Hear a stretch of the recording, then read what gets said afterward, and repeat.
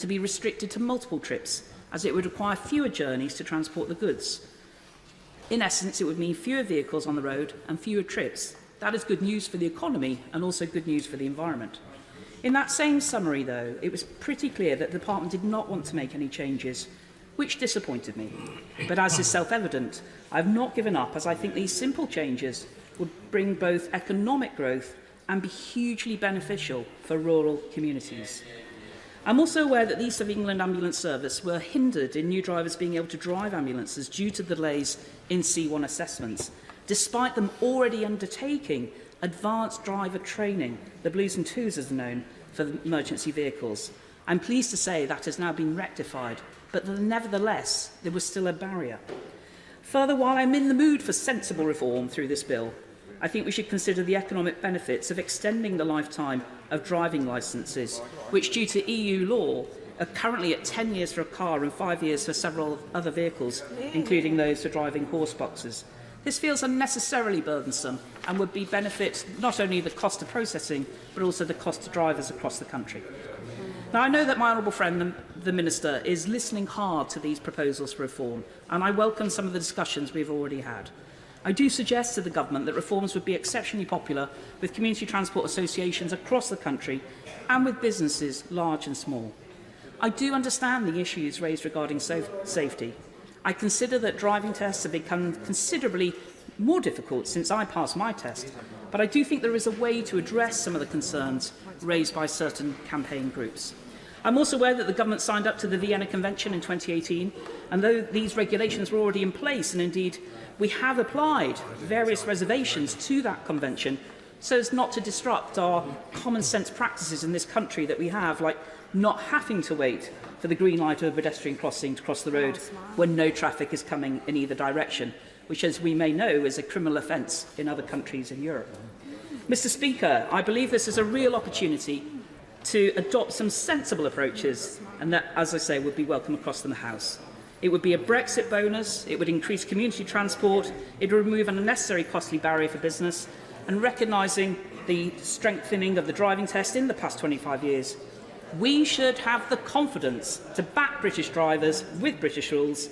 I would like to work with the Government during the passage of this bill, and I commend it for introduction and to proceed towards a second reading. The question is, the Right Honourable Lady have leave to bring in her bill.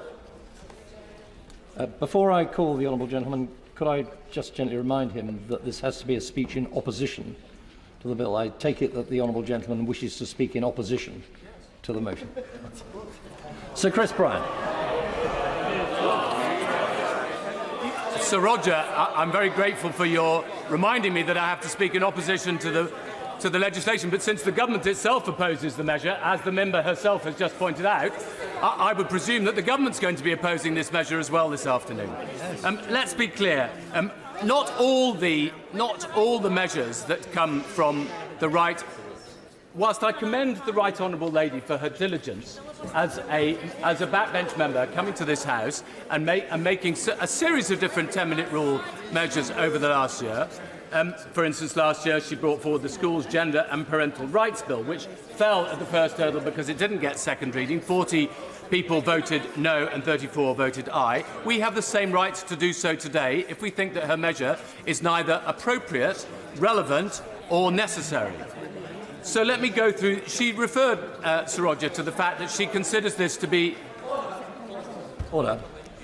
Other members may not wish to hear the Honourable Gentleman, but I do, and I need to know whether the Honourable Gentleman is in order. So it would be helpful if Honourable members could either, if they want to have private conversations, have them outside, or keep quiet. Sir Chris Bryant. I'm grateful, Sir Roger. My main objection is that the Honourable Lady seeks to make this a Brexit bonus, as she referred to it. I disagree with that very concept for a start, because I believe that regulatory regulatory convergence rather than regulatory divergence is probably more useful, both in terms of British drivers knowing where they stand driving in this country and in other countries in Europe, and secondly, in terms of other European drivers being able to drive in the UK. Of course, there are other areas where there might be Brexit bonuses, because you might, for instance, be trading with other countries elsewhere in the world. But when it comes to driving licences, specifically, the only other countries that we are likely to be dealing with are other countries within the European Union. So I believe, and I think the government believes too, because so far the Department for Transport has refused to budge in the direction that the Right Honourable Member suggests, that this is an inappropriate measure that would do harm rather than good, and would not lead to greater safety, would actually imperil safety in the UK. Secondly, we signed up to the Vienna Conventions in 2018. And of course, Mr. Sir Roger, as you know, exemptions are allowed under the Vienna Convention. The Right Honourable Lady, in her previous speech on this matter, pointed out that one of the exemptions that we've introduced relates to when you can cross the road in the UK when a traffic light seems to suggest that you can't. That, under the Vienna Convention, we would not normally be able to do, but we have been able to amend it. So there is an argument, which the Right Honourable Lady has not made, that this legislation is not necessary to achieve the same end that she is trying to achieve. She also refers to the £2,000 to £3,000 fee. She makes a legitimate point here, which is that some charities would like to be able to use minibuses, which, when they are fully loaded, do go over the 3.5-tonne limit. And the £2,000 to £3,000 fee is a significant one, which can impede them from being able to do their work as we would all want them to do. However, that is a matter that is in the power of government without any legislative need for any legislation. The further point, Sir Roger, is that the government has so far consulted, as she referred to, on this measure, but has decided not to proceed. It would be useful, I think, if the government were able to tell us why it's not chosen to proceed. My suspicion is that that's because it believes that this would not be a measure that would be safe. The Right Honourable Lady also said that she wanted to extend in this legislation the length of time for which a licence fee is provided. Now, this would be clearly in direct contravention of the Vienna Convention. Presently, it is set at 10 years. I personally think that that is the safest way in this country to make sure that every driver on the road has a valid driving licence, which is actually up to date, has the correct address on it, and that the person may well be properly insured. I'm sure many of us in this country, in our own constituencies, have come across cases where people have been financially disadvantaged because the crash that they have been involved in has been with somebody who hasn't got a proper driving licence, it's out of date, and they're not properly insured. I think that the Right Honourable Lady's measure would drive a coach and horses, if you forgive the pun, through that. There is, Mr. Sir Roger, another issue, which is that in recent years we have had a significant problem with getting enough HGV drivers in the UK. Now, I believe that this measure would make that substantially more difficult. That adds costs to businesses up and down the country. It makes it more difficult because many of the present HGV drivers driving on British roads are not British, they are of other nationalities. If you have a separate set of regulations for the UK, completely separate for the UK from the rest of the European Union, then you simply make it more difficult for businesses to do their work, and you also increase an additional layer of regulatory burden, which is a cost to businesses. My final point, Sir Roger, my final point is that at the moment, on the order paper at the moment, there are 78 private members' bills listed. That would call to be read for second reading on the 23rd of February, the 1st of March, the 15th of March or the 22nd of March, all of which before the final date for a general election on the 2nd of May. I think not a single one of them will probably enter the statute books. There are actually 26 in the name of members called Christopher. and I feel rather left out that not one of them comes from myself. But the serious point is that we keep on putting more bills onto the order paper and not taking them off and putting them onto the statute book, because we still have a system for 10-minute rule bills and private members' bills which is completely and utterly bust. The Procedure Committee has time and time and time again said that we bring the whole process into disrepute, and that's why we shouldn't be adding yet another 10-minute rule bill to the order paper when we have no intention of putting it on the statute book. I therefore urge all honourable members to vote against the measure today. The question is, the right honourable lady have leave to bring in her bill. As many of that opinion say aye. Aye. Contrary, no. No. Division, clear the lobbies.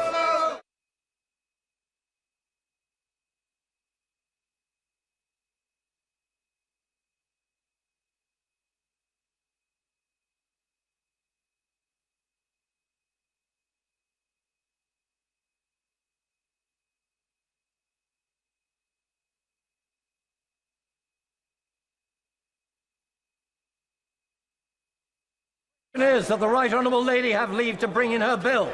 As many of that opinion say aye. Aye. Contrary, no. No. Tell us for the ayes, Flick Drummond and Justin Tomlinson. Tell us for the noes, Jeff Smith and Christian Wakeford.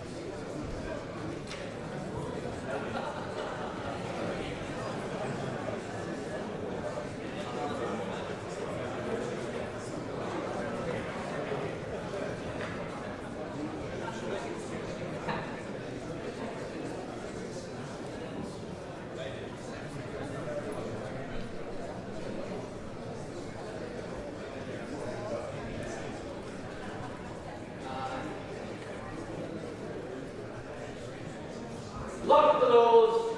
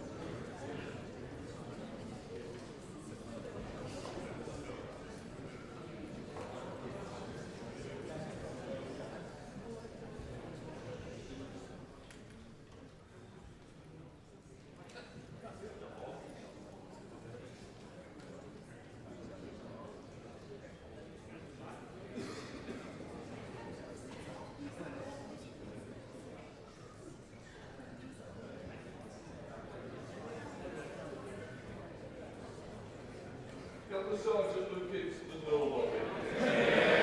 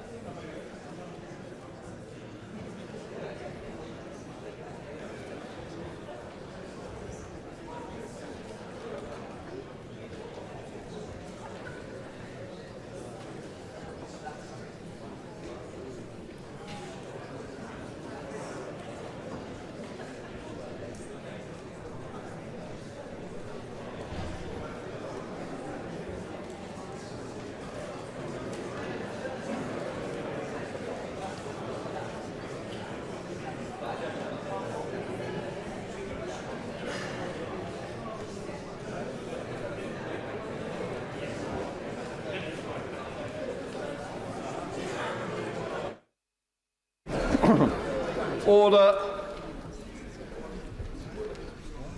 The ayes to the right, 63. The noes to the left, 81.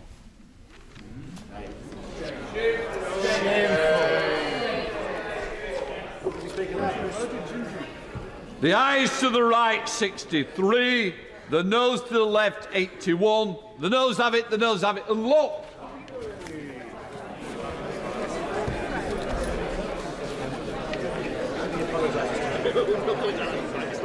We now come to the SNP motion on Gaza. I understand that the second motion on the order paper will not be moved today. This is a highly sensitive subject on which feelings are running high in the House, in the nation and throughout the world. I think it's important on this occasion that the House is able to consider the widest possible range of options. I have therefore decided to select the amendments both in the name of the Prime Minister and in the name of the Leader of the Opposition.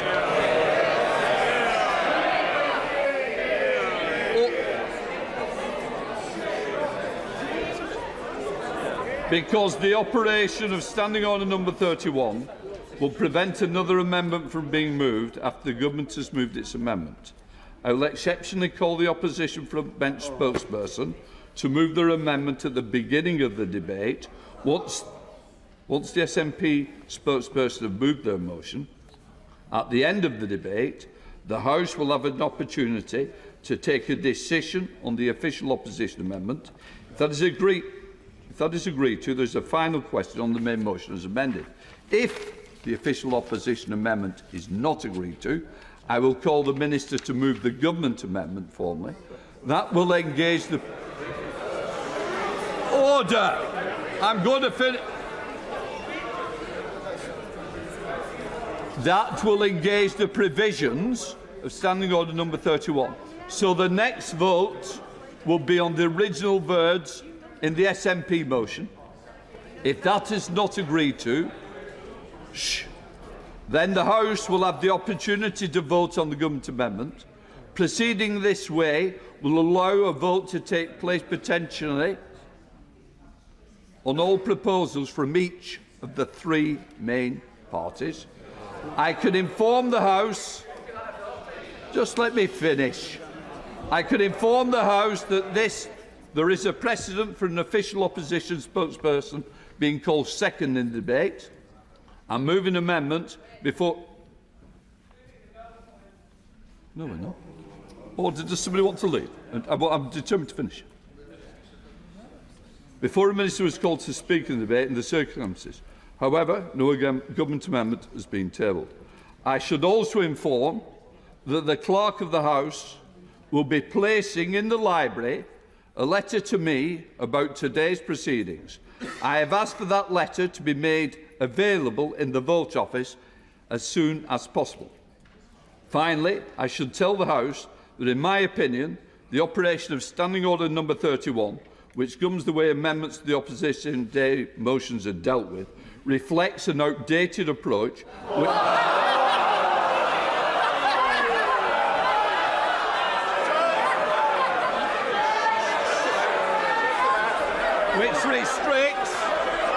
which restricts order.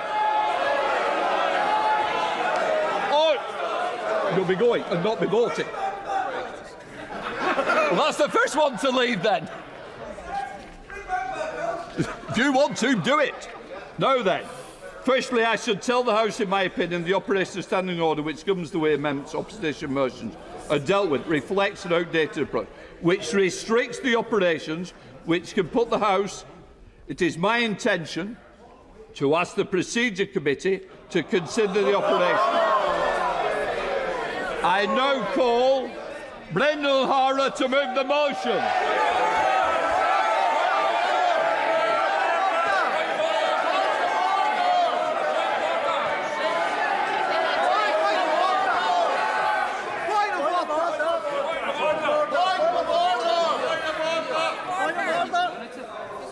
Point of order. Point of order. Oh, wait. I appreciate appreciate what you've outlined here, but I seek your advice because obviously I've taken advice from the clerks. This is the SNP's opposition day. And the purpose of an opposition day is for our party to have the ability to put forward our business. We've already had a significant delay to the start of this motion, which has significant interest to the extent we dropped our second motion, and now we're completely appear to be doing things in a way that's never been done before. Can I ask for your advice, Mr. Speaker, and what is the point of an opposition day if it's going to be done like this?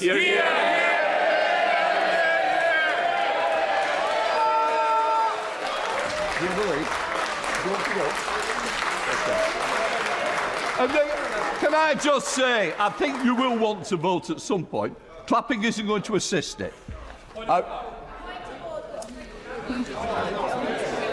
A point of order has been raised by the SNP Chief Whip. As I say, I've made a judgment on a precedent that's been done before. I have viewed it as that is my ruling, and I'm going to stand by the ruling, and I'm not taking any more pound towards Brendan O'Hara.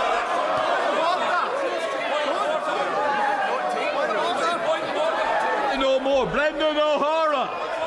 Speak. Done. Brendan O'Hara. I'm not taking any more points of order, Mr. Linden. Brendan O'Hara.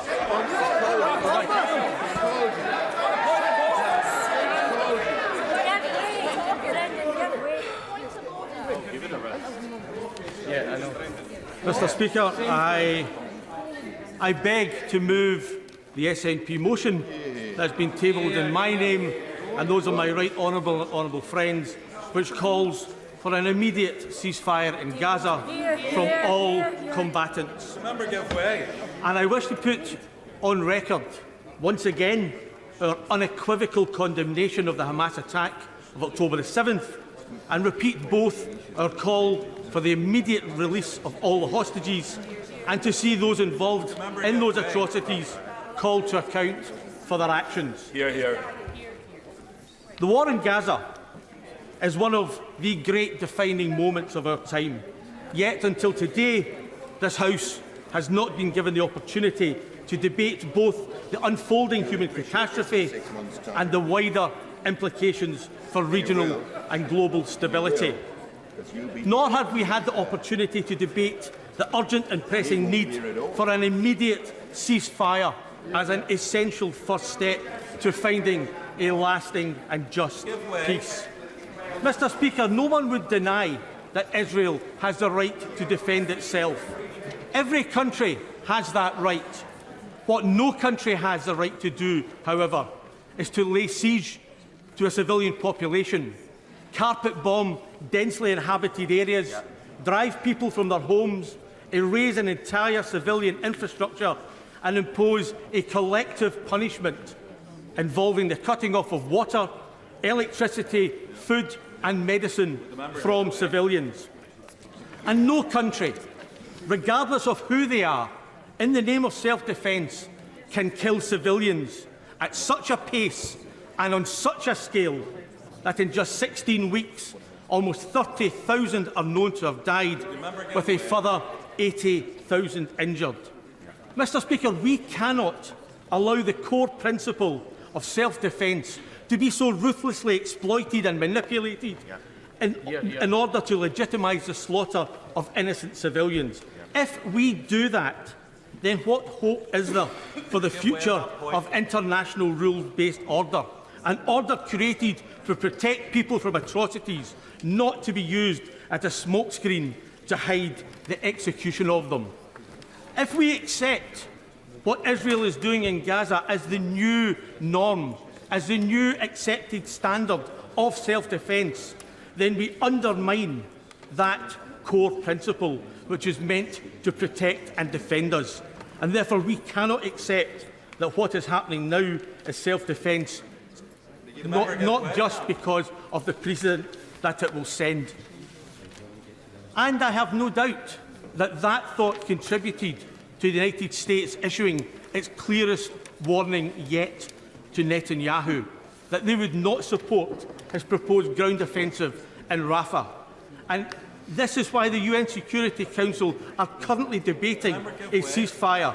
And as we speak today, and even the US have recognised that a ceasefire must happen for a peaceful political solution.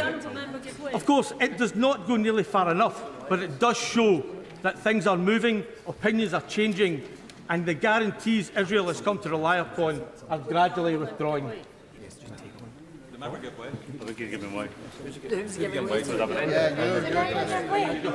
Oh, sorry. Thank you very much. Thank you very much, Mr. Speaker. I think there are very few people, not only in this House, but in this country at the moment, who would differ from the sentiments being expressed by the Scottish National Party spokesperson here today. We all watch with horror each night the torture of the people in Gaza, and we remember every morning the pain being felt by the families whose loved ones are being held hostage. But would the honourable member not agree with me that we would serve their cause so much better, and ourselves in this place, if we built a consensus behind an opinion today, rather than indulging in petty party politics, which serves no one well?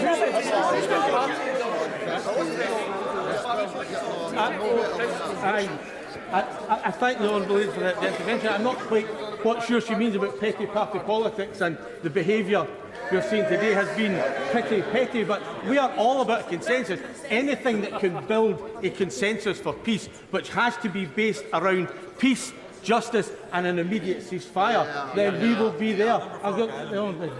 Very grateful for the honourable member for giving way. If I could just highlight something that I think is more important than some of the conversations we've had to this moment. On Monday, the UN High Commissioner for Human Rights released a statement saying that UN experts had uncovered that Israeli forces in Gaza and the West Bank are being accused of egregious human rights abuses, including arbitrary detention, extrajudicial killings and sexual violence, including rape. The Israeli government, of course, have dismissed this without any investigation. Does the honourable member agree with me that this government should be pushing hard for a proper investigation for people to be held to account for these kinds of gross human rights abuses? Absolutely. I absolutely agree with my honourable friend. I think it is vitally important that whether it's a perceived ally or a perceived foe, an egregious breach of human rights is an egregious breach of human rights and should be taken as exactly that and should be investigated without fear or favour. I'm very grateful to my honourable friend. I think one of the things which has defined this House over the last couple of years has been the unity over Ukraine, and it's been really important that we've all stood together on all sides against Putin. Can I just appeal to my honourable friend to reflect on what's required of all of us today, because the issue is one of principle, of those that are facing famine and death in Gaza. And it's important on all of us across this House to show the appropriate leadership, to come together, to speak up against the human rights abuses that are taking place. And woe betide any of us that fail to show that particular leadership. Now is the time, today is the time, for this House to come together and stand up for those in Palestine that need our support. I do agree with my honourable friend, and I think we all have a part to play in bringing peace and saving innocent lives. So I was somewhat surprised to hear the Shadow Foreign Secretary on Sunday when he seemed to dismiss and downplay the importance of this debate when he said on the radio, it's not this vote that will bring about a ceasefire. And of course, he is right. Voting for an immediate ceasefire today won't by itself bring about the end of the slaughter. But the impact and the optics of this Parliament, hitherto one of Israel's staunchest allies, saying enough is enough and calling for an immediate ceasefire would be enormous. And while not in and of itself able to bring about a ceasefire, support for this motion would further remove that ever-thinning veil of legitimacy that the UK's continued support gives to Israel's merciless war in Gaza, and it would show the beleaguered and battered people of Palestine that we do care and that we have not forgotten them. And calling for an immediate ceasefire would also be a pivotal moment in the campaign to stop UK arms sales to Israel. Because, as the South African Foreign Minister said last week, the decision to stop the fighting in Gaza is in the hands of the countries that supply Israel with their weapons. And who knows, it might actually help some of the UK's political establishment and those seeking to aspire to that position to locate their moral compass. I thank the honourable member for giving way. He refers to the way of stopping the conflict. Does he not agree with me that the only way, the most certain way of ending this conflict is by Hamas releasing the hostages, including the 9-month-old baby who was kidnapped by Hamas? And if Hamas released the hostages straight away, that is a surefire way to ceasefire, and that is what we should be talking about. Send the motion. I think the very first sentence I said was we utterly condemn the Hamas attack and we implore them to release the hostages, but there has to be a pathway to reaching that. And so the Shadow Foreign Secretary, when he said that this would not bring about a ceasefire, was right. But to try and downplay the importance of this motion does not serve him well. And I do suspect that these moments do not come around very often, as he knows, and he understands only too well the importance of tonight's vote. Because it's moments like these, which shape the ethical identity of a country. And it's the decisions that we take now which will reverberate down the decades, and they will define who we are and what we stand for. And that is why we are calling so clearly and unambiguously for an immediate ceasefire. Because anything else presupposes that there can be a military solution to this conflict. And any other form of words threatens to give credence to the idea that Israel, by dint of deploying its massive military capacity in Gaza, that will somehow be enough to destroy Hamas. When in reality, as everyone knows, and indeed history tells us, the only possible solution to this crisis is a political solution. For the purpose of clarity, I could understand his argument better if he were talking about what the Americans seem to call a temporary ceasefire to see if more hostages could be released. But he appears to be calling for an unconditional ceasefire, which, and I see people nodding, which would leave all the hostages at the mercy of Hamas. And does not that put Israel in the position where previously they had to release 1,000 people who had been criminally convicted to get one soldier back, and one of the people they released was the person who organised the Hamas atrocities on the 7th of October. I thank the honourable member for that. I am absolutely clear. There has to be a roadway, there has to be a path towards peace, and that has to start with an immediate ceasefire. If it doesn't, then there is no pathway. I will address directly the issue of humanitarian pauses in a moment. But, Mr Speaker, when the SNP last called for a vote on a ceasefire on the 15th of November, the death toll in Gaza stood at 11,320, already a heartbreaking number of people killed. Just yesterday, Johns Hopkins University and the London School of Hygiene and Tropical Medicine released their analysis, which showed that if this conflict continues on the same trajectory, there will be between 58,000 and 75,000 additional civilian Palestinian deaths in the next 6 months. So we know categorically what the consequences of inaction will be. And no one can in the future claim that they did not know or that they did not understand the consequences of what they were doing tonight. Absolutely. Very grateful to him for giving way.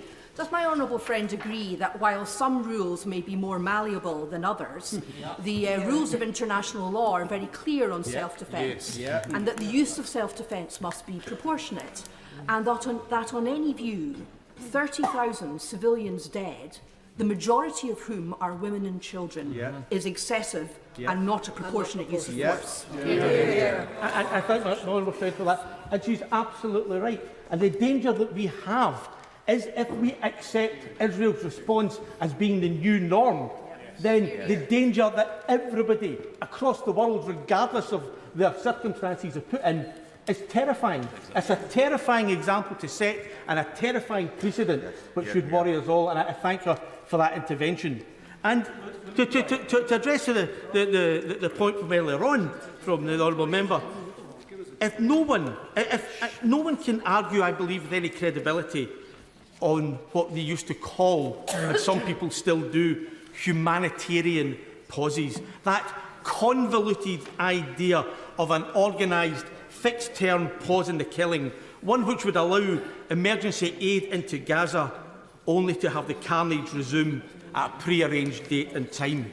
And I think that should be seen for what it always was, a smokescreen for politicians to hide behind while waiting to see which direction the wind of public opinion might blow. Well, we have seen the way that public opinion is blowing across the world and here in the UK, with millions taking to the streets and polls showing 75% support plus for an immediate ceasefire. And the harsh reality is that the government, having expended so much political and diplomatic capital on defending and justifying Israel's prosecution of this war, now finds itself stuck on the wrong side of global opinion. And consequently, the UK's international reputation has been so diminished that when the process of finding a just, lasting peace in the region does begin, the UK will struggle to play a meaningful part in it. So if this government cannot see the long-term damage that it is doing, then it's up to this House to tell them by demanding that immediate ceasefire, an immediate ceasefire which has already been endorsed by Pope Francis, the Archbishop of Canterbury, the moderator of the General Assembly of the Church of Scotland, the Archbishop of York, Scotland's Catholic bishops, the Catholic bishops of the Conference of England and Wales, the Church of England's House of Bishops, the Muslim Council of Britain, the Quakers, the leaders of the Methodists and the United Reformed Church, the Lutheran World Federation, the UN Secretary-General, the UN General Assembly President, UNICEF, the World Food Programme, the World Health Organization, Save the Children, Amnesty, Médecins Sans Frontières, Oxfam, ActionAid, the International Rescue Committee, Action Against Hunger, Care International, Medical Aid for Palestinians, the Council for Arab-British Understanding,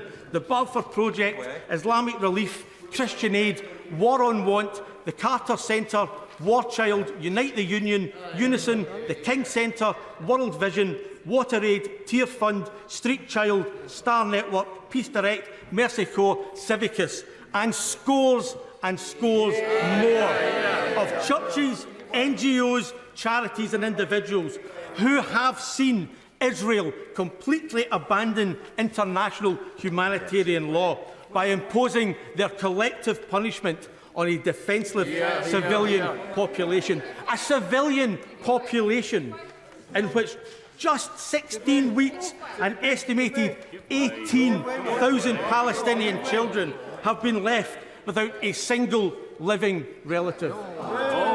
The honourable member for giving way. The only way we can ensure a permanent end to the cycle of violence is by facilitating the establishment of a sovereign Palestinian state alongside Israel. The main blocker to this is Prime Minister Netanyahu, who has doubled down on his opposition to an independent Palestinian state. Does my honourable friend agree that the UK must show strong opposition to Netanyahu's plans by unilaterally recognising the state of Palestine as a matter of urgency? I could not agree more with my honourable friend. Absolutely. The United Kingdom has shown a dereliction of duty towards the Palestinians, and we have been very, very supportive and will continue to be supportive of a Palestinian state. But all of those organisations and individuals and churches that I listed, they will not ignore the evidence of their own eyes, nor will they turn a deaf ear to the cries of suffering Palestinians, and neither should we. Mr. Speaker, the Palestinian poet Mahmoud Darwish once wrote, "In silence we become accomplices, but when we speak, every word has the power to change the world." So, as I bring these remarks to a close, I want to share with the House the words of those being forced to live through this hell every single day. 30-year-old Islam Harb lost 3 of his 4 children, along with his mother, 2 of his sisters, and both his brothers, when a missile hit their home. Islam said, "My family spent days trying to dig the remains of the dead out of the rubble. The body of my brother Khalil was found 200 metres away from the house due to the power of the strike, in pieces. My children's small bodies were torn to pieces." His surviving sister, Ahlam, added, "My brother Mohammed was only recognised by his hair. Nothing was left of my brother Khalil except his hand." And 30-year-old Ahmad Nassam, a physiotherapist, lost his wife and 3 children, aged 5, 4 and just 3 months, along with both of his parents and his sister, when a missile hit their home. He said it took him 4 days to retrieve the body of his baby daughter, Isla, from the rubble. She was only recognised by the clothes she was wearing. That same blast decapitated his 5-year-old daughter, Arwa. He said, "When the war started, I had only one mission in my life: to protect my children. I wish I were with them when the house was hit. My body survived, but my spirit died with my children. It was crushed under the rubble with them." And that's why tonight really matters. That's why it'll be times like these for which we are all remembered. We will be remembered for what we did and for what we chose not to do. And for decades hence, people will say to us, "You were there," and they will ask us, "What did you do?" And some will have to say they chose to engage in a debate and semantics over sustainable or humanitarian causes, while others will say that they chose to give Netanyahu both the weapons and the political cover he required to allow him to prosecute his relentless war.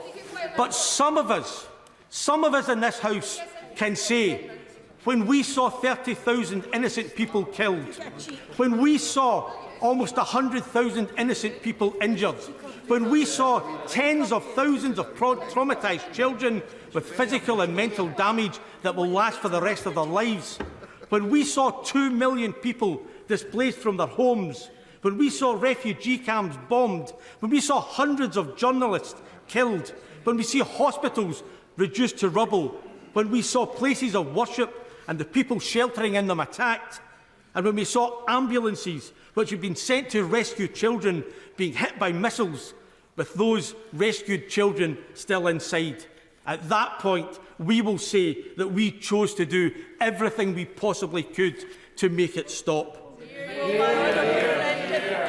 But we also chose to listen. We listened to the International Court of Justice when they determined there were plausible grounds that Israel is in the process of committing genocide. We listened to the anguished pleas of innocent Palestinians begging for our help to make it stop. And we listened to the anger of millions of people from across these islands. And then we used our immensely privileged position as members of this House to demand an immediate ceasefire. So by supporting the SNP's motion tonight calling for that immediate ceasefire, this House can put itself on the side of peace, it can put itself on the side of justice, it can put itself on the side of the people, and it can put itself on the right side of history. The question is, as on the order, order. Can I just say to members clapping, I have a list, and I can rule who speaks where. So I think we need to hear a debate, not a debating society. The question is, as on the order paper, I call David Lammy to move the amendment A in the name of the Leader of the Opposition. Shadow Secretary of State.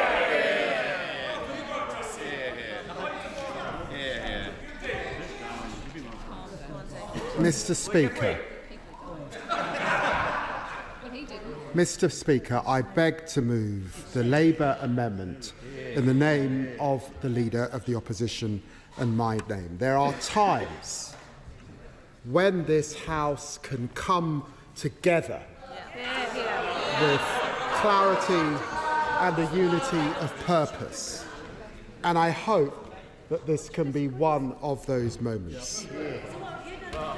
Mr. Speaker, it's with pain and sadness that this House gathers here today.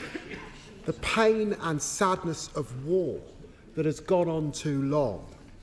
It's now 137 days since the appalling 7th of October massacre. And since that day, the killing has gone on. Flattened cities, ransacked kibbutzim, teeming refugee camps, hostages in chains. We've seen it all on our TV screens and phone screens. Mr. Speaker, a ground offensive in Rafah would be a humanitarian disaster, a moral catastrophe, and a strategic mistake. It must not happen. That is our position. That is the position of the European Union. It's the position of our friends in the Arab world. It's the position of our Five-Eyed partners in Australia, in Canada and New Zealand. We must not just avert a ground invasion of Rafah, essential though it is. All violence against civilians must now stop. Will it give way? Just a moment. And that is why Labour is saying unequivocally that we need an immediate humanitarian ceasefire to end the bloodshed and the suffering. I'm very grateful to my honourable friend for giving way. What I think is really important in this debate is that we try and come out of this with not only this House united, but with the United Kingdom in line with international partners. What I would have said to the honourable gentleman from the SNP if he had given way was, well, the leader of the SNP in Prime Minister's questions was talking about being in line with the international community. Isn't it actually the case that it is the Labour amendment that will put us in line with those international partners, and in fact the SNP amendment that will put us outside of the space where the vast majority of the international community is? Well, I'm very grateful to my honourable friend. This is a moment when the whole House can come together. Let us be clear, whether it is the government benches, whether it is the opposition benches, all of us agree the time for a ceasefire has come. To end the bloodshed and suffering, to allow a sustained effort to salvage the hope of a two-state solution. There are 3 motions before us today. Only one of them can be supported by all sides. We all want to see the fighting stopped. We can't begin to imagine the horrors of what will happen if Israel goes into Rafah. The problem is, I think we can all imagine that Israel might do just that and ignore international opinion. So can we start to think what action we will take, what sanctions we will take against Israel and propose if they do that. There have to be some consequences for Israel if they behave in this way, completely opposed to all international opinion. Well, my friend knows that the UN is meeting to discuss these very issues, and I think all of us can agree in this chamber that were that to happen, particularly as is being indicated at the moment by the Israeli government over Ramadan, it would be a catastrophic mistake. Labour supports an immediate humanitarian ceasefire, a stop to fighting by both sides now, the release of hostages, a surge of aid into Gaza, and a two-state solution. I give way. I hear what the honourable gentleman's saying about a humanitarian pause, but can I ask him how did he feel? Oh, humanitarian ceasefire, and humanitarian effort in Gaza. But can I ask the right honourable gentleman how he felt when the leader of the opposition said very publicly that Israel had the right to withhold power and water from the people of Gaza? He didn't say that. 137 days into this crisis, I say to the honourable gentleman, and I've now been in this House for almost 24 years, this is the moment to lift the tone, not lower it. Can I just turn, Mr. Speaker, to the SNP motion? Can I just turn to the SNP motion, if I may? It expresses our common desire for the fighting and suffering to stop.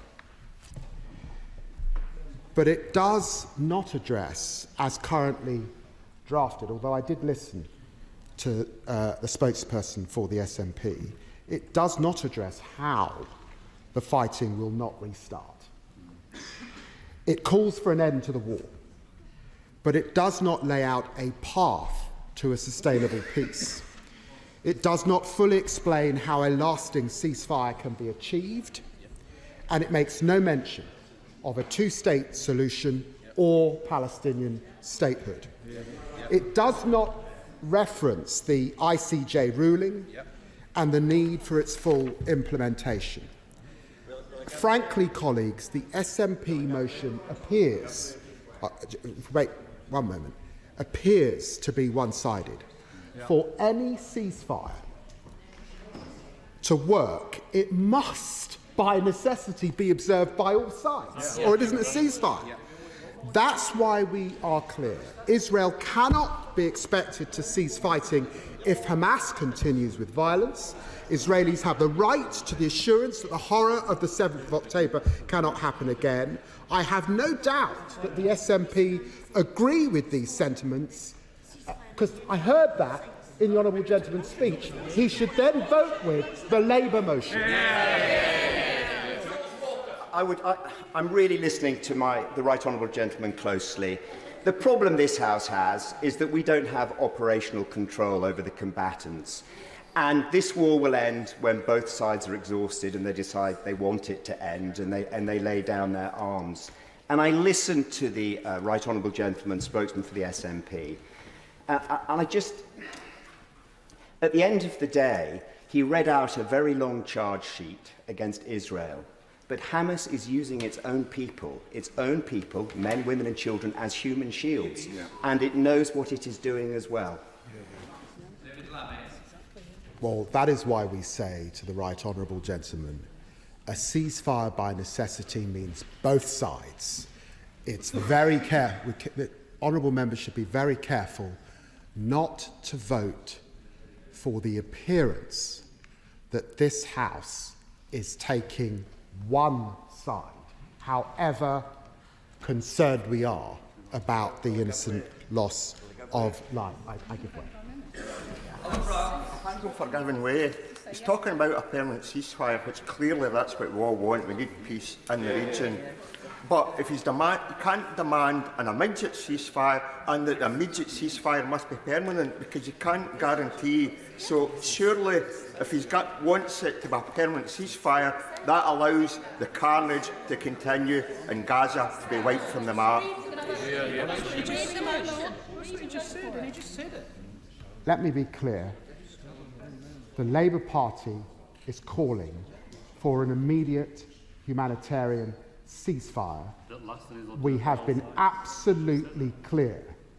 When that ceasefire comes, we do not want to see the fighting restart.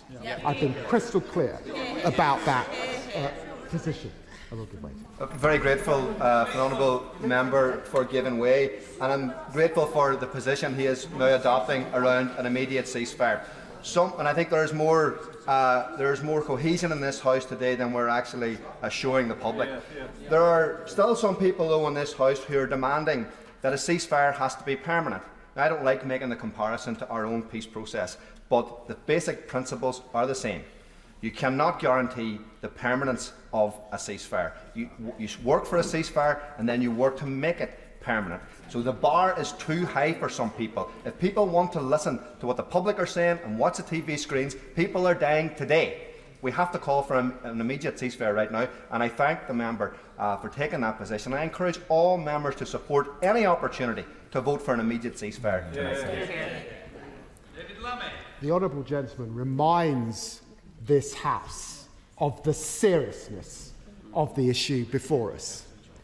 He reminds us not just of the ceasefire, but the long yards and roads to peace. And that is why, in the Labour motion, we talk about compliance with the ICJ rulings and international law. We talk about Palestinian recognition on the road to that two-state solution.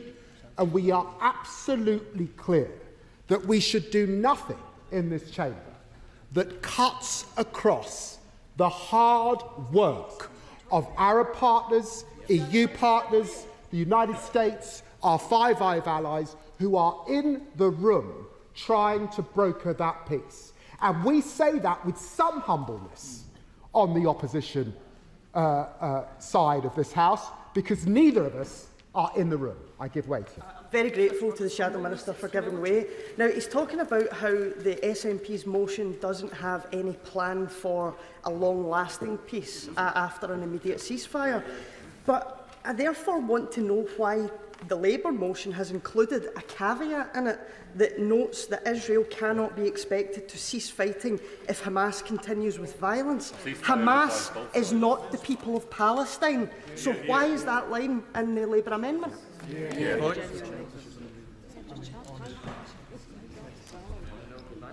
The Honourable Lady is as educated as I am. She understands that a ceasefire takes two sides. So it's crystal clear that if we expect Israel to lay down their arms, we must ask Hamas to do the same.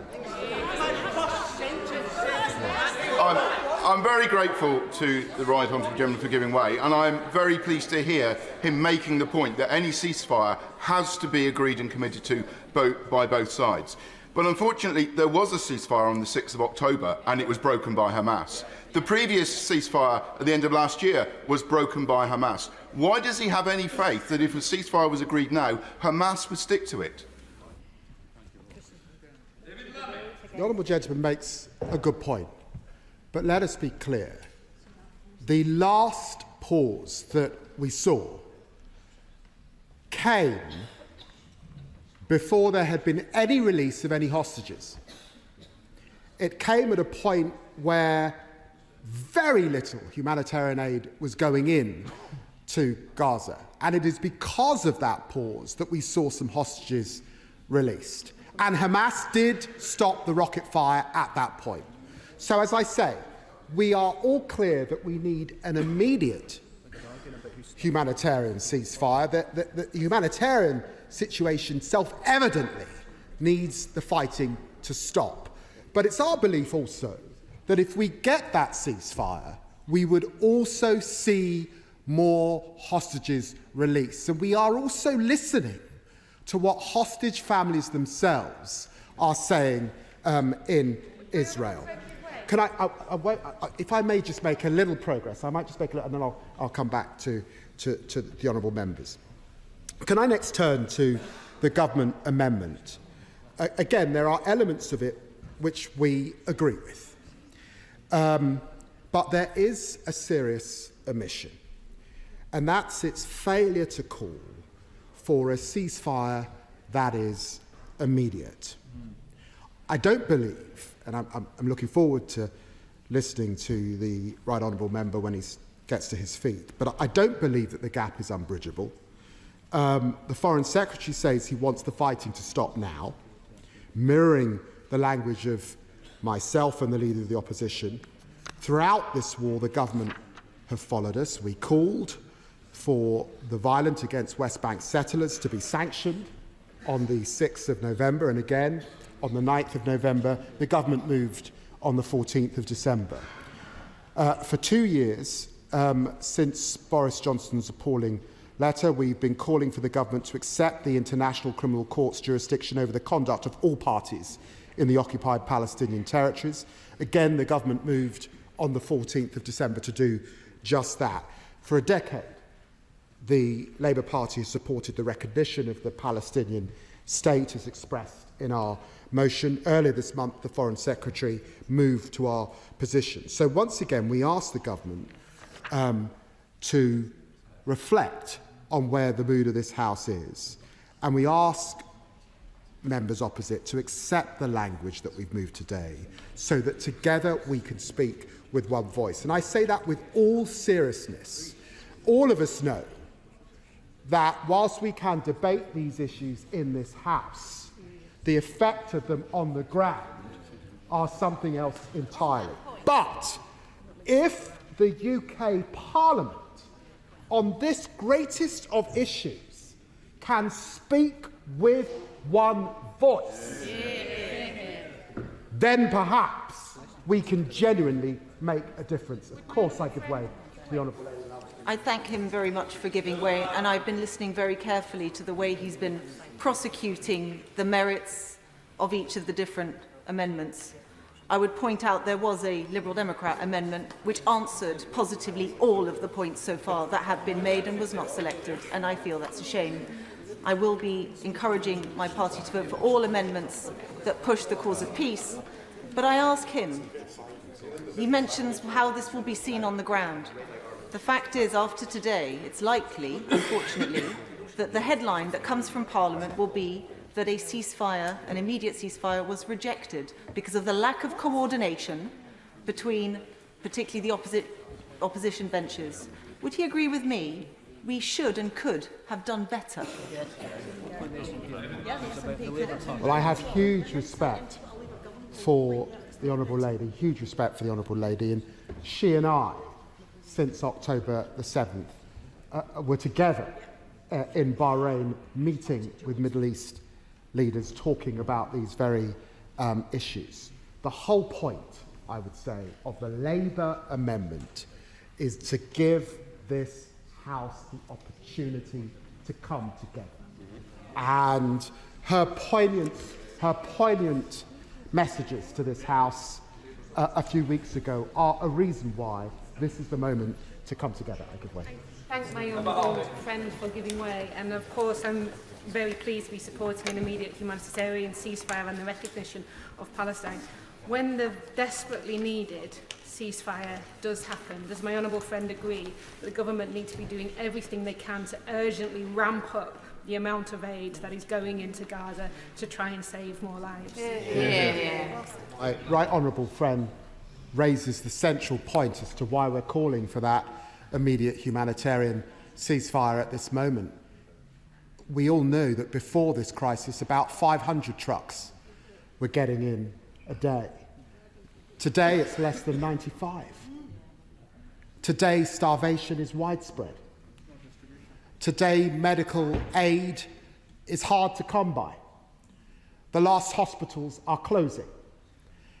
And personal to me, because one of my children is adopted, there are now 17,000 young people who are orphaned in Gaza. It's horrendous. And it's why the seriousness of this debate demands us all to act with one voice. Grateful in my right honourable friend in giving way, and I agree with him. There needs to be an immediate humanitarian ceasefire. I agree with him. But that also needs to be in accordance with a clear political framework for a two-state solution. Otherwise, you will have the same problem, if I may ask the question. Otherwise, you may have the same problem a year or 6 months down the line.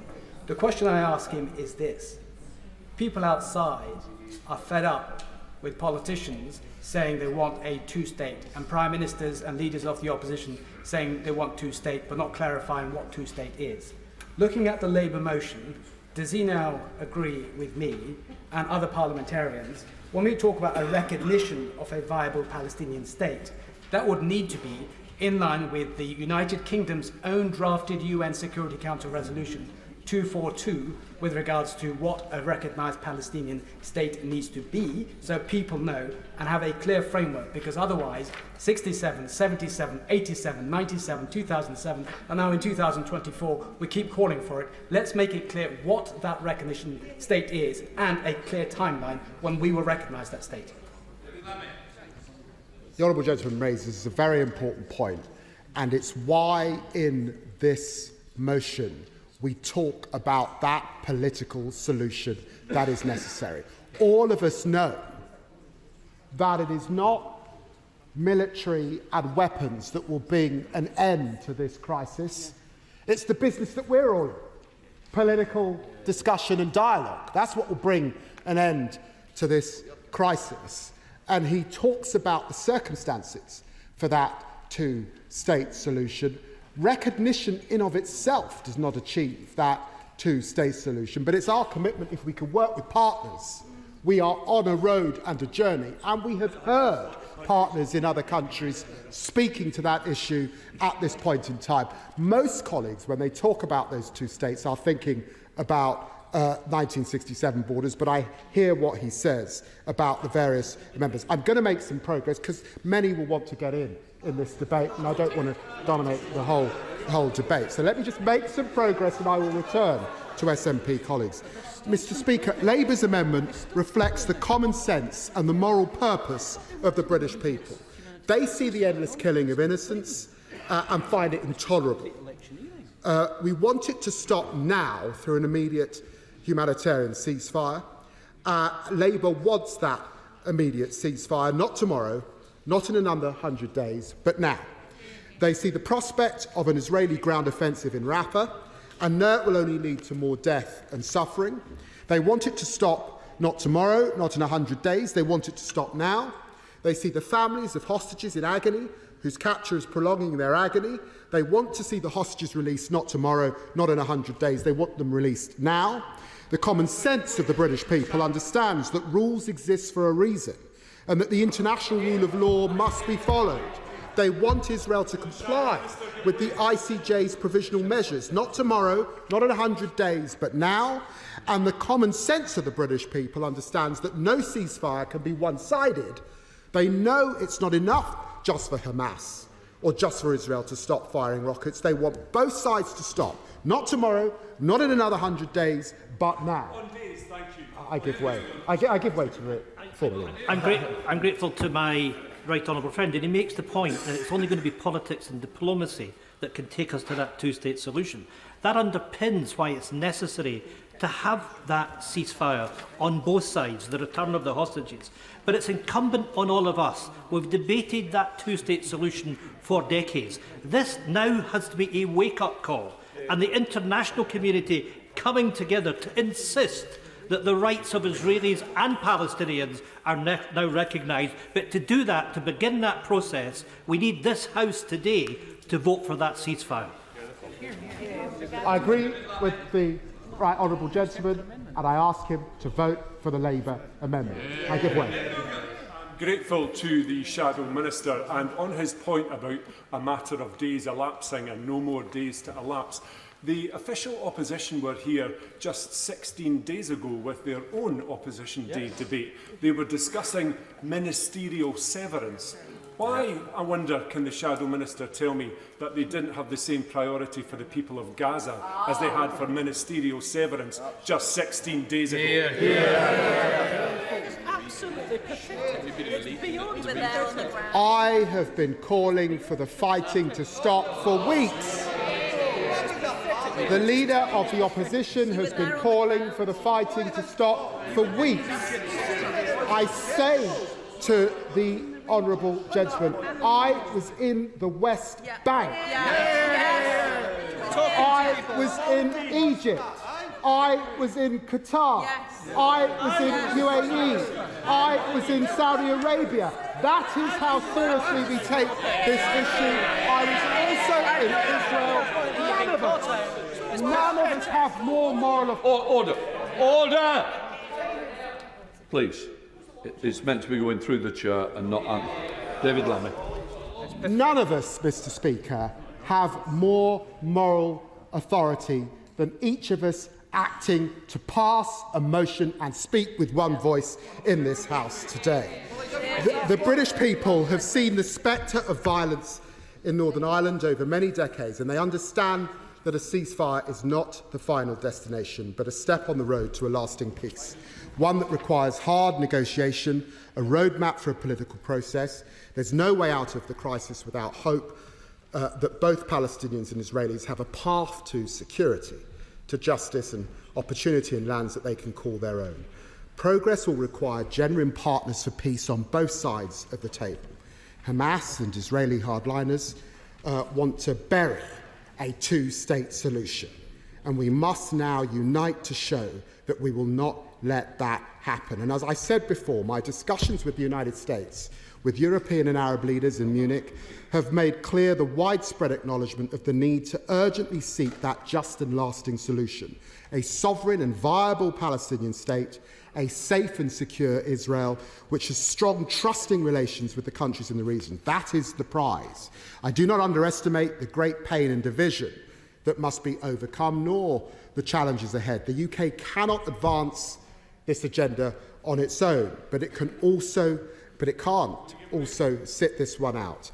It is time for the international community to stand up, achieve an end to the fighting and a path to peace, and the UK must play its part. That's why our amendment makes it explicit that we will not give up on a two-state solution. It makes it clear that we will work with international partners to recognise a Palestinian state as a contribution to, rather than an outcome, to a two-state solution. Mr. Speaker, in this House, we are used to division because our trade is politics. But on this matter, we must rise above it. When the British people are so clear and are so concerned from Truro to Inverness, let no one tell us they take no interest in foreign affairs. Would it not send a powerful message if for once we could come together as a House for the sake of the nation, for the sake of peace? Mr. Speaker, in this spirit, we've designed our motion that my honourable friends to the left and to the right of me on the government benches across from me may vote for. It's my appeal to those in this House that we come together, calling in one voice to end the killing, for an immediate humanitarian ceasefire that calls on both sides to stop. A united Parliament today can show we're rolling up our sleeves, committing to the long, hard road to peace, so that we will have made the voice of our nation heard to influence this war, to help these tragic children of the same land to find peace in the beautiful Palestine of tomorrow, and an Israel without tears, where the stones of Jerusalem should finally be a city of peace. I beg that this House approves the Labour amendment.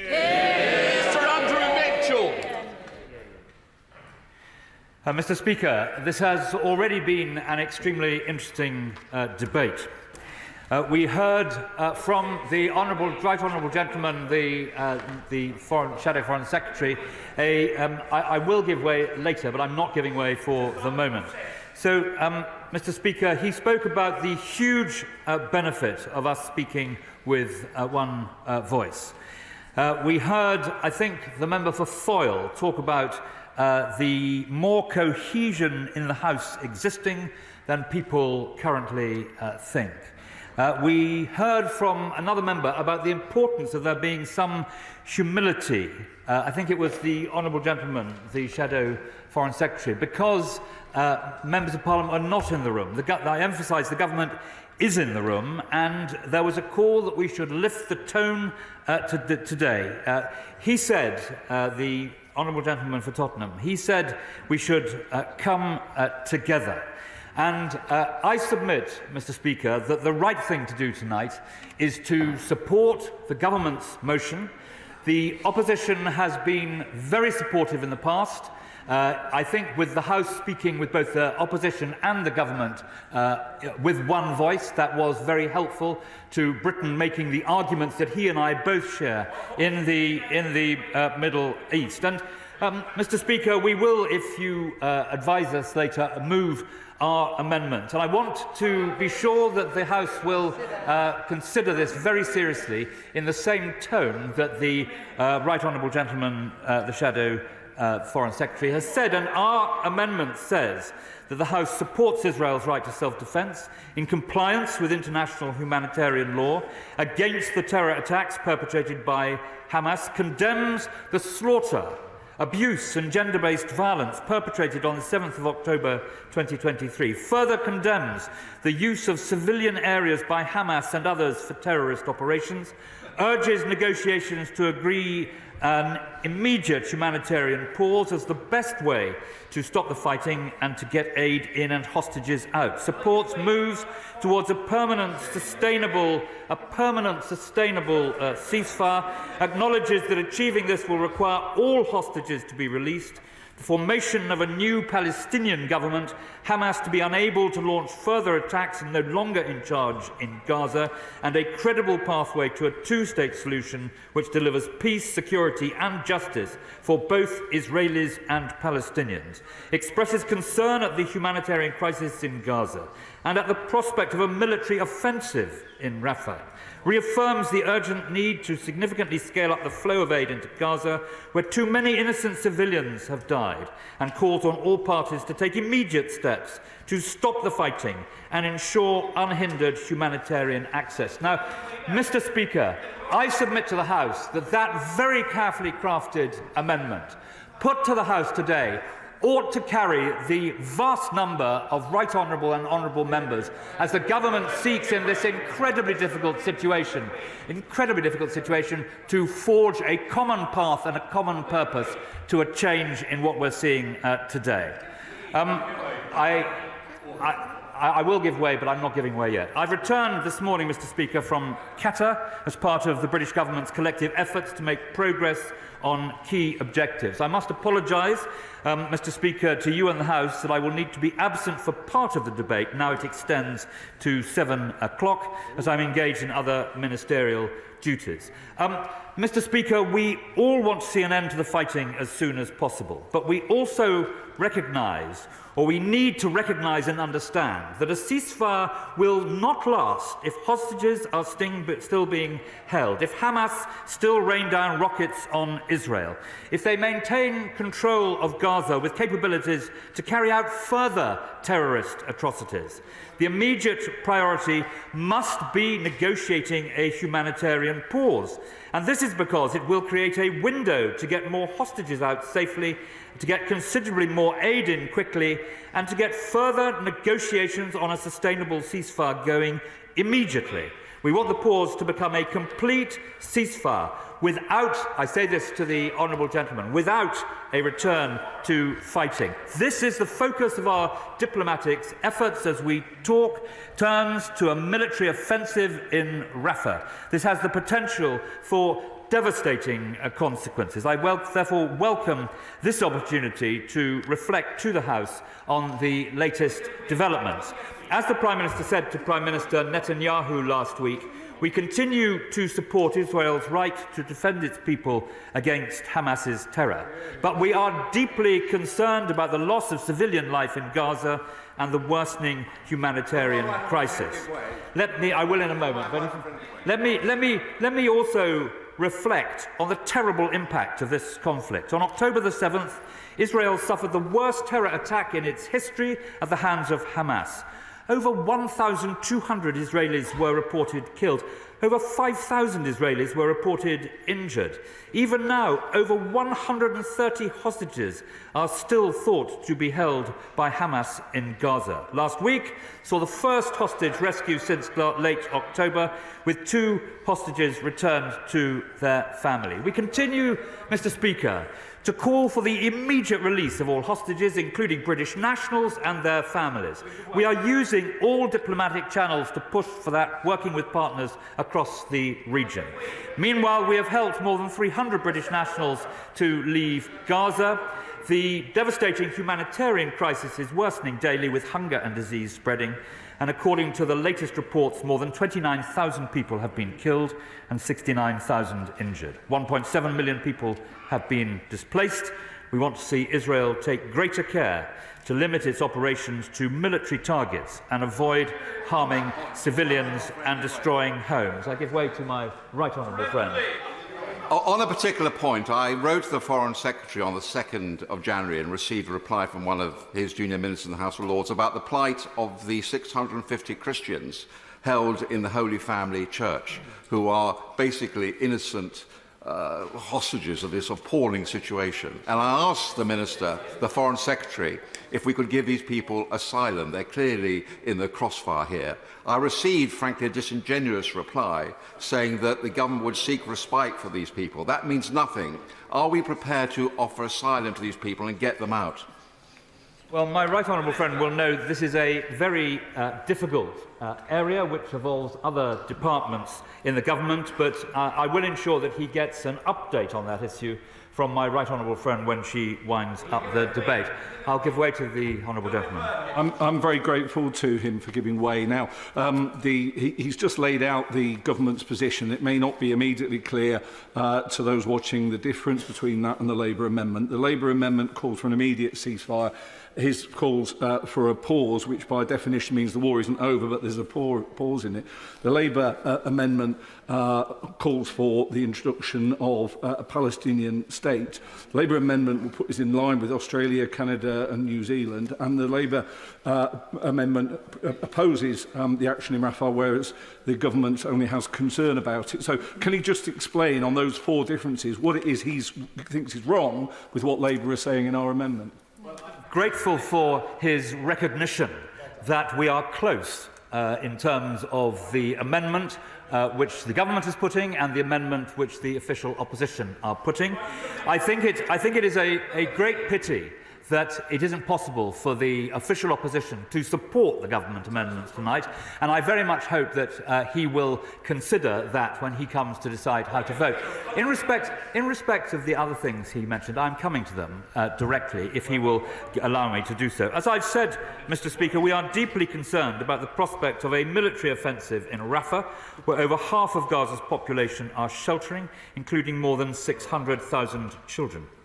These are people who have fled repeatedly since the conflict began, and as the Foreign Secretary has said, it is impossible to see how you can fight a war among them.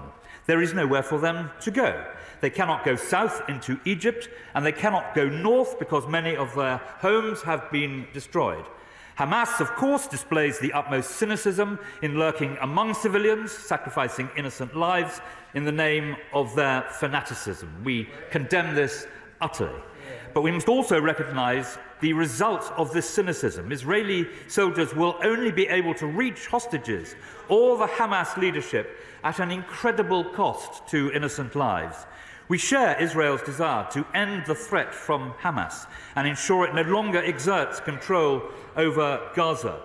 But the UK and our partners say that Israel must reflect on whether such a military operation is wise. Is it counterproductive to their long-term interests? How best to achieve the goals the international community has set out before it takes any further action?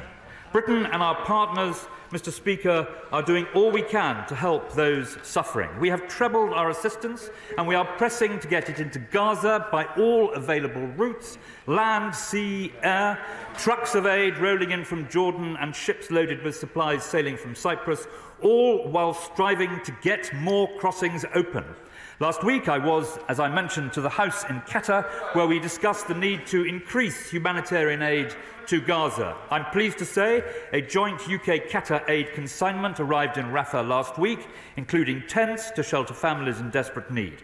Our partnership on that consignment prefigured our new $50 million global humanitarian and development co-funding initiative, which I unveiled with Qatari Minister Al-Qatar last weekend. The Rafah crossing, Mr. Speaker, is vital to ensure aid can reach the people who so desperately need it. Britain has continually underlined the need for Israel to ease restrictions on humanitarian supplies and ensure the UN and aid agencies can reach civilians in need throughout Gaza. Let me also reiterate, I will give way in a moment to the right honourable gentleman. Let me also reiterate that Israel must obey international humanitarian law in the way it prosecutes this war and in terms of ensuring that food, water and shelter is available to Gazans. It must also take all possible measures to ensure the safety of medical personnel and facilities. The British government has repeated this point in all our engagements with Israeli counterparts and partners, including during the Foreign Secretary's visit to Israel on the 24th of January, and with regional partners, including Saudi Arabia, Oman and Lebanon. I give way to the right honourable gentleman, the former leader of the Labour Party. I thank the Secretary of State for giving way, and I'm grateful to him for that. He poured cold water on the South African submission to the International Court of Justice before it was placed. Could he now give a response from the government to the decisions, the interim decisions made by the International Court of Justice, the World Court, which effectively called for an immediate unilateral halt to the hostilities by Israel against the people of Gaza? Surely, if the government believes in the rule of international law, they should respect the International Court of Justice. Well, I set out to the right honourable gentleman, I think, before in this House, that the government respects the International Court. We made it clear we thought it was a mistake for South Africa to launch that case when they did, and the view of the British government has not changed since I last told him that view. As I've said, Mr. Speaker, the most effective way now to alleviate this suffering is an immediate pause in fighting to get aid in and hostages out. This is the best route to make progress towards a future for Gaza freed from rule by Hamas. Britain has set out the vital elements to turn a pause into a sustainable ceasefire without a return to fighting. One of the key points that the honourable gentleman, the Shadow Foreign Secretary, made, and perhaps create the political space for a lasting peace. But we can only turn to this if there is first a break in the fighting. I give way to the honourable lady.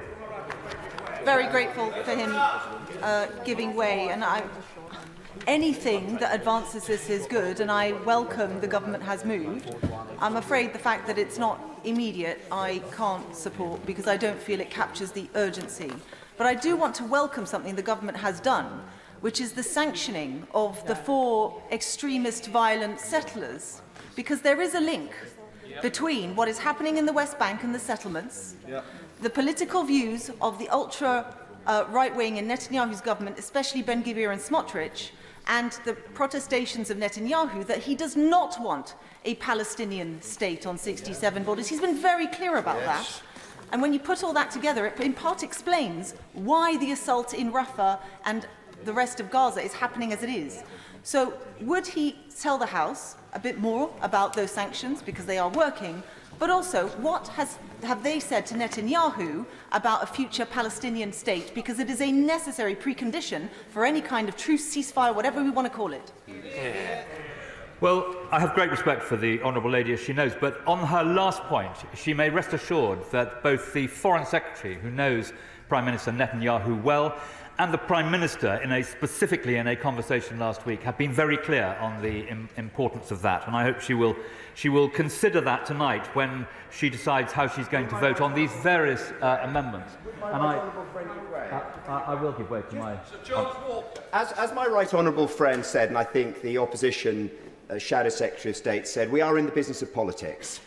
So if my right honourable friend was to enter into negotiations this week with the Israeli government, do we have more chance of persuading it to an immediate ceasefire or more chance of persuading it to the cause of a humanitarian pause?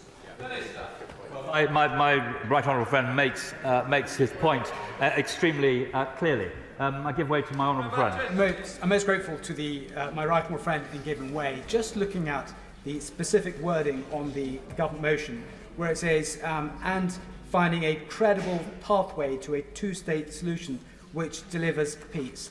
With regard to that specific point and the point made earlier, where is the United Kingdom with regards to the recognition of a Palestinian state? I saw comments by the Foreign Secretary recently with regards to that. And for that two-state solution to be achieved, the government needs to set out what does it consider a Palestinian state to look like? Is it on the 67 borders on a motion that we, the United Kingdom, drafted and wrote and asked others to support? Because if we're looking at Ukraine around the world, people say if we want you to support us on international law, we have to be consistent in our approach. Well, he'll appreciate that it's important not to go too fast and imperil the objective that we are making. But I am coming, I point out to him what I said to the Honourable Lady, but I am coming very directly to that point. We have set out, I will give way in a minute. I think I've given way quite generous, I will give way in a minute. We have set out the vital steps for achieving the pause we wish to see. All hostages must be released and the new Palestinian government for the West Bank and Gaza formed, accompanied by an international support package. Hamas's capacity to launch attacks against Israel must be removed and they must no longer be in charge in Gaza. Finally, there must be a political horizon, to which the Honourable Lady and my honourable friend appeared, which provides a credible and irreversible pathway to a two-state solution. The resolution put forward in the Security Council yesterday did not achieve these outcomes. Simply calling for a ceasefire, as that resolution did, will not make it happen. Indeed, as it could endanger the hostage negotiations, it could actually make a ceasefire less likely. The way to stop the fighting, Mr. Speaker, and potentially stop it from then restarting, is to begin with a pause to get hostages out and aid in. That is what we are calling for, and it could end the fighting now. We have also taken further steps to hold those to account who undermine the steps to peace in the West Bank. Last week, the British government announced new sanctions against 4 extremist Israeli settlers who have violently attacked Palestinians in the West Bank. Our long-standing position has been that we will recognise a Palestinian state at a time that is most conducive to the peace process, and I submit to the House that must be the right answer. We must give the people of the West Bank and Gaza the political perspective of a credible route to a Palestinian state and a new future. And it needs to be irreversible. Likewise, we must give the people of Israel certainty of security. This does not just come down to us, but we can help. Crucially, we've made clear the formal recognition of a Palestinian state cannot come at the start of the process, but it does not have to be the very end of the process either. I give way to the honourable gentleman. My perseverance, I do appreciate that. I think this has been a very highly charged debate, both in the House and in the general public, and people are rightly angry. Now, part of the anger is born from a real sense of frustration that this Parliament, this government, doesn't give the same value of life to a Palestinian child as it does to an Israeli child. And that, whether we accept it or not, that is a strongly held belief. Now, we know with Rafah there are 600,000 children who are at risk if that ground offensive begins. No if, no buts. Will he say from the dispatch box the government do not support that action? Well, I think, Mr. Speaker, I set the government's position out extremely clearly, and I recognise the point that he is making, that there are very strong feelings across the House on this matter. The point I am trying to make in this speech today, made by a number of other members, is that there is an awful lot in the government's motion which most people in the House can agree with and can support. I give way to my right honourable friend. Grateful to my right honourable friend. He said that the Foreign Secretary has asked Israel to think again about any further military offensive or incursion into Rafah. And I think we all would urge Israel to think very carefully about how that would be conducted. But would he agree with me that our support for Israel on October the 7th was clear? We said that it should be able to eradicate Hamas.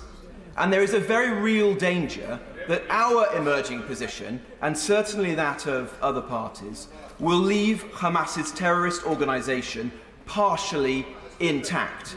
That is an intolerable situation for Israel. It sends a very clear message that using human shields works, and that we will not allow Israel to fully defend itself. How would he answer that question? Well, I think, Mr. Speaker, I have answered it because I have made clear the government's position in respect of Hamas and Hamas's future. And I think if he reads the record and he reads the motion tonight with care, I think he will see that the key point that he is making is one that informs the government's view. I give way to... Thank you. Does my right honourable friend have any discussions with the Israeli government that if the hostages are released by Hamas, then Israel will withdraw and the peace process can then start going forward? I'm sure the House will understand, Mr. Speaker, that I cannot comment in any detail at all on the hostage negotiations that are going on. But what I can tell my honourable friend and the House is that Britain is right at the front of trying to make sure that these negotiations are successful. Mr. Speaker, let me end by recognising that there will be a huge amount to do in the days after a pause. It will be a starting point on the road to peace, not the final destination.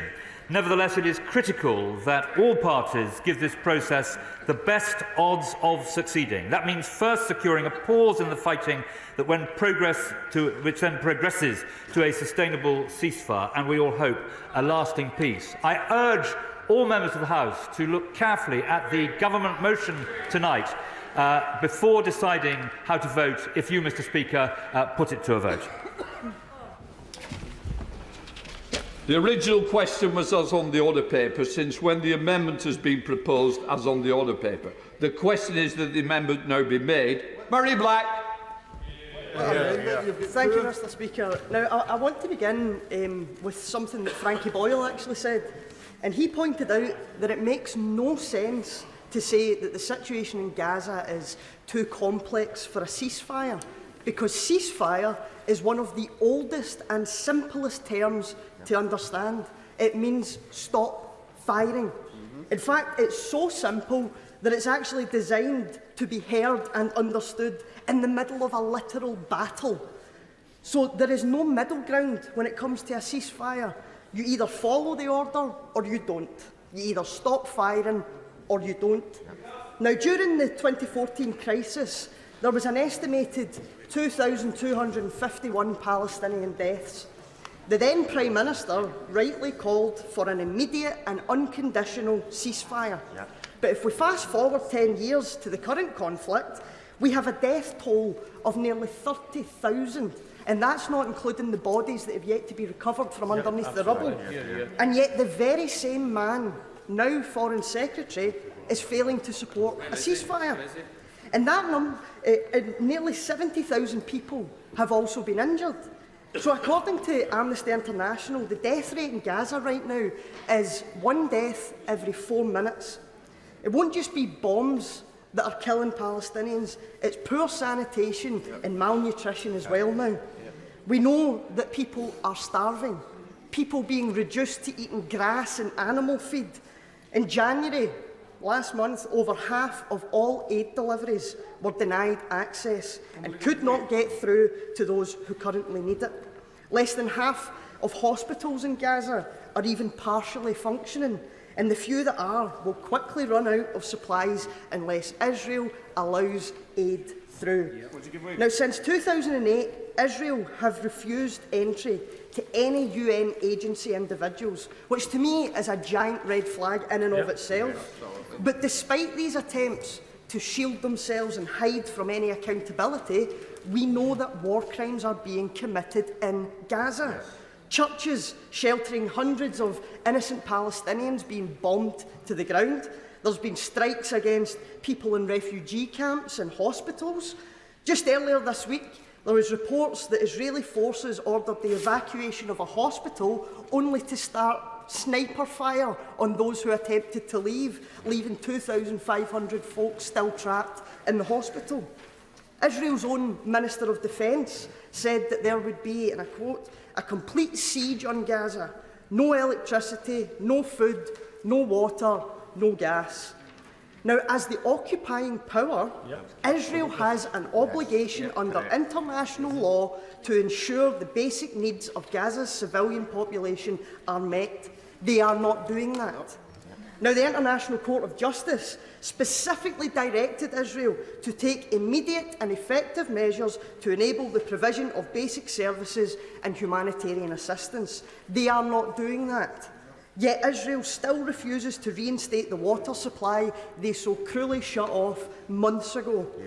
They're stopping medicine getting in, they're stopping food entering Gaza, and despite the growing likelihood of famine that they will have created, they still are not budging. Now, the actions of Hamas, let's be absolutely clear, they were horrific and unjustifiable.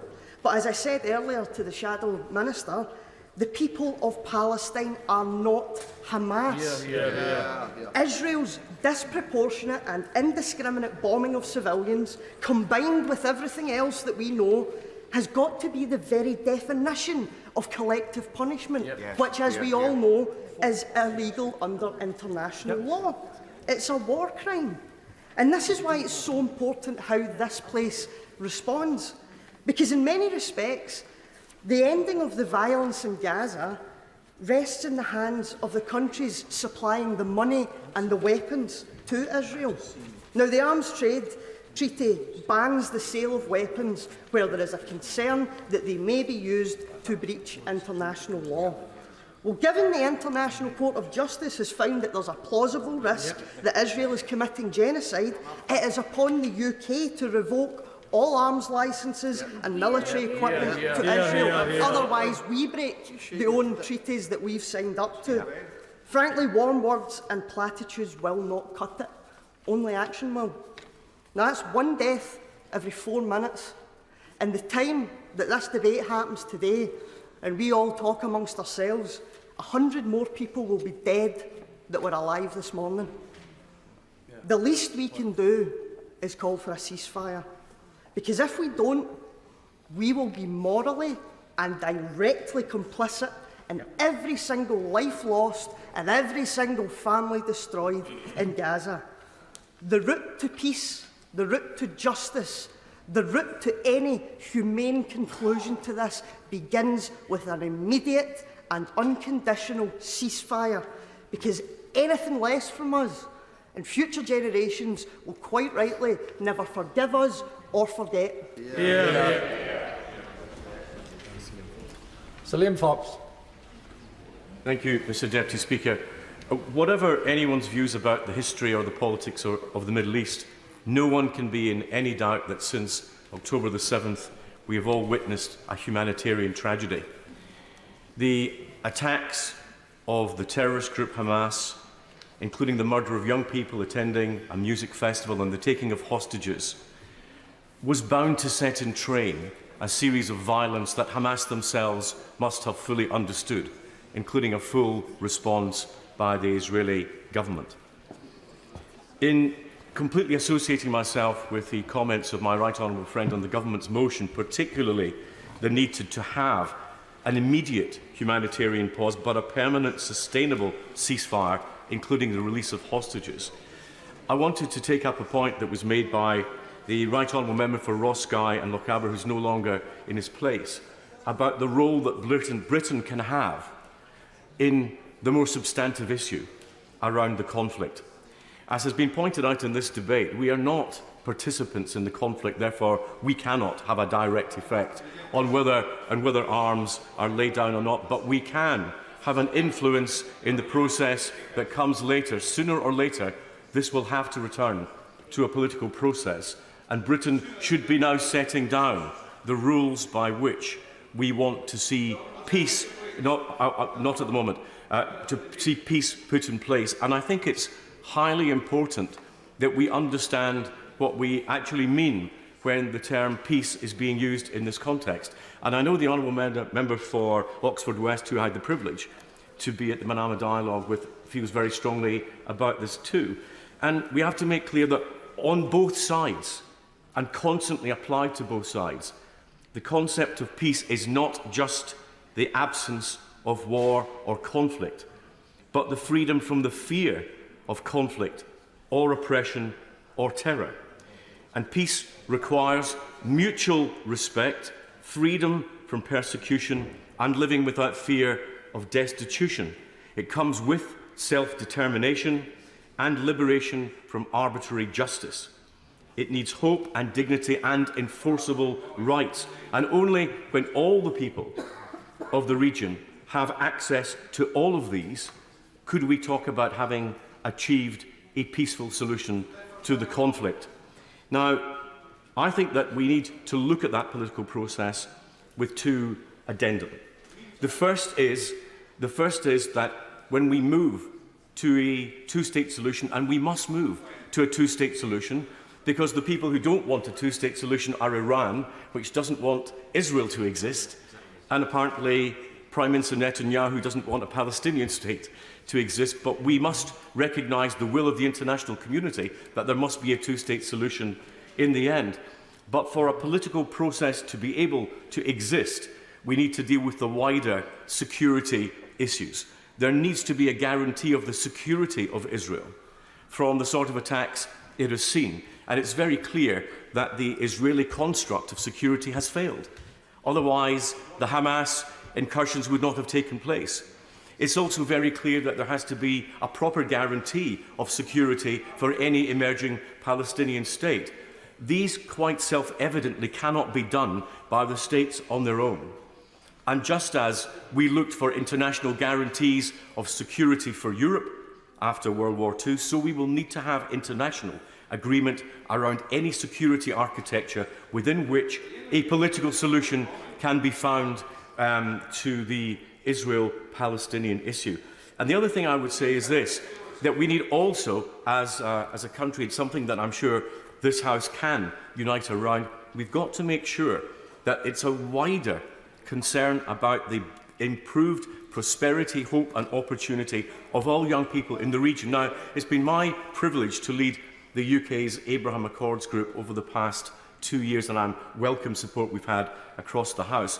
But we have got to find mechanisms of improving the economic well-being, particularly of young people on the Arab street. Otherwise, there will be no lasting basis for a political solution. People who have got nothing to lose will gamble with it. People who have got something to lose will be much more circumspect. That has been the lesson from how peace has been brought to disputes around the world. And I believe that the importance of the issue of Rafah comes into this because we're at something of a crossroads here. Because we can either move forward with the ideas of hope and prosperity, bridge building and rapprochement that the Abraham Accords have brought, and I have to say that the governments of Bahrain, the UAE and Morocco have been far-sighted to maintain that process during the current conflict. But if we don't take that path, we run the risk of going back to 1971 and a generation of radicalised young Arabs who will make a political solution impossible.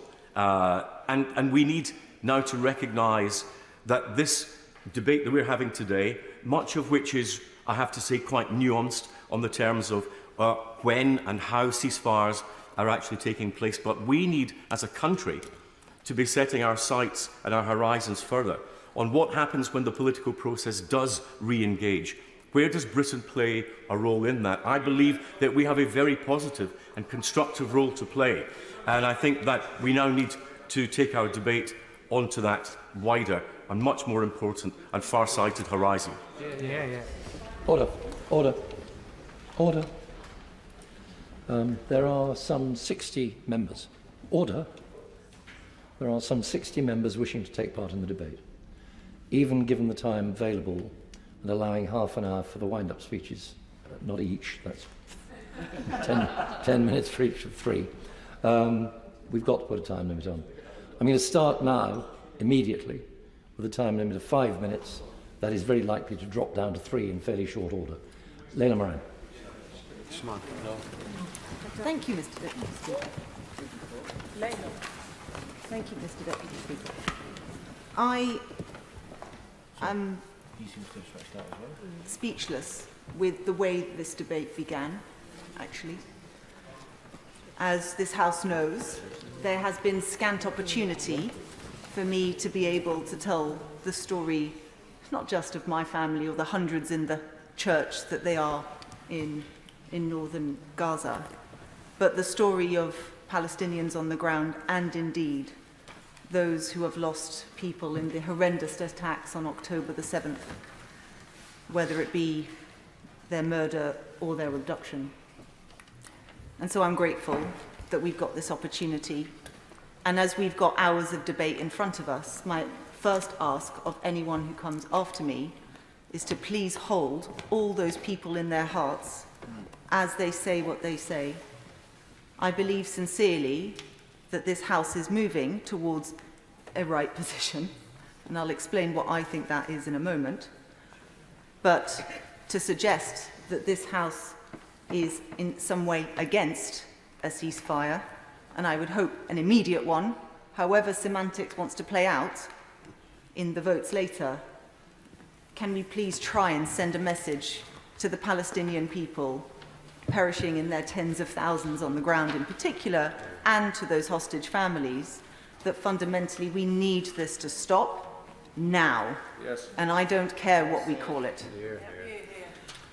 I should have started by drawing the House to my register of interests. I sit as an unpaid advisor on the board of the International Centre for Justice for Palestinians, but last week I went to Israel and Palestine with Yahad. And I'll start with a story. On the first day, we went down to the southern border with Gaza. We went to a place called Nativ Hazarah, a place I'd visited before, where we met with an incredible woman called Ronnie, who had lost family members. 16, in fact, from that kibbutzim had perished. And as you go there, you can look across at Gaza, you can look across at northern Gaza, and I saw the plumes of smoke. I heard the drones, the pop, pop, pop of the gunfire, and I broke down. And as I walked back through the village, Ronnie, a peace activist, Israeli, took me to one side, gave me a hug, said, "I'm so sorry," which I said back, and we both cried and held each other. It's important to remember that while those voices of peace in Israel have been silent for some time, that many of those people who were killed on that day were allies of the Palestinian people, who had been calling for decades against the occupation, who had been calling out Netanyahu's government, who had condemned Ben Gvir and Smotrich. And it's for that reason that I'm welcoming of the sanctions on those extremist settlers, because there is a direct link between the right-wing elements of Netanyahu's government and those extremist settlers. And you'll notice in the Lib Dem motion, we shouldn't finish there. We need to continue those sanctions on those people and their connected entities. But as I looked across, thinking of my family still there in that church in northern Gaza, with no food, with no water, with no way of getting down to the south, even if they could cross at Rafah with the 1.5 million people who are there, without an immediate ceasefire, they and other families who are trapped can't achieve anything. And that's even before we think of if they left, if they'd be allowed to come back, or if they left, would there be a political solution? That horizon, that political horizon, is everything. Without it, without a two-state solution on 67 borders, we are condemning both Israelis and Palestinians to reliving this nightmare over and over and over again. And I would ask, if there's one message that we are sending Netanyahu and Hamas today, is that we will not accept that. Tobias Elwood. Thank you, Mr. Deputy Speaker. I'm a much welcome this debate on supporting a ceasefire in Gaza and the steps required to get us there. But let me be clear, as the nation, and indeed beyond, watches on, it's been a very sad day for Parliament indeed. Rather than offer clarity on Parliament's position, speaking with one voice as we seek to end the fighting, there are not one but three separate motions as this debate turns into political football. Shame on us for failing to find common ground. What a wasted opportunity to exhibit UK leadership and resolve in seeking to get closer to the very objective that we came here to debate. It is a reflection, Mr. Deputy Speaker, on how fragmented and polarised our world has become, that no single power or alliance of states, or indeed international organisation like the United Nations, is in control of events that are now unfolding in the Middle East. With all its troubled history, a region on the junctions not just of three continents, but of three great Abrahamic religions. From the start, I supported Israel's right to defend itself after those terrible 7th of October attacks. But I was the only voice here in Parliament when we reconvened to warn Prime Minister Netanyahu, before he sent in the tanks, not to invade until there was clear governance and security plan for which any military operation can work towards. And that still eludes us today. Now, away from Netanyahu's leadership, Israel is an important UK ally, a rare democratic state in a troubled part of the world. It deserves our support, but also our frankness. The scale of the collateral damage is shocking. Indeed, that phrase seems inappropriate given the loss of life. But there is nothing simple about urban warfare. Future military strategists at Sandhurst and West Point are likely to use the Israeli military invasion as an example of how not to do it, of how tactics without strategy fails. Yet on the other side, we look at examples in the Middle East to condemn Hamas, but they are not there. Bahrain was the only country to say they condemn what Hamas did. Are we expecting the Palestinian Authority to then step in? Because they're having their own problems in their own neck of the woods. And as I've said before the Israeli tanks rolled in, I was the only one to suggest a temporary technical council be formed by those who signed the Abrahamic Accords to take responsibility once those guns fell silent. But there's no mention of any of this in any of the motions that have been put forward today. So are we suggesting that we empower Hamas to stay, as they remain committed to destroying Israel? It's in their covenant to do exactly that. So shouting ceasefire, ceasefire, alone, unconditionally, I'm afraid will not change anything. And I say this as somebody who's been involved in a few as a soldier. Perhaps it's symbolic. Surely with our statecraft and our influence and our convening power, we should be doing so much more. A ceasefire is a contract agreed between two sides. It involves a third party to step forward to make sure that they can control what goes on. It begins with a cessation of hostilities that allows space for other activities to take place and allow plans to advance. Neither Israel or Hamas are in that place yet. The alternative is a larger third force mobilized to enforce a ceasefire. I suspect nobody here today is advocating that.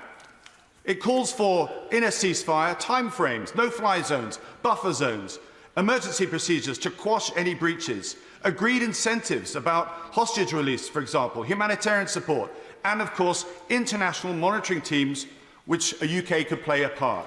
But I don't see any of this being discussed today, apart from the clarion call, let's have a ceasefire.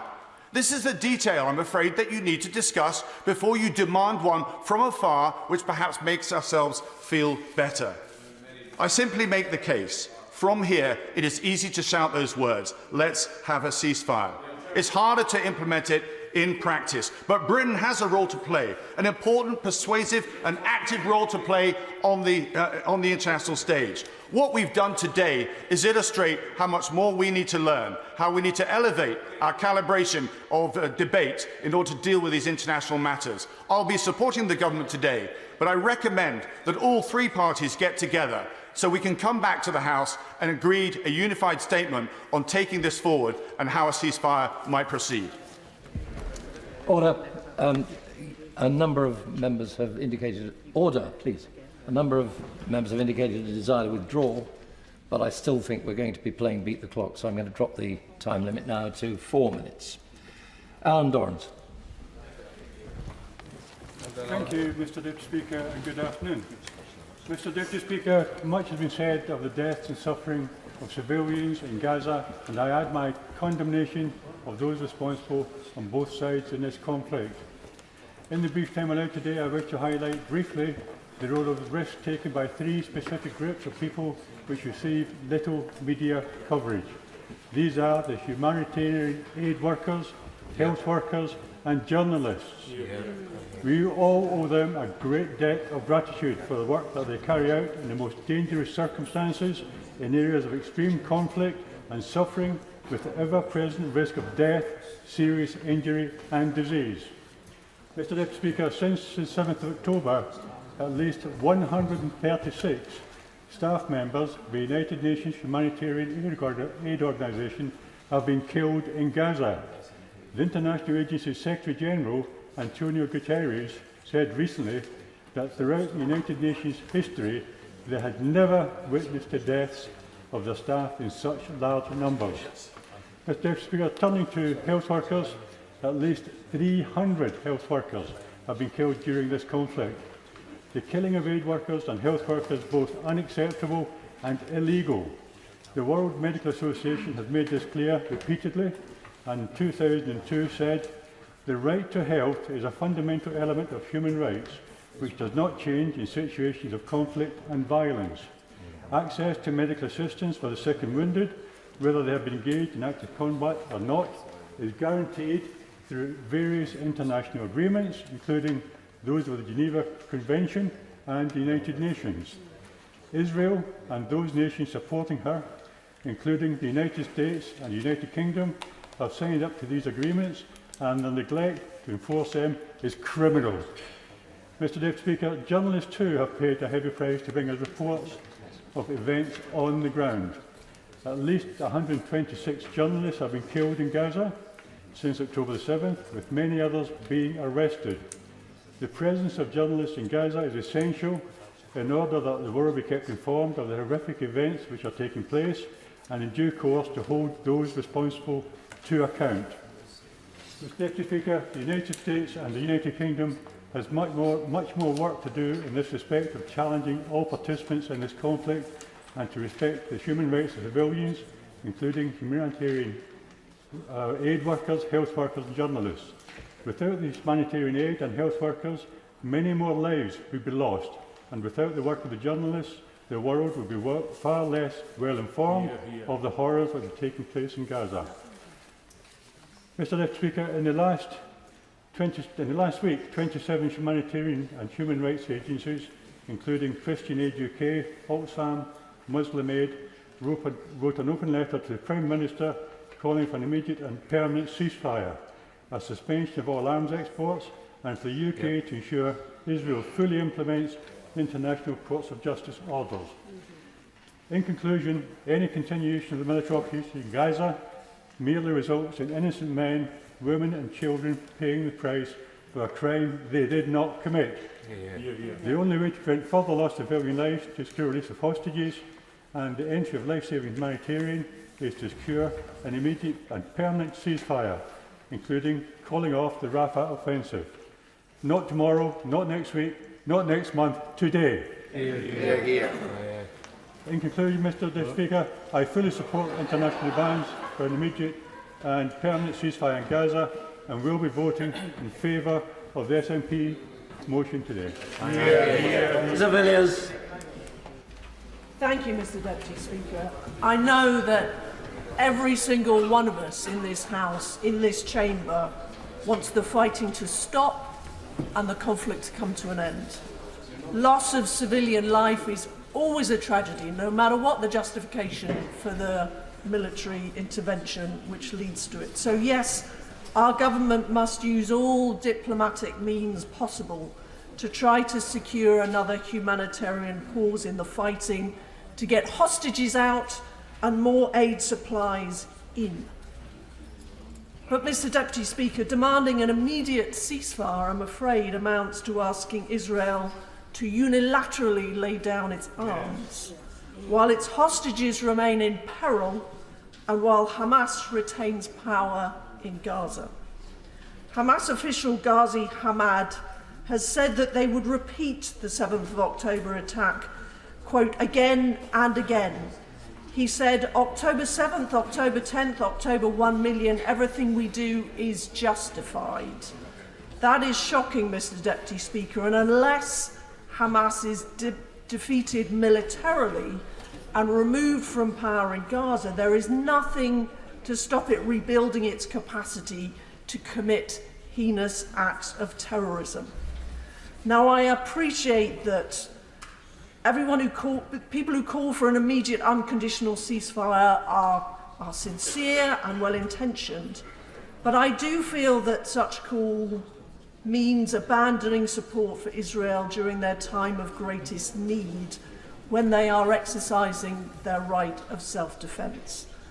And we must not forget the 7th of October attacks, in which 1,000 people lost their lives, involved sickening levels of violence and abuse, murder and mutilation, the killing of babies, children and the elderly, decapitation and rape and sexual abuse of the most horrific kind possible. When I visited Israel in January on a trip recorded in my register of interests, I had the chance to speak directly to people who are suffering the torture of knowing that their loved ones remain in the hands of this violent Islamist death cult. We must not forget the hostages still held in Gaza, who may well be being raped or tortured right now. No pause or ceasefire can be workable, sustainable or permanent unless it comes after the release of all hostages, after defeat and removal of Hamas from power, and after an end to the terror group's capacity to repeat their 7th of October atrocity. And that is why I will be voting for the government's motion this evening. Martin Doherty-Hughes. Yeah. A bit sooner than I expected, Mr Deputy Speaker, but thank you.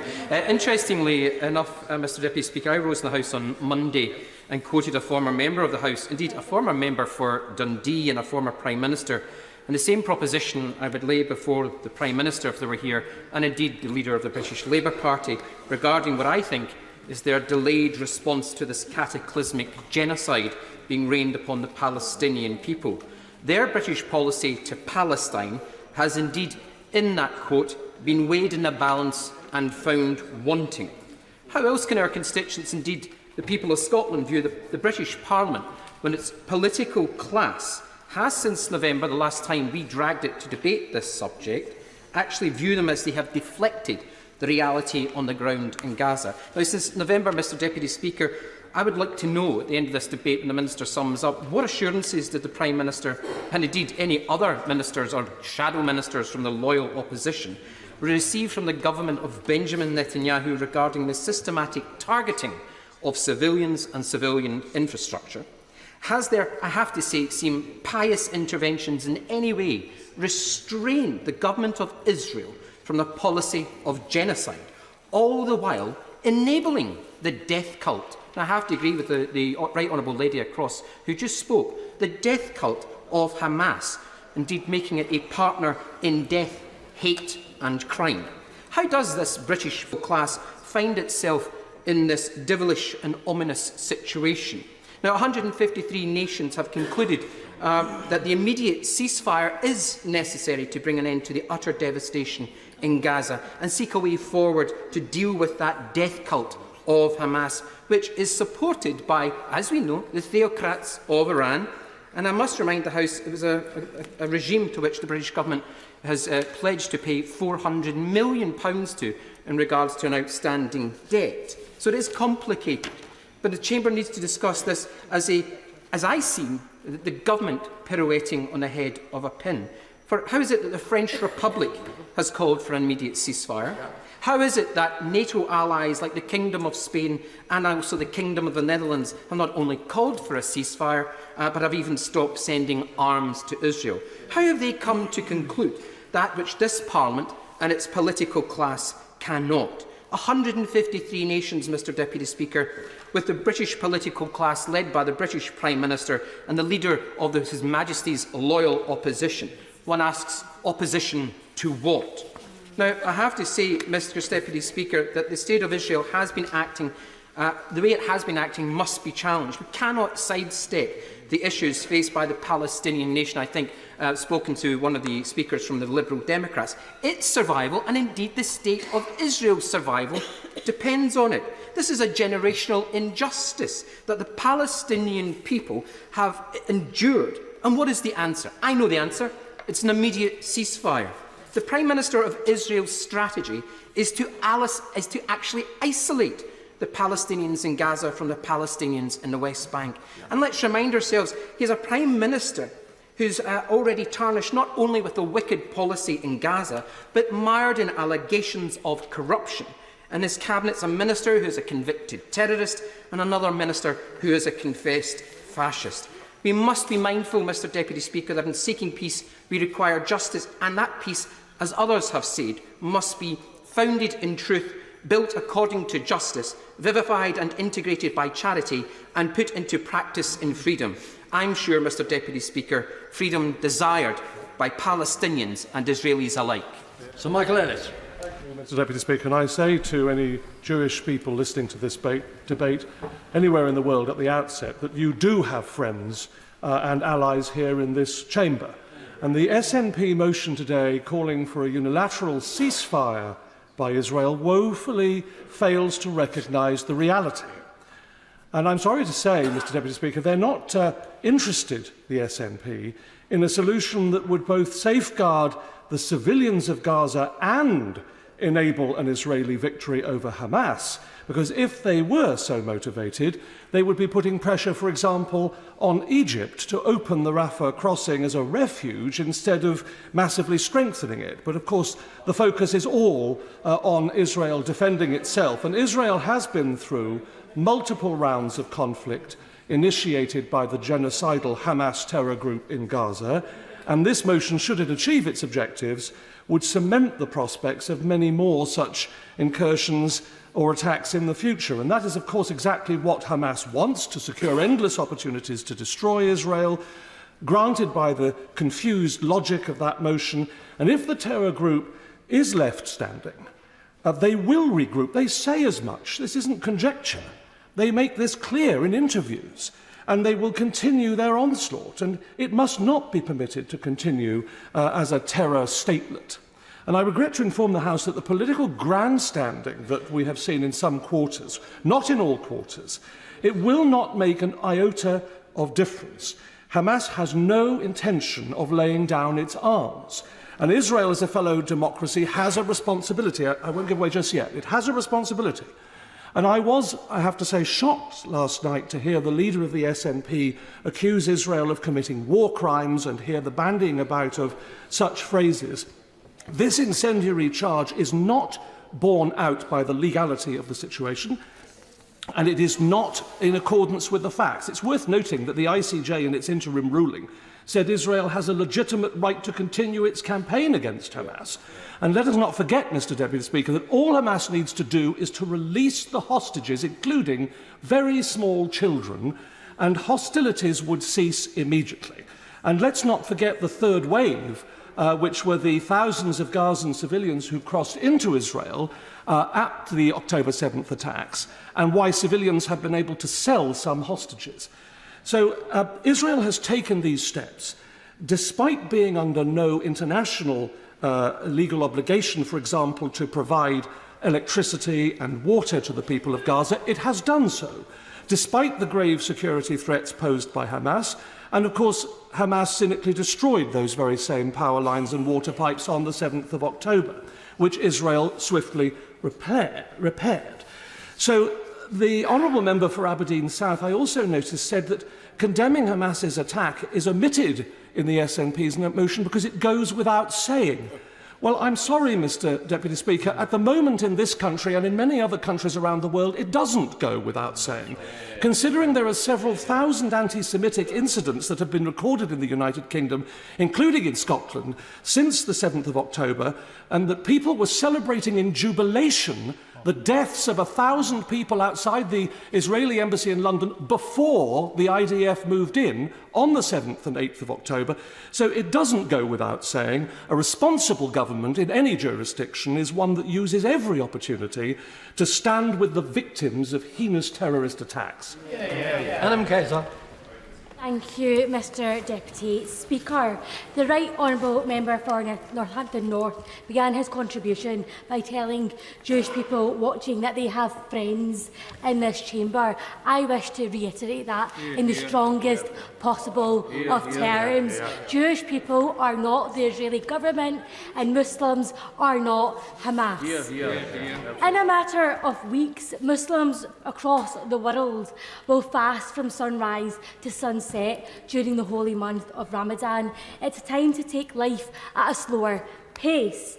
That, however, is far from the reality for people in Gaza. They live with hospitals bombed, homes bombed, ambulances bombed, churches bombed, mosques bombed, UN schools bombed, refugee camps bombed, factories bombed, and the bombing continues. Gaza is under siege from the air, and the F-35 stealth bomber, often referred to as the most lethal fighter jet in the world, is being used. Parts for this fighter jet, the laser targeting system and the weapons release system, are made in British factories, which means that we simply do not know if those weapons are being used by Israeli authorities in the massacre of families and children in Gaza. Politics is all about choices. The UK government has the choice to stop or suspend arms export licences to Israel, and there's precedent for this. In 2014, the current Foreign Secretary, who was the then Prime Minister, suspended 12 arms export licences in light of evidence of human rights abuse. It is morally corrupt, outrageous, and sickens me to my core that the UK continues to sell arms to Israel. To the people of Gaza, the mothers, fathers, husbands, wives, sons, daughters, to you all, I'm sorry. I'm sorry that this institution of Westminster has seen your tears, yet ignored your pain and suffering. I'm sorry that your hopes of returning to the beach to play in the clear blue sea have been snatched away from you. I'm sorry that children are experiencing heart attacks and will live a life full of trauma. I'm sorry that your dreams and aspirations have changed from becoming scientists and footballers to dreams and aspirations of staying alive and accessing clean drinking water. I'm sorry. In their hundreds of thousands, the public have marched on the streets, a unified mass movement standing up against the status quo. People from different and no faith, men and women, adults and children, rich and poor, saying enough is enough, demanding a ceasefire. Here in Westminster, we may have the whip system and direction from party leadership, but every politician is accountable for their own actions. It does not matter that this debate was tabled by the SNP, who have third-party status. It doesn't matter if this vote isn't binding. These are semantics. We cannot continue to accept the systemic and deliberate oppression of the Palestinian people. There must be an immediate ceasefire. I'll give way. I'm very grateful. In terms of the semantics, would you agree that we must remind ourselves of the quote from Benjamin Netanyahu in 2019 when he stated, when it comes to Hamas, for example, he knows that as long as Hamas remains in Gaza, he can always argue there is no partner for peace during our lifetime. He's part of the cause of this situation. I completely agree with my honourable friend, and I thank him for his intervention. Britain, of course, has a moral responsibility towards the wider Middle East region for the scars of the British Empire, the Iraq War, and the incompetence of successive governments which have promised peace yet failed to deliver. When we look back to this period of history, we'll surely be asked, and we'll ask ourselves, what did you do when Gaza was being relentlessly bombed? Yet here we are in the House of Commons with members of Parliament playing time-wasting games and abandoning international law. Why? Stephen Crabb. Mr Deputy Speaker, the backdrop to today's debate is two things, I believe. One is the appalling outpouring of anti-Semitism in this country, which we debated in this chamber on Monday afternoon. I think the other part of the backdrop for today's difficult debate is what I believe is a concerted campaign to pressure and even bully MPs to fall into line behind a very specific wording about ceasefire, which implies an unconditional ceasefire, and it has an objective of keeping Hamas in place in Gaza. Now, every right-thinking person in this chamber this afternoon wants to see an end to the fighting, an end to the bloodshed. It's an appalling loss of life. We can be united on that. And I was in southern Israel last week. I went to one of the sites of the worst parts of the massacre that took place on October the 7th. I met with Palestinians as well when I was in Jerusalem last week. And everybody in that region is feeling the pain of this. Families are bleeding physically and they're bleeding emotionally and mentally. At this time last week, I was sat with a group of mothers of children, people still in their late teens, who are being held by Hamas in Gaza. And these mothers and fathers are worried sick about what their daughters are currently going through. Now, no amount of wishful thinking and no us passing a simple motion this afternoon that calls for an immediate permanent ceasefire is going to make that happen. The very difficult practical negotiations and discussions going on involving Egypt, Israel, America, Saudi Arabia and Qatar. Do we honestly think that this messy, divided debate that we're having this afternoon is going to make any difference to the kind of discussions that they are having right now about how we dial down the violence, open up space for aid to go in and get some kind of negotiation going that will see the release of hostages? I happen to believe, Mr Deputy Speaker, that if there was one single thing that would change the course of the war right now and lead to an end to the violence that we're seeing, and that would be the immediate release of the hostages. And actually, if there was one thing that we could unite around this afternoon, it would be a simple one-line motion that calls on Hamas to release those hostages immediately. That point should be made time and time again. Now, my problem with the SNP motion that's on the order paper, there's several issues I have with it. First of all, no mention of the use of sexual violence and rape as a weapon of war against Israeli women. And why is that important? It's because there is a campaign at the moment, not just on social media. I see it in the emails coming in from constituents. I had a constituent confront me with this last Friday that seeks to deny that these atrocities happened. They're saying that somehow Israel has concocted this. These crimes didn't take place. Well, they did take place. They were recorded on mobile phones and body cams, and they were picked up in other security cameras, and there's a 47-minute film that people can watch if they make themselves available to do that. Hamas fighters having the time of their life, committing most barbaric acts, and I would encourage all members to grip themselves and watch that film. My other problem with the SNP motion this afternoon is that there is no mention of Hamas's guilt. The fact that they started this round of conflict, the SNP spokesman started his speech by saying he condemns Hamas's atrocities. Well, why didn't the SNP motion say that? Why doesn't the SNP motion spell that out? And I'll say this, Mr Deputy Speaker, my problem fundamentally with the SNP motion is that at the heart of it, it lets Hamas off the hook for what happened on October the 7th, and I'm not going to give way to the honourable gentleman. Before I call Carol Monaghan, after her, the next speaker, which will be Sir Edward Lee, will be down to 3 minutes. Carol Monaghan. Thank you, Mr Deputy Speaker. The recent ICJ ruling means that the UK, as a signatory to the Genocide Convention is legally obliged to take measures in the face of Israel's failure to prevent acts which may be found to amount to a genocide. I've been contacted by many constituents on this issue, asking for me to support a ceasefire. But I want to read you the email of one constituent. She contacted me and I spoke to her yesterday by phone, but I'll read you her email. I'm writing to you again as a Jewish constituent, urging you to join your fellow MPs in calling for an immediate ceasefire in Gaza. I, like many in my community, have been utterly shaken by these months of violence.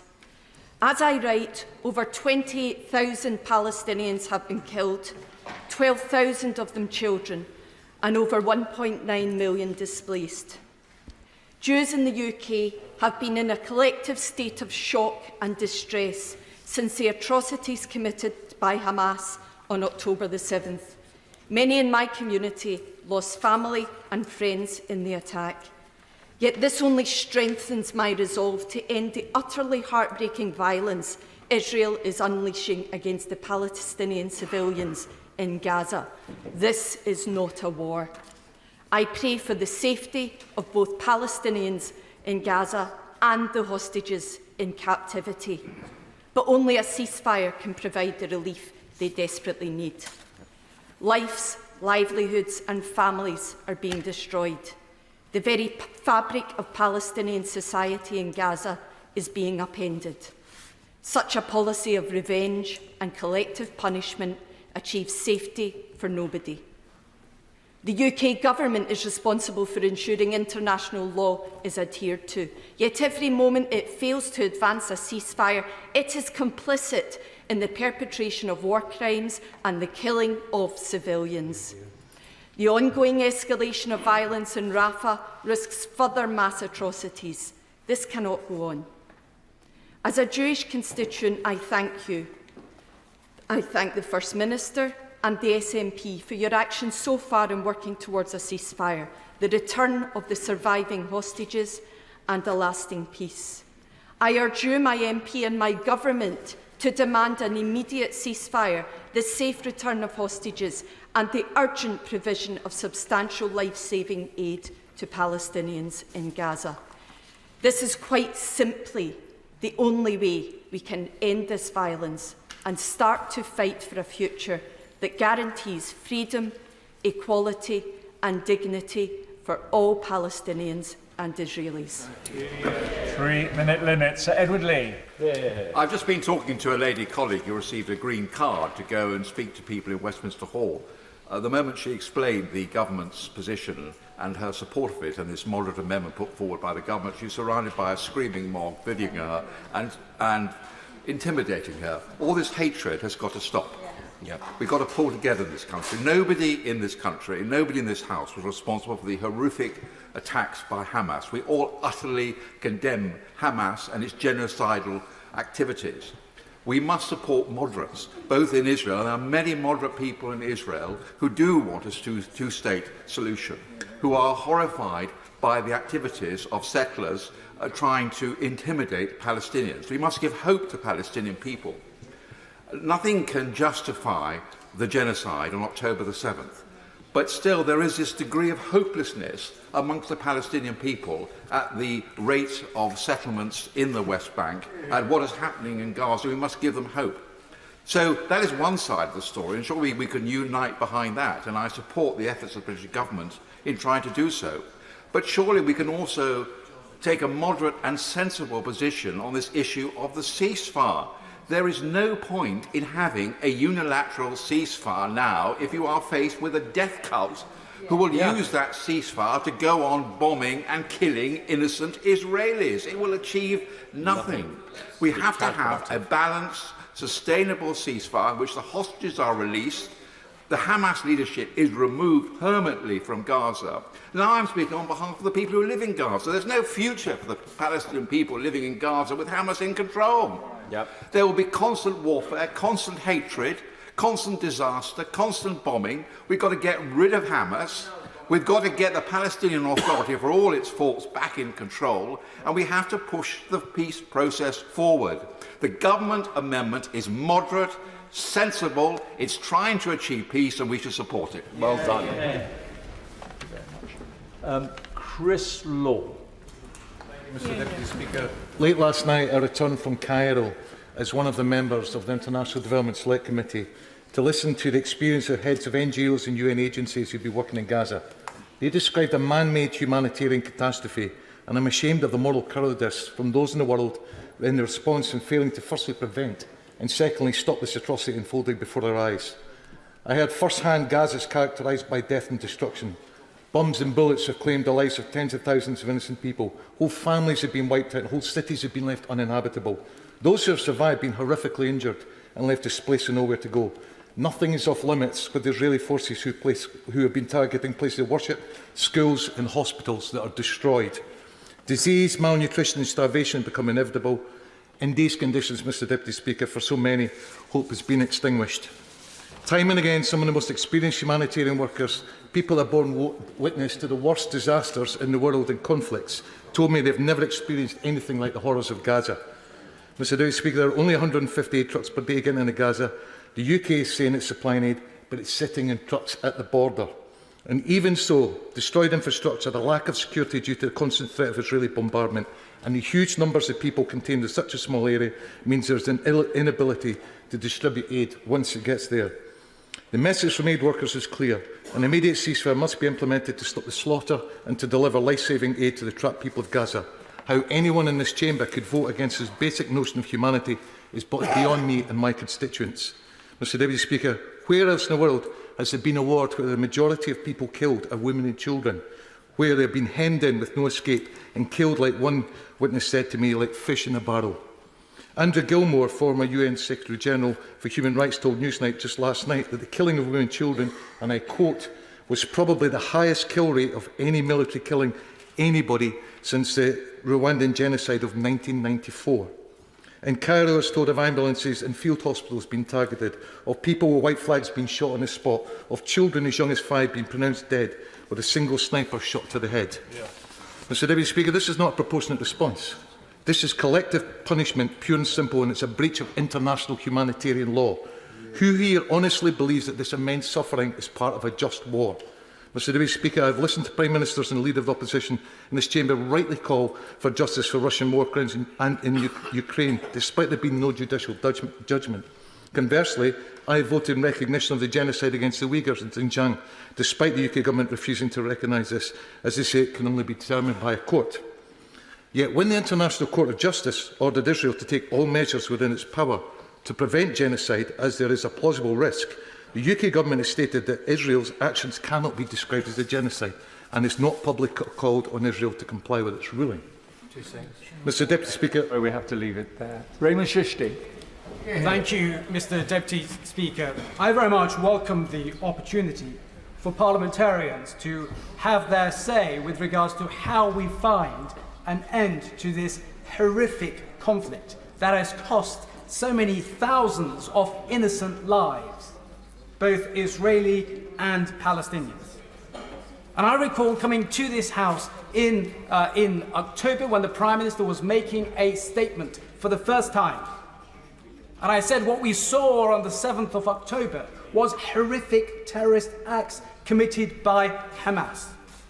That was a horrific terrorist act. They took the lives of innocent people, and that is unacceptable. But since then, when we have this debate today, and in the backdrop of this debate, we are seeing the terrible loss of innocent lives. And we look at the House of Commons library document with regards to the numbers of innocent people who've lost their lives. So 29,000 Palestinians have lost their lives. 69,000 Palestinians plus have been injured. And yes, as I mentioned earlier, 1,200 innocent Israelis were killed. 5,431 Israelis have been injured. And 88 journalists have been killed. And I wrote to the Prime Minister on the 1st of November calling for humanitarian pauses, which would get aid in and hostages out. Absolutely, all hostages have to be released. That was on the 1st of November, calling for that. We're now looking at February. And since then, we've not been able to achieve the objective of peace and release of those hostages. And in that regard, the first point would be confidence-building measures for 4 days, for 8 hours, 8 days, then release of hostages. Hasn't happened. So the question that I have today for me, with that position having been taken, what is my position today? I will be voting for motions which call for immediate humanitarian ceasefire, or which call for immediate ceasefire, because the time has come. If not now, then when? And the United Kingdom is a member of the Security Council. And the Prime Minister said at Mansion House, the United Kingdom will lead and not be led. And if that is the case, we need the United Kingdom to stand up. Yes, I give way. I thank my honourable member for giving way. Prime Minister Netanyahu has confirmed restrictions will be imposed against Palestinian Muslims wishing to visit Al-Aqsa Mosque, one of the holiest sites in Islam, during Ramadan. As per international law, Israel has no sovereignty over East Jerusalem or over Al-Aqsa. So does my honourable member agree that this is a deliberate provocation of Palestinians, and will he join me in condemning this dangerous and discriminatory move? I think what I say to my honourable friend, he asked that question to the former United Kingdom Special Envoy for International Religious Freedom. All places of worship must be protected. And previously, when we saw about 3.5 years ago, Al-Aqsa Mosque stormed on the night of Laylatul Qadr, was absolutely unacceptable. And we are now coming into the period, not just of Ramadan, we're coming into the period of Easter, we're coming into the period of Passover. That's why the point I made to him earlier, with regards to if not now, then when. Of course I accept we need hard-edged diplomacy to deliver on a two-state solution. Immediate ceasefire, release of hostages, with regards to immediate humanitarian assistance going into Gaza. The UK can, and I wrote to the Foreign Secretary and the Prime Minister, have an international donors conference for Palestine. We did it for Friends of Syria. Therefore, we're looking at creative ways to move forward, to save all innocent lives. And yes, the UK needs to put its position, firmly out there with regards to what we see as a two-state solution and a Palestinian state. And that has to be in line with the 1967 borders and our position at the UN 242. Do you know what? We drafted that resolution, and therefore we need to make sure we deliver on that. So yes, today is the time to ensure we deliver a ceasefire and lasting peace in the region. John Nicholson. How to find words in my allotted 3 minutes, Mr Deputy Speaker, for the tragedy which has engulfed the Palestinian people. Israeli bombs have killed 30,000, more than 10,000 children have died.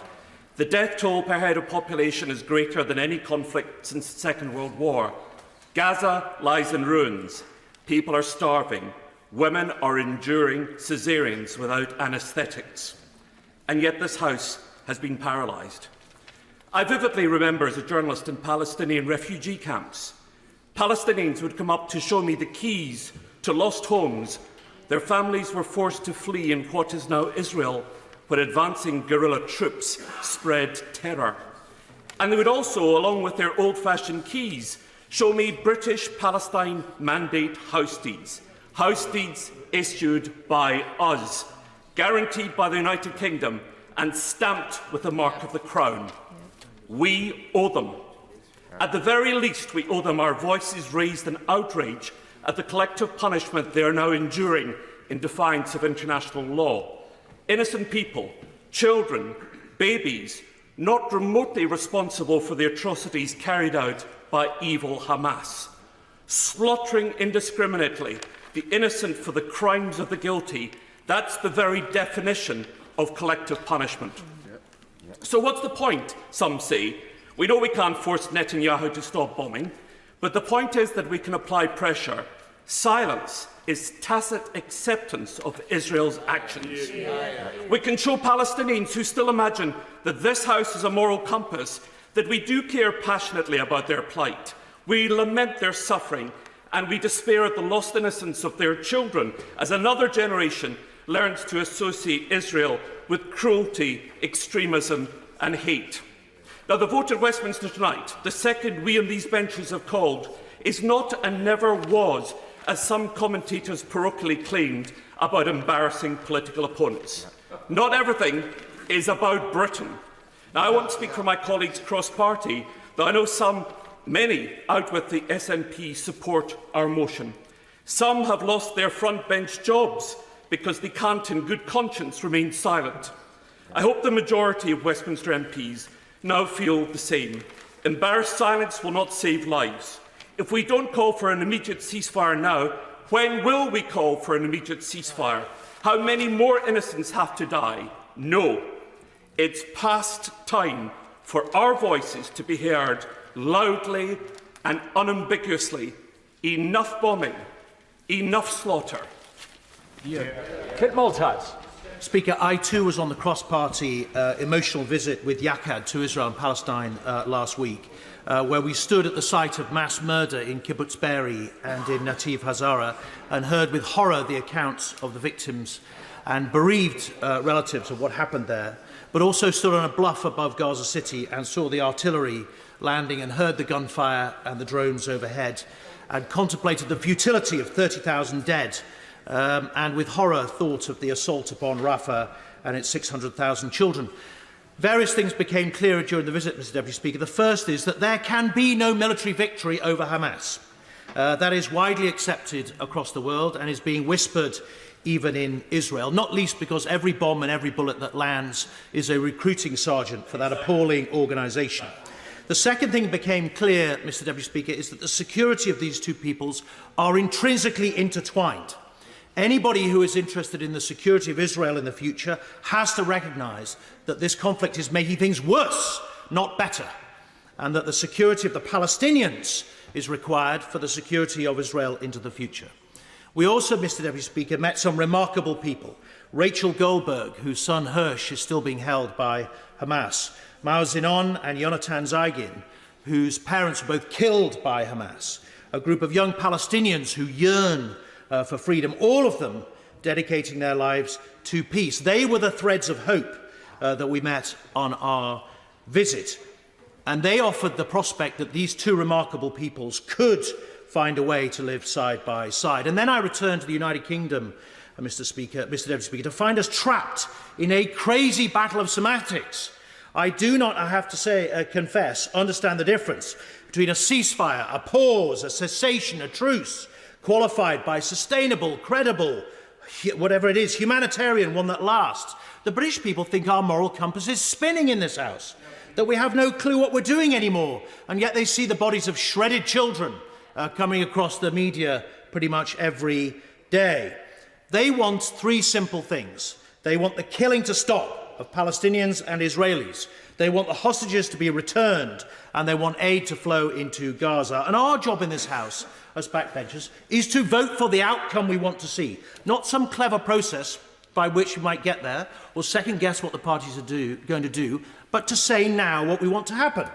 And I agree with the British people that the violence must stop. If those people who hold out the prospect of hope in Israel are to stand a chance, it has to be in an atmosphere of peace. It was Menachem Begin who said that war is avoidable, but peace is inevitable. It is time for the bloodshed to stop and for the talking to begin. And in this House and in this country, we must do what we can to make that so. Thank you very much. Andrew Gwynn. Thank you, Mr Deputy Speaker. We sometimes rattle off statistics in this place and they have no real meaning. But what we do know is that in this dreadful conflict, there are 1,200 innocent Israelis that were brutally and evilly murdered, beheaded, raped, kidnapped on the 7th of October. And the consequence of that has been the unfolding of utterly horrific images across the Gaza Strip with almost 30,000 people, men, women, children, innocent citizens, also tragically killed in this brutal conflict. I will be voting for an immediate ceasefire tonight because the fighting needs to stop, and it needs to stop now. But I will be doing so on the basis of the motion amendment that was set out so eloquently by my right honourable friend, the Shadow Foreign Secretary. Because words matter. And it matters that we call for a ceasefire, not a unilateral ceasefire, but a ceasefire of both sides. Otherwise, it's not a ceasefire. And they can laugh.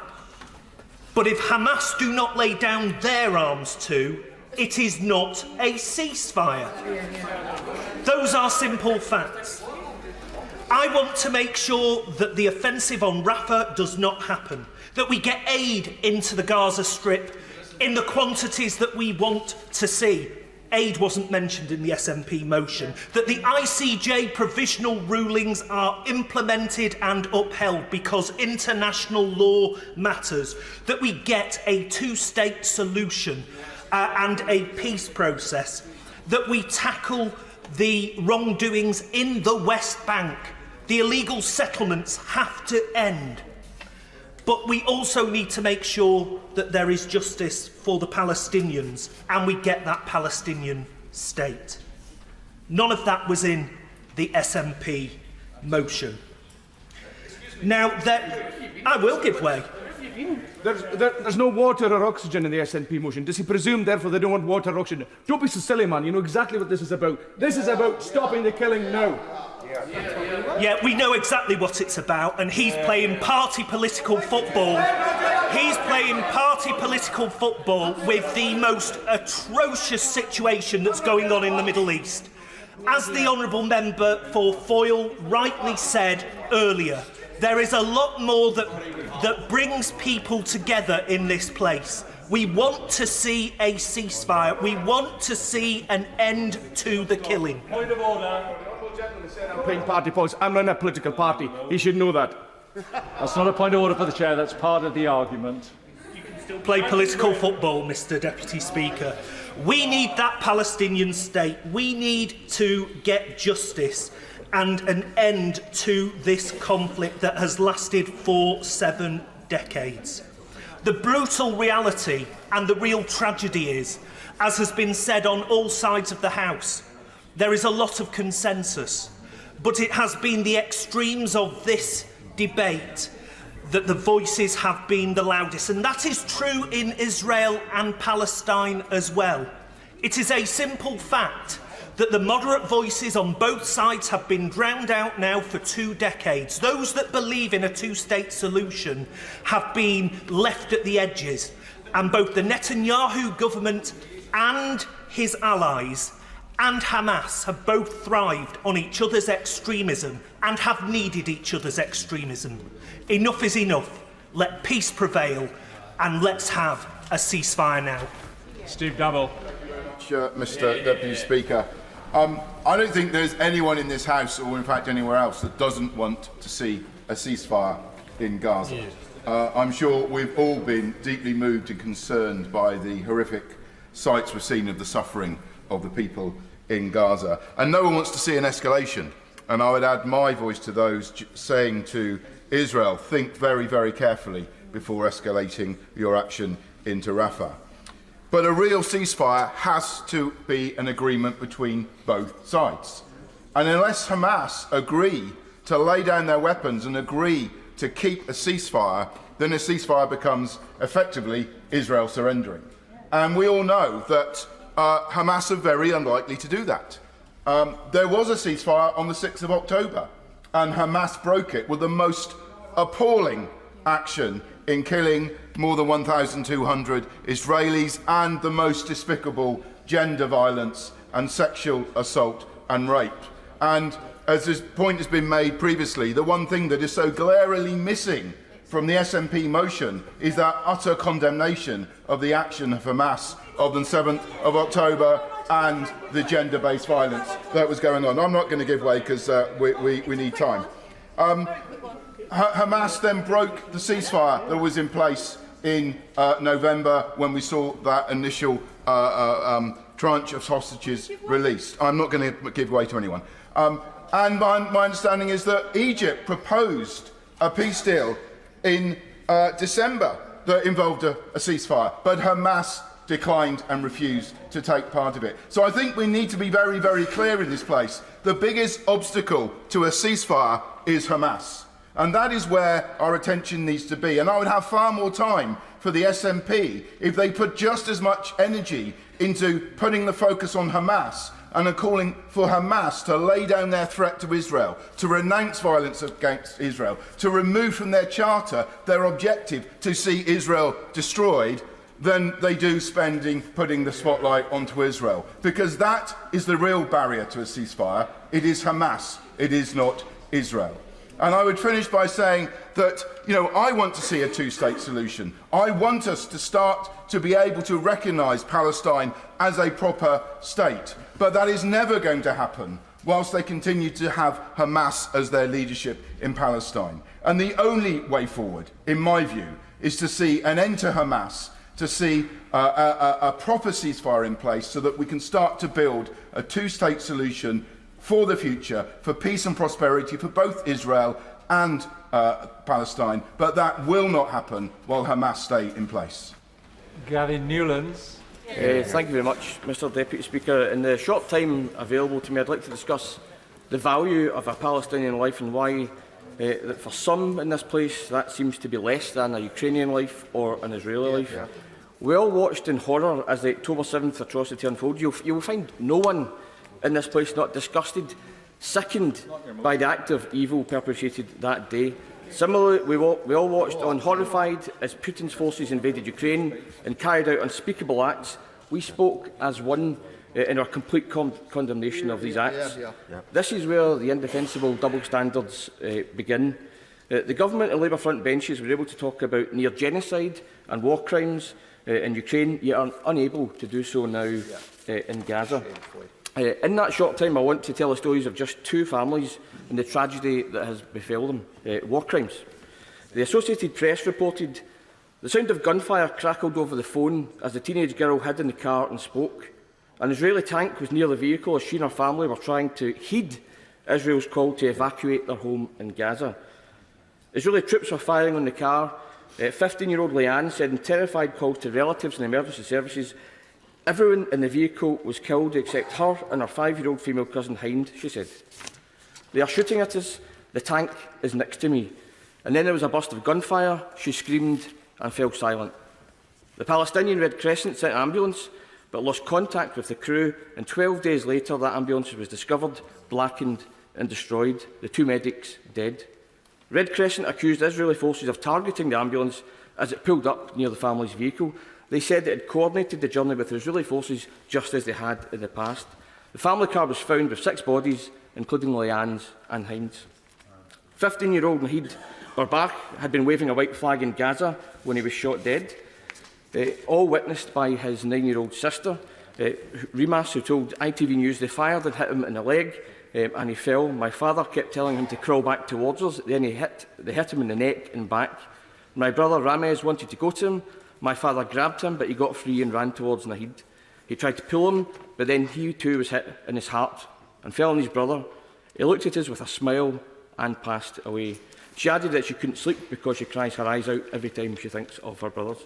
Her father said, "They used loudspeakers to tell us to evacuate. When they did, they killed my sons before my very eyes. Nowhere is safe in Gaza, even when the IDF promises it to be so. It's IDF state-sponsored barbarism." All... Yes, okay.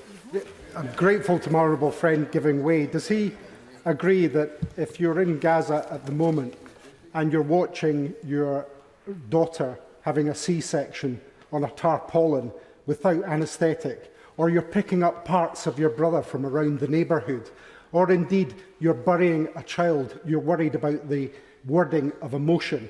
They want to see a ceasefire to stop all that now. And whatever happens tonight, does he agree that we should be voting as a House for a ceasefire. On our motion or the Labour motion, we should be voting for a ceasefire. That's what is needed. Absolutely. I couldn't agree more, Mr Speaker, and that's what made some of the nonsense earlier on even more shameful. And it doesn't do this House any justice whatsoever, and some people need to reflect on their actions this day. But all of this, Mr Deputy Speaker, carried out with the Government and Labour front benches collectively covered its eyes, put its fingers in its ears and pretended not to see and hear what the rest of us cannot unsee. I asked at the start what the value of a Palestinian life was, and quite honest, that's a question that should haunt the Prime Minister and the Leader of the Opposition. But I can tell them that 24 Palestinians have been killed for every Israeli killed on October the 7th, and that number is going up every single day that we sit here and do nothing. Mayhew.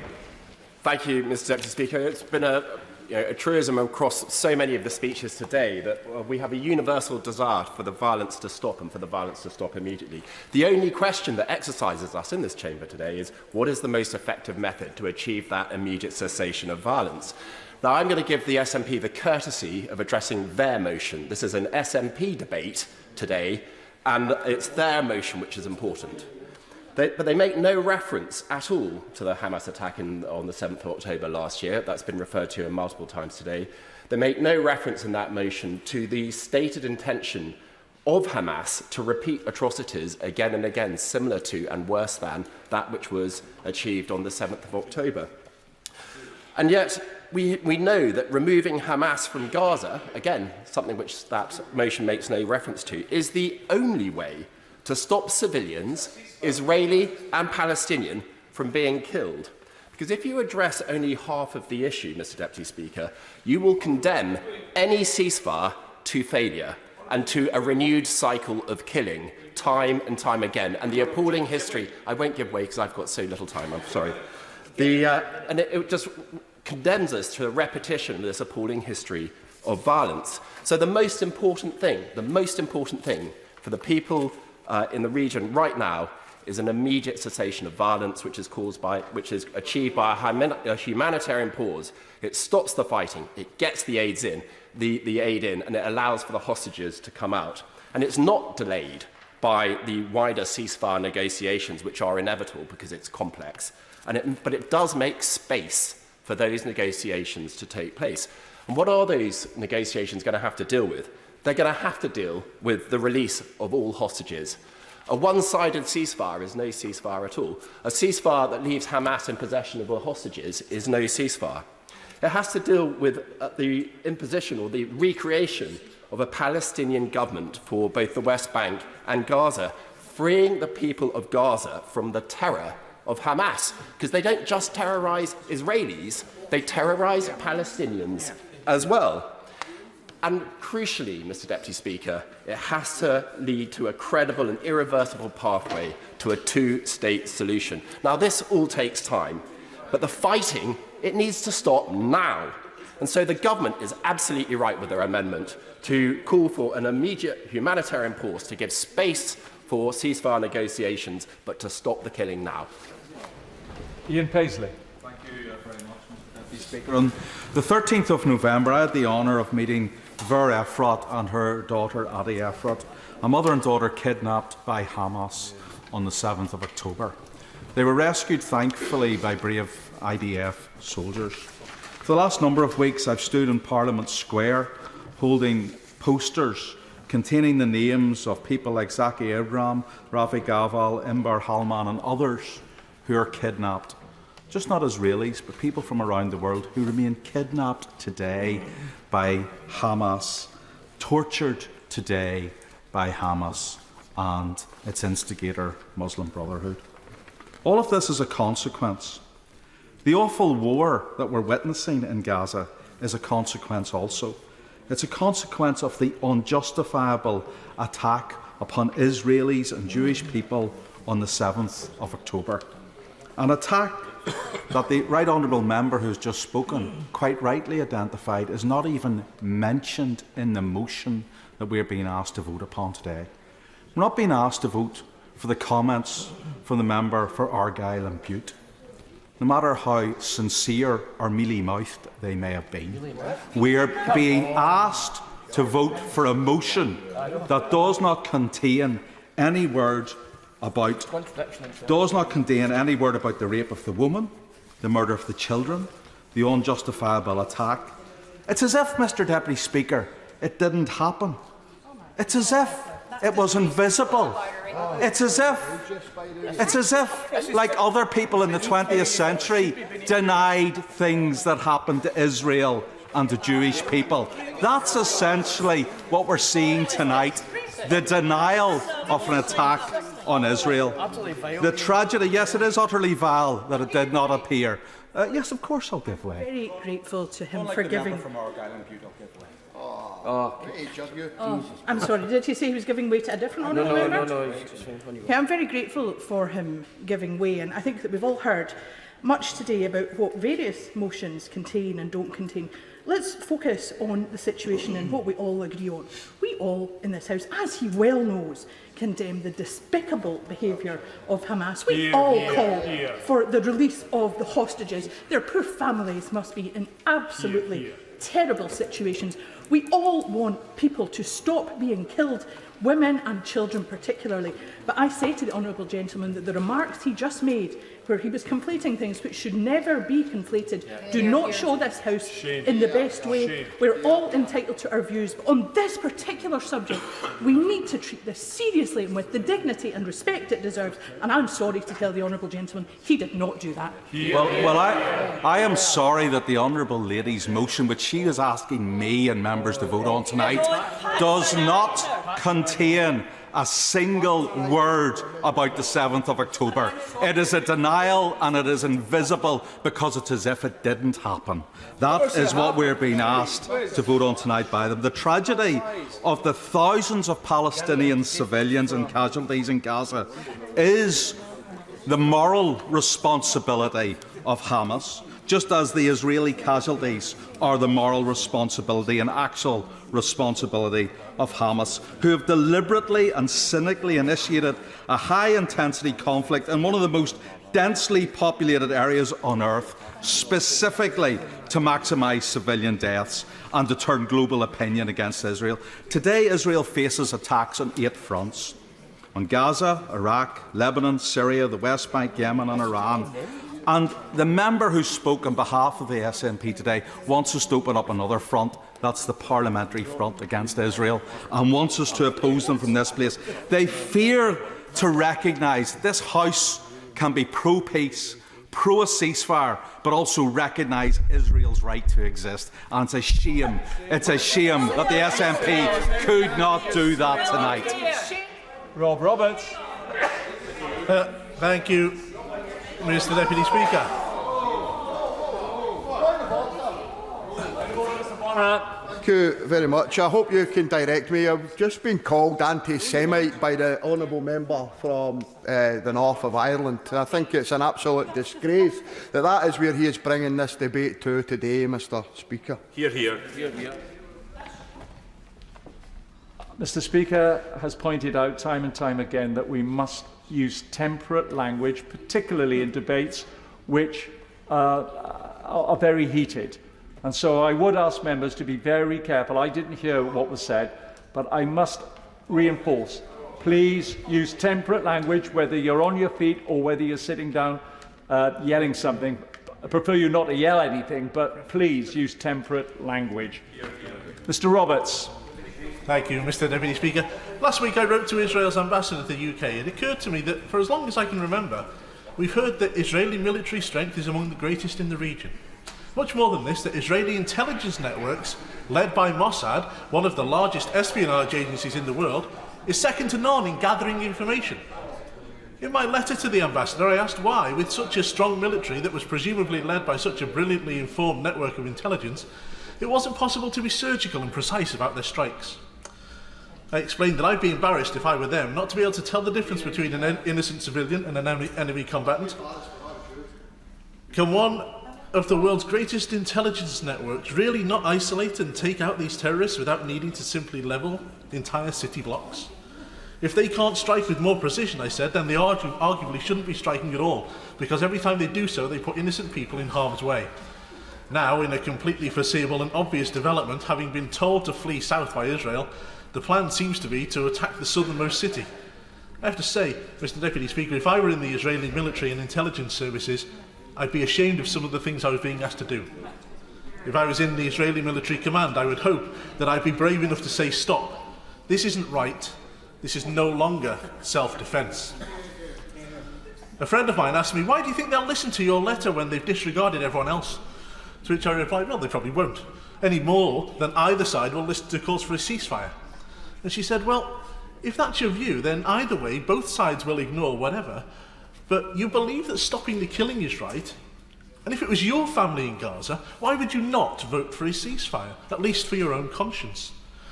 And that simple point of logic from my friend won the debate and shaped the speech that I make today. And as I mentioned, family, Mr. Deputy Speaker, I'd like to take a moment just to metaphorically reach out across the chamber, as I'm sure the whole House does, to the Honourable Member for Oxford, Western Abingdon, not only for facing the horror of having family trapped and indeed killed in the region, but also for having had to deal with ignorant and bigoted comments in the media interviews because of her Palestinian heritage. It may not always feel like it, but I'm sure if we allowed ourselves to be humans and not politicians, the whole House would conclude that we are all with her and our hearts go out, as indeed they do to the families of the hostages held by Hamas. Mr. Deputy Speaker, in the words of Martin Luther King, we must accept finite disappointment, but never lose finite hope. I hope that this House can stop its foolish bickering and reinforce a clear and unequivocal message of hope for the people embroiled in this conflict. I hope that they can recognise the sanctity of all life and bring this madness to an end. And as the Right Honourable Members for Bournemouth and North West Hampshire mentioned earlier, we mustn't dance on the head of a pin about the wording and just get behind a simple message of peace. Alan Khan. Thank you very much, Mr. Deputy Speaker. I returned last night to Tooting from Egypt, where I was with colleagues from the International Development Committee, meeting some of the world's leading humanitarian workers, medics and representatives on the ground of the United Nations agencies in Gaza. None had ever witnessed a humanitarian catastrophe so hopeless and so bleak. They described the bitter stench of death, dead bodies, sewage, and one latrine for every 600 people. Not enough water to drink or food to eat, people eating weeds growing on the roadside or eating food made for animals. Every representative spoke of violations of international humanitarian law, children being shot in both feet, and people so desperate to feed their families that they ran toward food trucks amid gun battles. And mothers, waving white flags, attempting to cross the street, shot dead in cold blood. It was truly obvious to me that there has not been adequate protection of civilians, as it is obvious to all of us. 65% of those killed are women and children. This is completely converse to every other battle, every other war, where it is men of fighting age. Psychologists on the ground reporting children under 5 years old talking of wanting to take their own lives because they have watched their siblings hanging from buildings dead. They have watched their parents exsanguinating in front of them and are now left alone to face this world.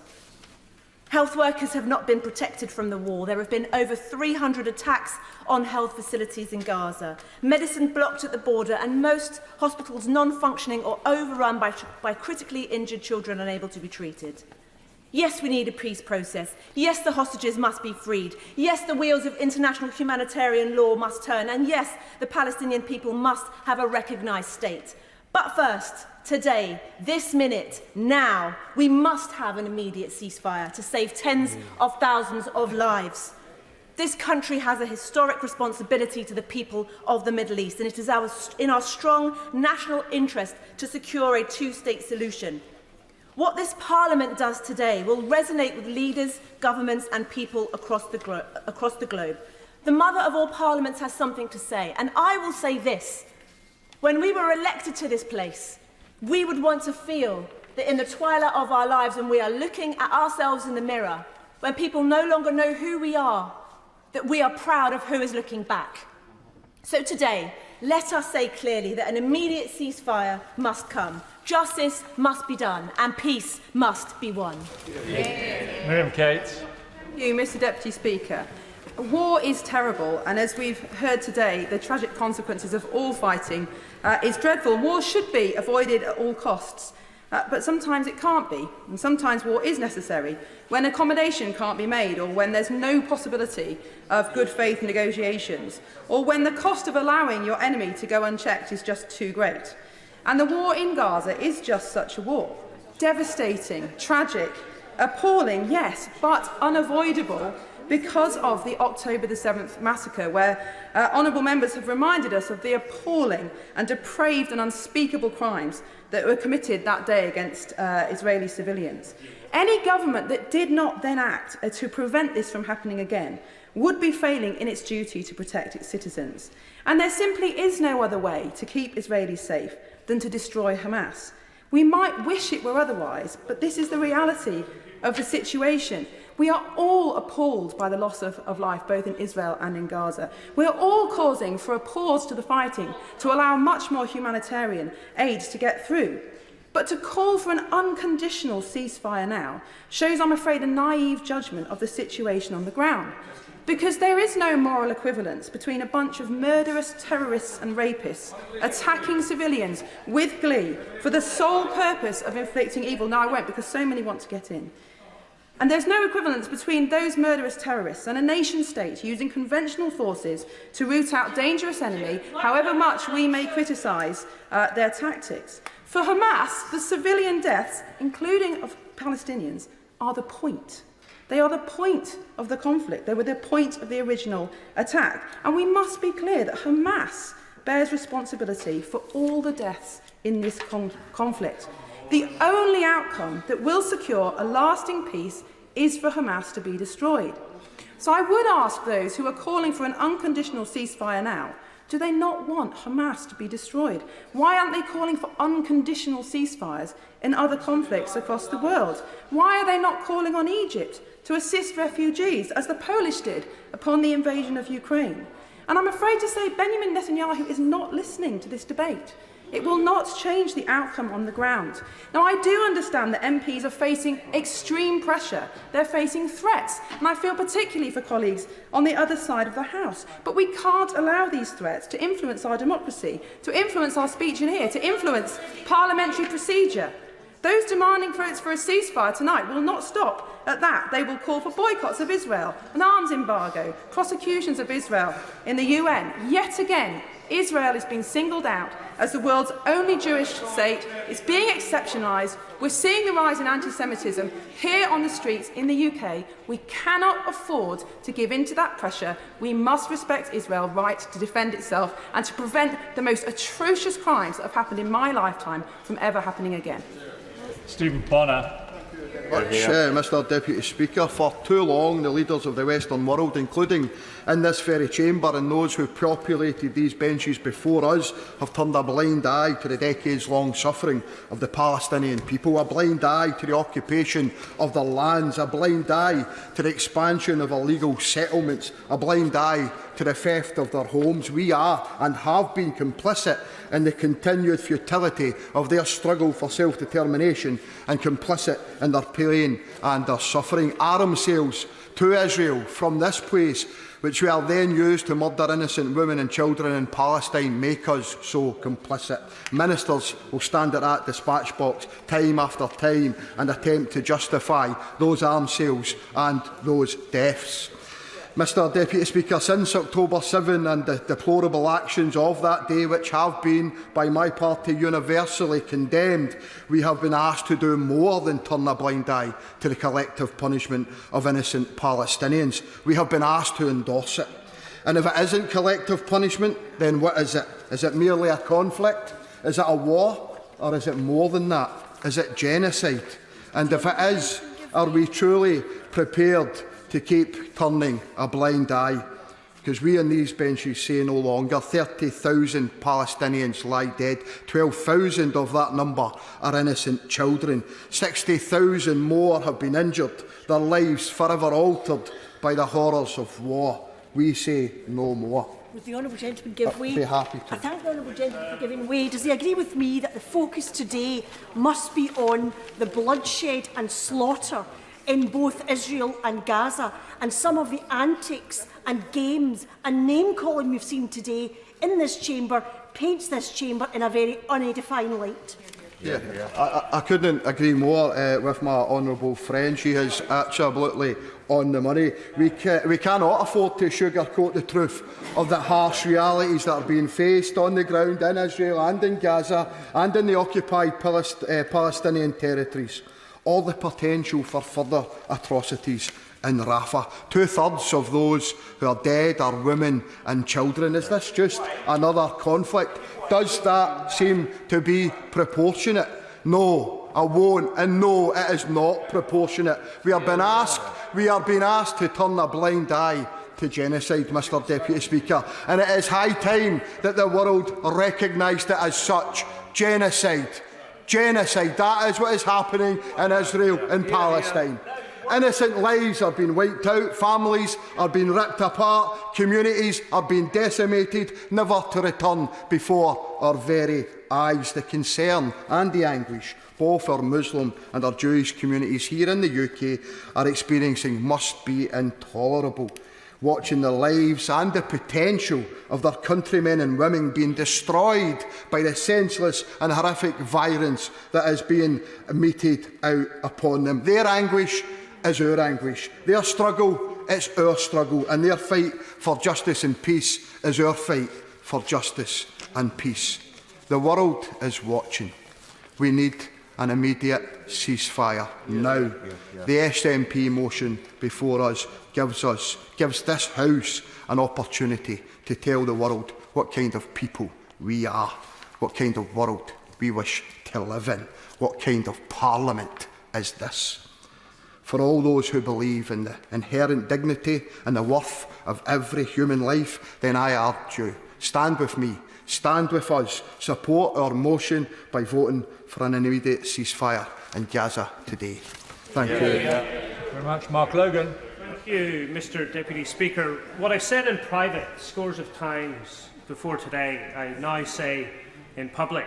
I want, my constituents want, and Gaza needs an immediate ceasefire. Taysen, Tinghua, Wakfu Lak Inali, Hassa Katish, Zembendi. No matter what language you say it in, ceasefire is what we need. My honourable friend from North West Hampshire, in keeping with his point, it's not a sustainable ceasefire, it's not a long-lasting ceasefire, which is basically just sustainable by other means and other wording. It's not a kind of ceasefire and hope of a ceasefire, because with 28,000 people now dead in Gaza, 11,500 children, playing around with words is just playing around with people's lives. And Israel has gone too far. It's disproportionate. It's not gone too far just today. It's gone too far already for months at end.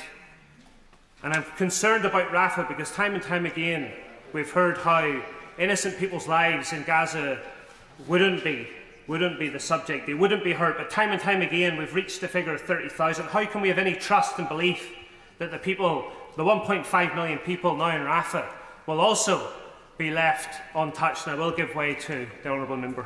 I'm very grateful that he's making a very powerful speech. Too often, Mr Speaker, in this House, we reflect on what happened in Rwanda, we reflect on what happened in Srebrenica, and we reflect on the fact that we didn't take action. And the honourable member is absolutely quite correct. If we don't take action now to demand a ceasefire, when will we do it? The House has an opportunity today. For goodness sake, let us come together. Let us show that we are going to stand up to stop this conflict and deliver peace, get to the two-state solution.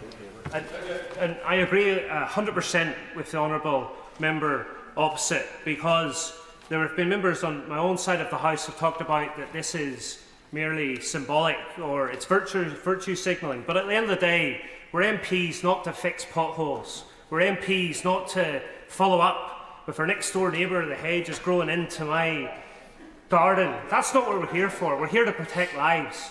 And this is the opportunity today, is to call for an immediate ceasefire. Yes, it may just be maybe signalling to an extent, but that signal has to be given to what we see as one of our close allies, Israel, in the region. That has to happen today, because like in times gone by with the United States, back 20 years ago with Iraq, we thought we were doing the good friend thing to go along with the United States. No, the better friend says, no, this must stop now, this must stop today.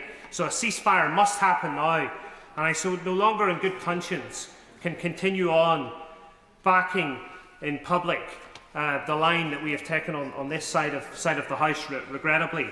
Because even from a geostrategic perspective, I don't see what this does Israel in the long term. I don't see what favours this does for Israel. Israel already has had a very difficult time in the region that it's sat in, but this is not going to create any more friends from Israel. I come from Northern Ireland, and I'm looking at my honourable villager from the same neck of the woods in North Antrim. 3,500 people died in the Troubles over the last 30 years, 40 years. 3,500 people, and the trauma that's caused. But in 5 months, 30,000 people have died. How will people ever get over that? Because in our experience, they're bad people. The Hamas, they have to be called out.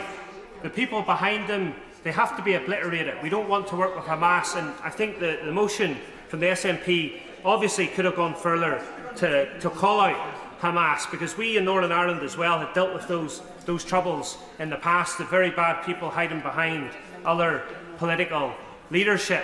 But this, it does have to happen. The ceasefire must happen today, and it's in the interests of Israel in the long term also. I think this is the time for the United Kingdom to step up and take a leadership position with other middle powers, and not wait for America, and not wait for the next United States election.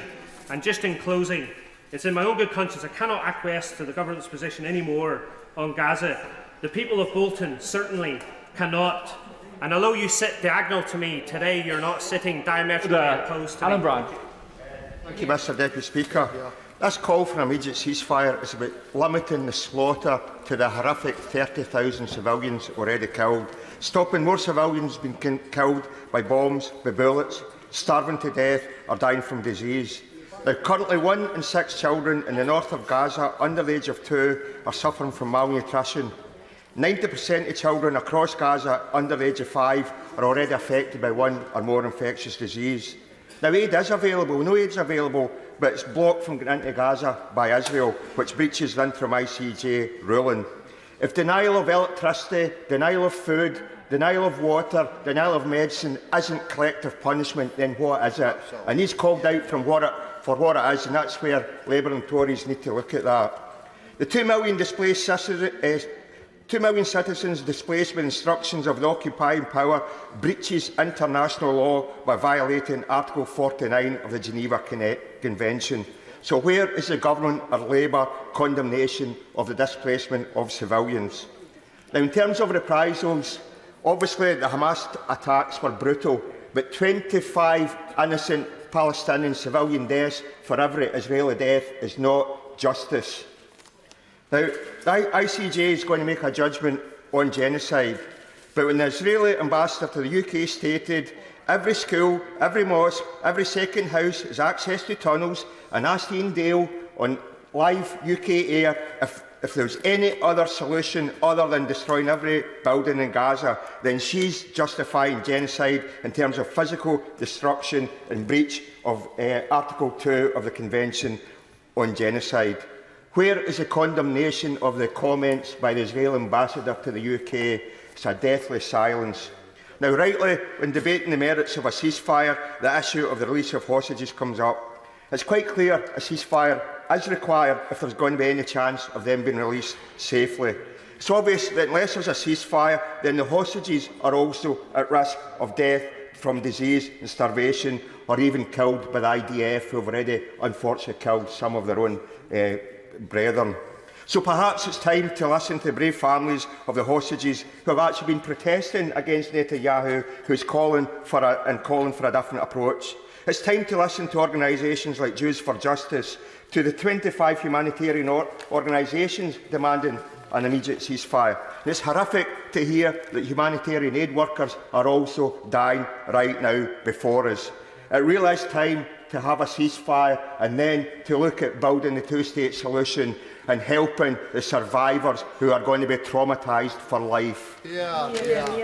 And a Deputy Speaker, I believe that everybody in this House wants to see peace in the Middle East, and I believe we all want the killing to stop. And I wasn't sure I'd be able to speak today because a constituent came up to Parliament and I got a green card, and he's in his late 80s. And I thought it was my duty to speak to him because he's so concerned about the plight of the Palestinian people and of what's happening in Gaza. And when I was on doorsteps over recess, a constituent told me about that. She's married to a Palestinian man, and he came to the door and told me that he'd lost 20 of his family in Gaza. So I welcome the opportunity to speak today on this SNP opposition motion. But I do not think we can forget the events of October the 7th. I don't think we can forget that that was a shocking and barbaric attack by a terrorist organisation. I believe we are actually united on that point as well. Over 1,400 people murdered one by one, over 3,500 wounded, almost 200 taken hostage, innocent women raped, their bodies desecrated, even booby-trapped to kill others when they found them. And in the wake of that heinous attack, Israel had not only the right but the duty to protect their citizens and oppose that grave threat presented by Hamas, which has not gone away. And I think this is really important, Mr. Deputy Speaker. There is a night and day distinction between Hamas terrorists and innocent Palestinian civilians who are facing the most devastating and growing humanitarian crisis every day. And that is why it is incumbent on Israel to do all it can to minimise civilian casualties by ensuring the campaign is targeted to Hamas leaders and operatives as much as possible.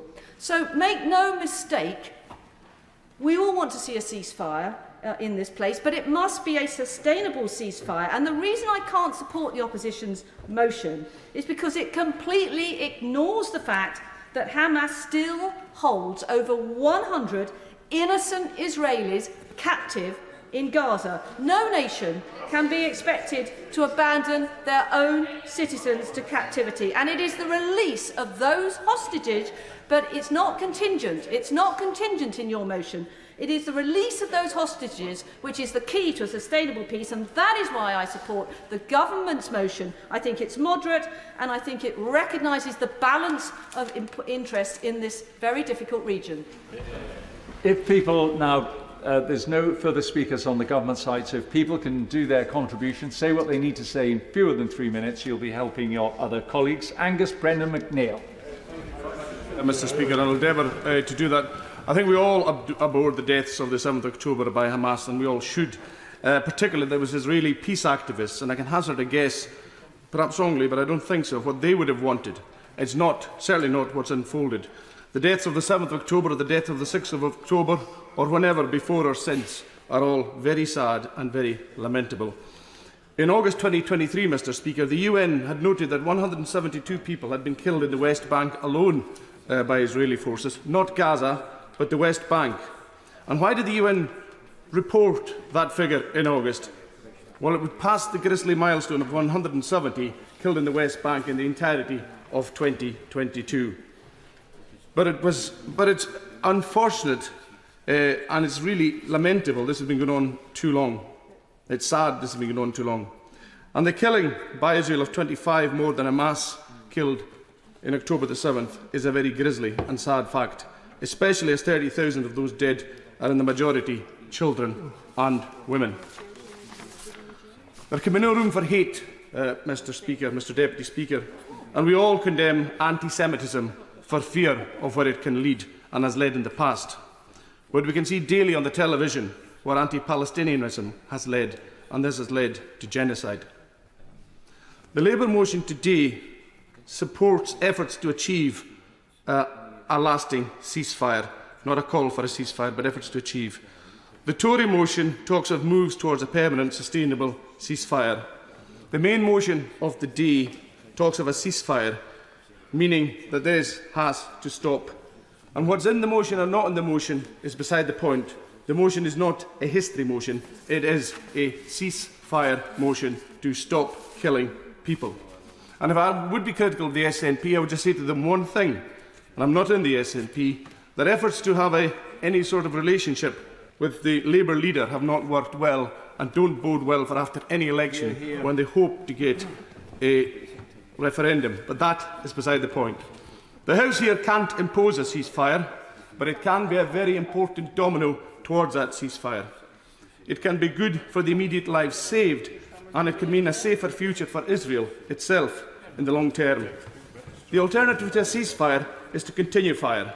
It means hundreds and thousands, and maybe tens of thousands more people die. No more, Mr. Speaker, no more. Thank you, Mr. Deputy Speaker.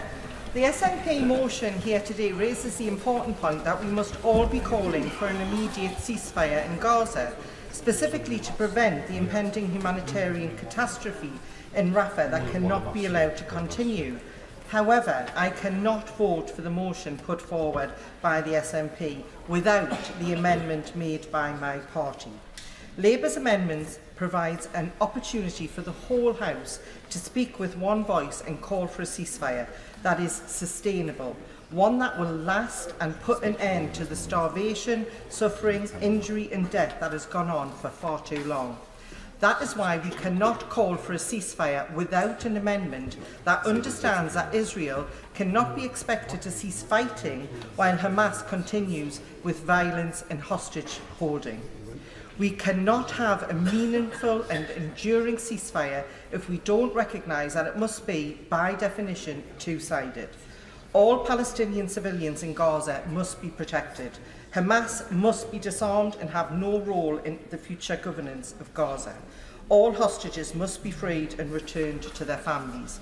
And the international community must act to instigate a Marshall Plan for rebuilding Gaza and the innocent lives of all those touched by this conflict. Without these conditions, I fear any ceasefire would be unsustainable and would simply destabilise the environment further, causing more suffering. We have an opportunity today with Labour's amendment for this House to come together alongside our colleagues in Australia, New Zealand and Canada and call for an end to this horrific period of violence. A ceasefire must stand as the start of a new chapter. There must be genuine progress towards a negotiated two-state solution. The international community must play its role in creating a pathway towards the establishment of a viable and independent Palestinian state, recognised as such, one that can thrive in peace side by side with Israel within secure and recognised borders, with Hamas's operations demilitarised and their weapons decommissioned beyond use. Colleagues from across this House should join our call for an immediate humanitarian ceasefire with a clear plan for how that can be achieved and vote for our amendment tonight. Amy Callaghan. Thank you, Mr Deputy Speaker. The situation in Gaza is beyond horrific. Around 1.5 million people have been squeezed into the city of Rafah. They have fled there being told by the Israeli government it was a safe zone. They fled believing they were escaping the horrors of bombing, but that is not the case. We've all seen the videos and heard the stories of the horrors coming out of Gaza. We've seen the stories of kids being forced to have their limbs amputated without anaesthetic. We've seen the stories of women being forced to use scraps of cloth from tents as sanitary products. We've seen the stories of journalists killed whilst trying to document the Israeli government's atrocities so the world can see. And indeed, just recently, Mr Deputy Speaker, we heard the tragic story of 6-year-old Hind Rajab. Because of a conflict that was not of her making, and because of this government's unwillingness to take meaningful and effective action, because of this place's unwillingness to take meaningful and effective action, Hind has become yet another casualty of the Israeli government's vendetta in Gaza, a 6-year-old casualty. Let history remember them. Let history remember what we do here tonight.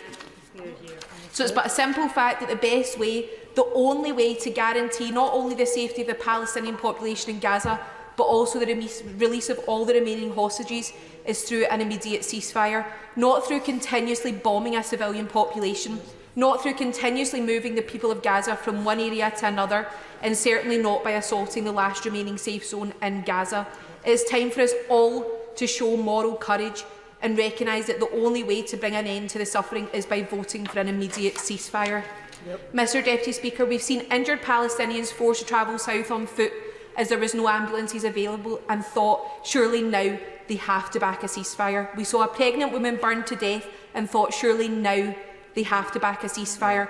We saw hospitals and safe routes bombed and thought, surely now they have to back a ceasefire. We saw premature babies dying in incubators and thought, surely now they have to back a ceasefire.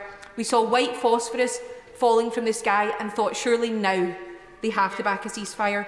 Now we are seeing the death toll of almost 30,000 civilians killed, most of whom are women and children. Surely now, tonight, they all have to back a ceasefire. Sure. Thank you, Mr Deputy Speaker, and thank you very much for giving way. We need to recognise the gendered face of conflict, as the Honourable Member has said. Hamas has weaponised sexual violence against female civilians in Israel. And UN experts warned on Monday that the IDF may have killed Palestinian women and girls who were holding white flags. Will the Honourable Member agree that we need an immediate bilateral ceasefire? I agree with the Honourable Member that we absolutely need a ceasefire, and we need a ceasefire now, so I hope she joins me in voting for the SNP motion this evening. Mr Deputy Speaker, people across these aisles, including many of my constituents in Eastern Bartonshire, demand through marches, through rallies, through petitions and through emails that the UK Government back a ceasefire. We must end the suffering, we must stop this humanitarian tragedy, we must have a ceasefire now. Thank you very much. Dave Dugan.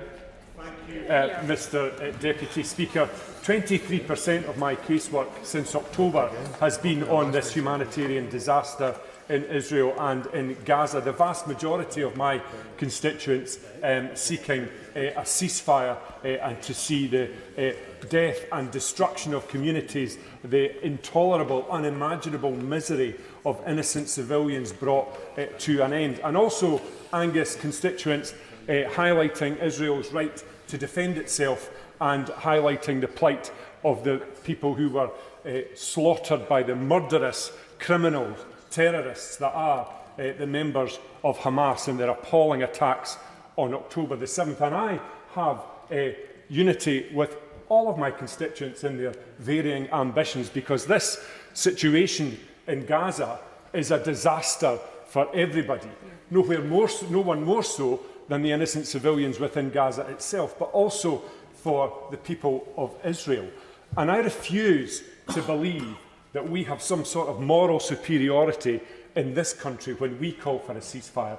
I also believe there are people, good people within Israel, desperately sad at what's happening to innocent people in Gaza. And that's why we need to give voice to them as well within this Parliament, within this state, to let them see that we have their ambitions on our tongues as well. Yes, I'm giving way. My apologies, Mr Deputy Speaker. I thank the Honourable Member for giving way. Has he been struck, and I'm sure he has in the way that I have, by the extraordinary number of decent, ordinary people, constituents, who wouldn't normally get in touch with their MP, getting in touch on this particular issue? Well done, well done, Jamie. Well, yes, I am, Mr Deputy Speaker, and that's why it's a great sadness that it's taken quite so long for this Parliament to give such an in-depth debate to this global issue of utter catastrophe. And I'm very pleased that my colleagues in the SNP have brought this Opposition Day motion today, and I'm very pleased also to demonstrate that it wouldn't be such an important debate were it not for all the people on both sides of the House coming and giving voice to their constituents' anguish over what is an utter disaster zone. 30,000 civilians dead, a stain, Mr Deputy Speaker, on all our conscience. Civilians who played no part in the atrocities of the 7th of October. No, I'm going to make progress. Too many people needing in, and approaching 5 months of intolerable incarceration for those that were taken hostage on the 7th of October, and trying to extract the remains of your family from the rubble does not bear contemplation. I think you know you're in difficult territory if you're the State of Israel, Mr Deputy Speaker, if the United States of America is telling you you've gone over the top. And so I think the sort of semantics in this chamber today is much to be regretted. And what type of ceasefire is an indulgence that people who are not living in fear of their lives are able to indulge in? A ceasefire is a self-explanatory, simple term which the people of Gaza would very much like us to get to grips with and move in one motion or one amendment today, so that the people of the United Kingdom can have their voice heard on this issue. One of the troubling issues in closing, Mr Deputy Speaker, is the false equivalence that pervades through this debate.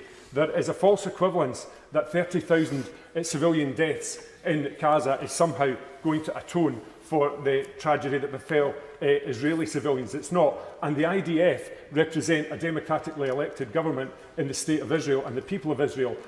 Hamas do not represent the people of Gaza. That is a completely false equivalence. And what is most important in all of this, Mr Deputy Speaker, is that humanity must prevail, whatever the detail. And that's why I'll be supporting the SNP's motion. Perkins. Thank you, Mr Deputy Speaker. We've heard some really compelling speeches today. I think my honourable friend from Tooting, the honourable lady from Airdrie, and Shotts, the honourable lady from Oxford, Western Abingdon, and many other members have spoken, have given that perspective of what it's like for people on the ground living in that hell that is Gaza right now. And we should listen very carefully to their contributions, because they're incredibly powerful. I'm really proud to speak on behalf of the motion in the name of my honourable friend, the Leader of the Opposition. And I think it's important to focus on what this motion says. This motion says that we oppose the ground offensive in Rafah, that it risks catastrophic humanitarian consequences. The motion puts us in line with Australia, Canada, New Zealand and their calls for Hamas to release and return all hostages and the immediate humanitarian ceasefire.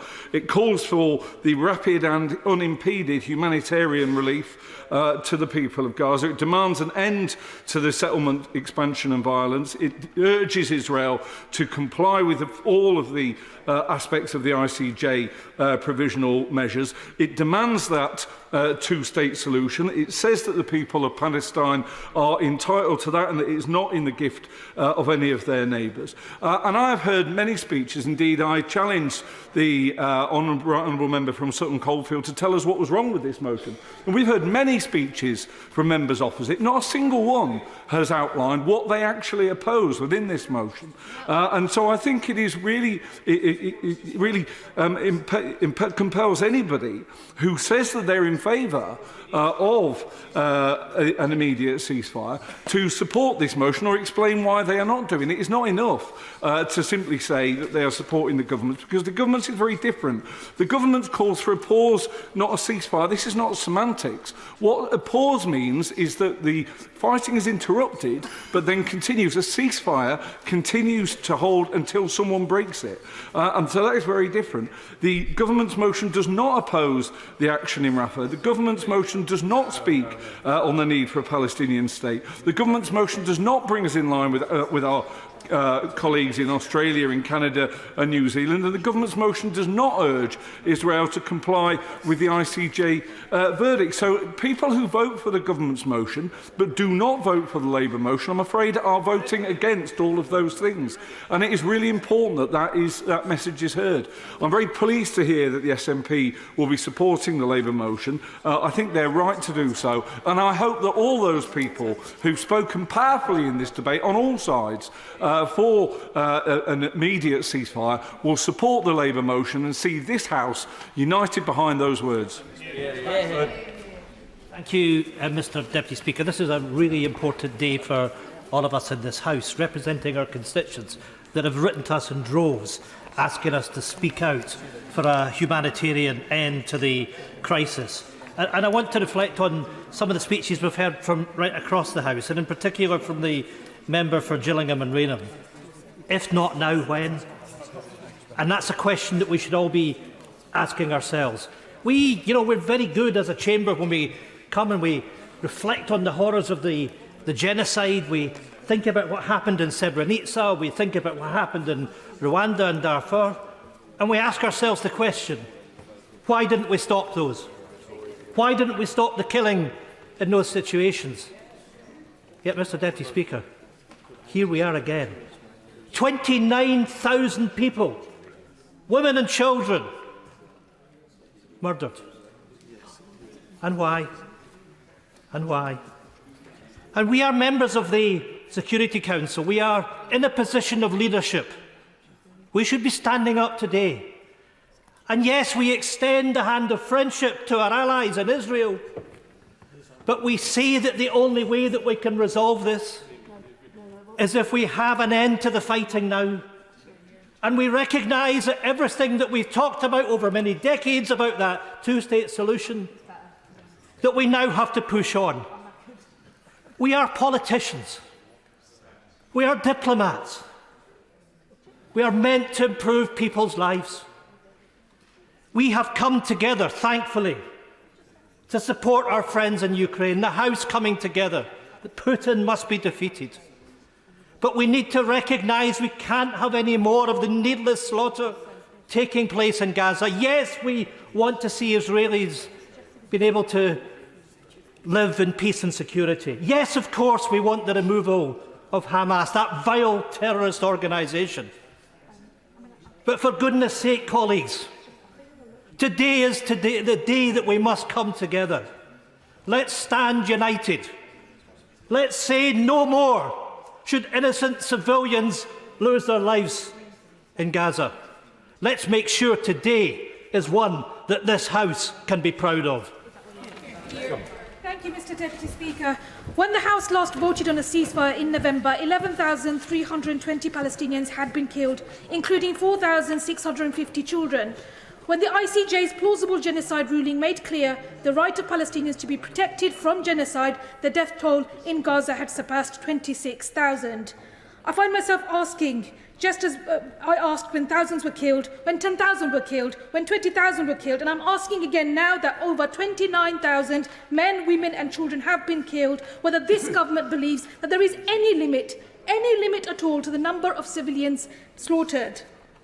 Mr Deputy Speaker, people all over the UK are struggling to grapple with the fact that the government seems to not understand that starving civilians, destroying schools, hospitals and targeting refugee camps can never be viewed to be part of a legitimate military campaign. We cannot allow benchmarks of humanity to be eroded in the way that we are seeing in Gaza. This cannot be the future.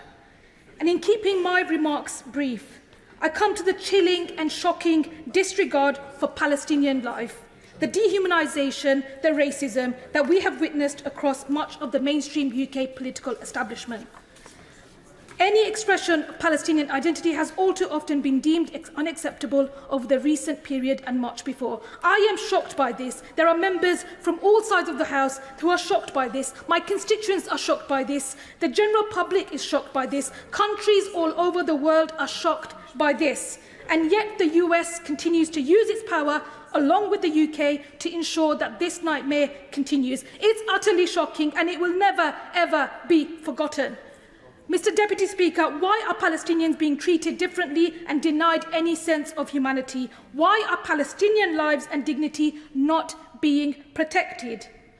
I will be voting for a ceasefire again tonight, and I will continue to do so until the horrors of what is happening stops. And I urge others to do the same. Because human rights are inalienable. Because all lives matter, Israeli and Palestinian. And because the weight of duty and history is on our shoulders. Neil Hanvey.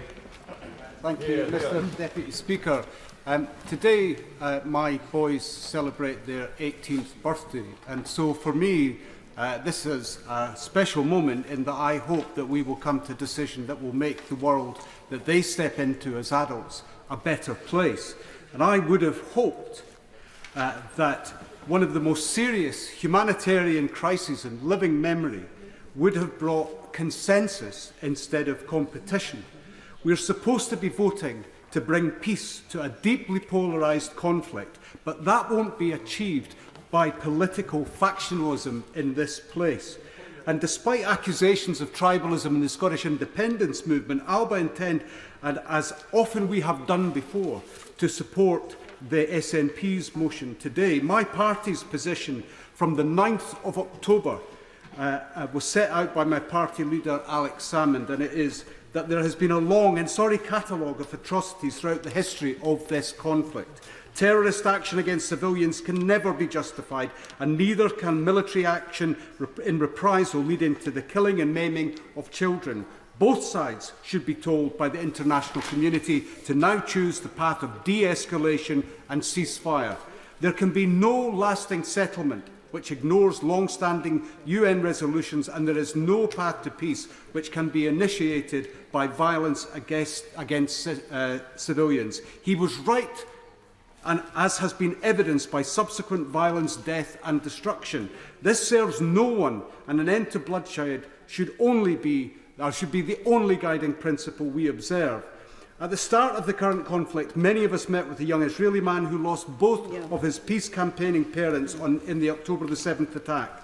Despite his loss, his appeal was for de-escalation and peace, and the amplification of moderate voices within Israel. He described the anger in his country towards the current Israeli government. We have also heard from Palestinian representatives who have lost every generation of their family in the ensuing IDF attacks. Families who followed the instruction from Israel to move to the south of Gaza, but were wiped out anyway.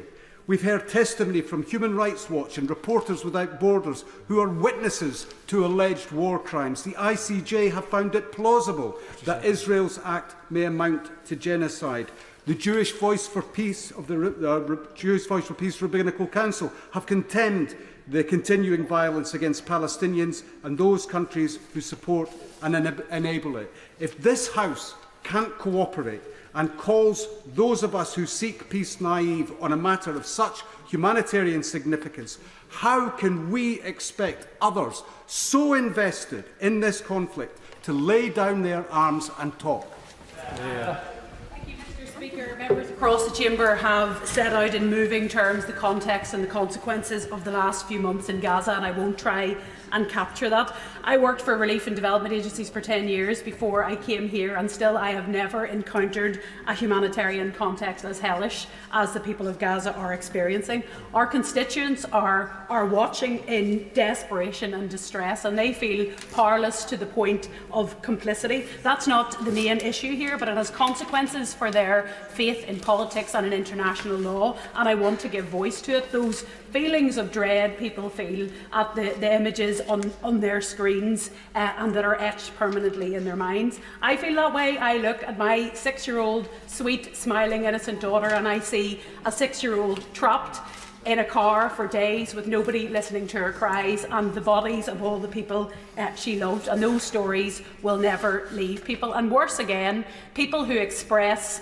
basic human emotions and solidarity with people who face the unimaginable are being met with slurs and distortions and being smeared as being pro-Hamas and anti-Semitic slurs that were made in this chamber just a few moments ago. Like most of my constituents, I stand in full solidarity with the victims of the wicked Hamas attacks of the 7th of October. They were vile and indefensible and carried out by a cynical organisation who have not allowed the people of Gaza to vote for a generation, but they do not justify the horrors which have followed. I defend Israel's right to exist, and I stand in solidarity with Jewish people here and around the world. That includes those standing against the far-right Netanyahu government throughout the last summer and his excesses. He is a man who, in word and deed, has repudiated the two-state solution that many of us in this chamber advocate, and which genuinely is the only possible outcome for that region that doesn't condemn them to years of this nightmare.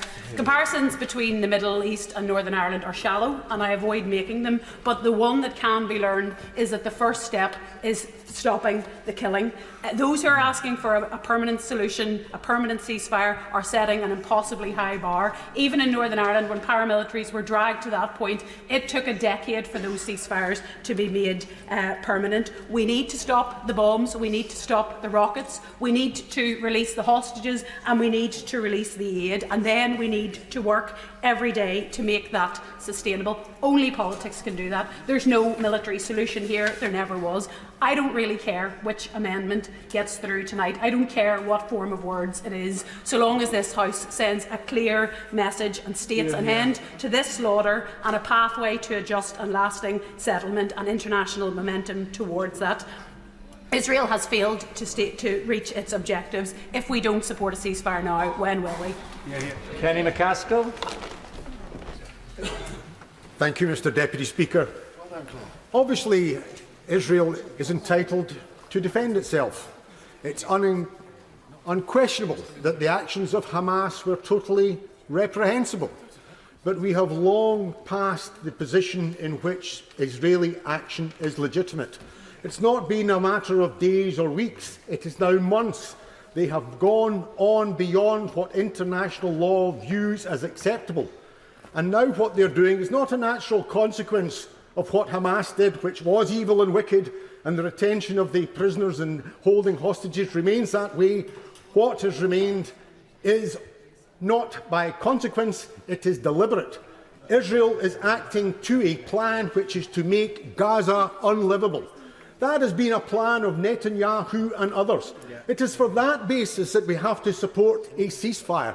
It is on that basis that the actions of Israel have to be called out, because they are not simply defending their own. They are not simply looking for hostages in tunnels.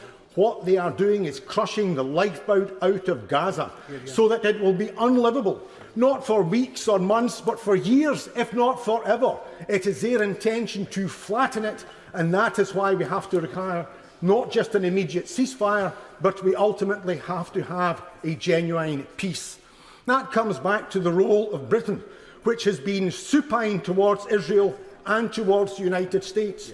And the tragedy now, it is moving from being supine in failing to vote at the United Nations to being complicit. We do know that RAF Artillery is not simply being used by the RAF to fly into Israel, but we've handed it over to the United States so that they can move things into Israel. Of course, when we ask the UK government, what is America moving from Cyprus into Israel, they can't answer. And of course, when you ask the Americans, they say, well, we can't tell you because it's a British base. It is a deliberate distortion to allow Israel to be supplied through the UK acting in complicity with the United States of America. We also know that intelligence is being used and carried out by Britain that is being shared with others. They say it's relating to the hostages, but what else do we know? We're simply not told. We do know that the British Army is training the IDF, and we know that the British military machine is actually seeing companies making huge profits. So the time has come for an immediate ceasefire, but the time has also come that the UK must stand up, stop being complicit with the United States, stop being supine to Israel, and stand up for humanity. The developing world is speaking out, and it's about time that the UK stood with them. Gavel Roberts. Everyone here knows that what is unfolding in Rafah, in a refugee camp the size of Cardiff, but with treble the number of people within its boundaries, treble the number crammed inside, that what is happening there now is an irrevocable disaster. Yet in light of this evidence, the government's refusal to support calls for a ceasefire is shameful, and this is important. It is doing damage, reputational damage, to the UK's interests at home and abroad. While dismissing a ceasefire, the government claims to be working to prevent the loss of civilian life in Gaza. But where is the action and where is the urgency, and what could the government be doing? The government itself, what could the government be doing to make a difference? Where are the arms export bans to Israel, which give clear evidence of their use against civilians? Where is the diplomatic pressure on the Israeli government to comply with the ICJ ruling? Where are the UK efforts to restore funding to the UN in Palestine, given the dire humanitarian situation there?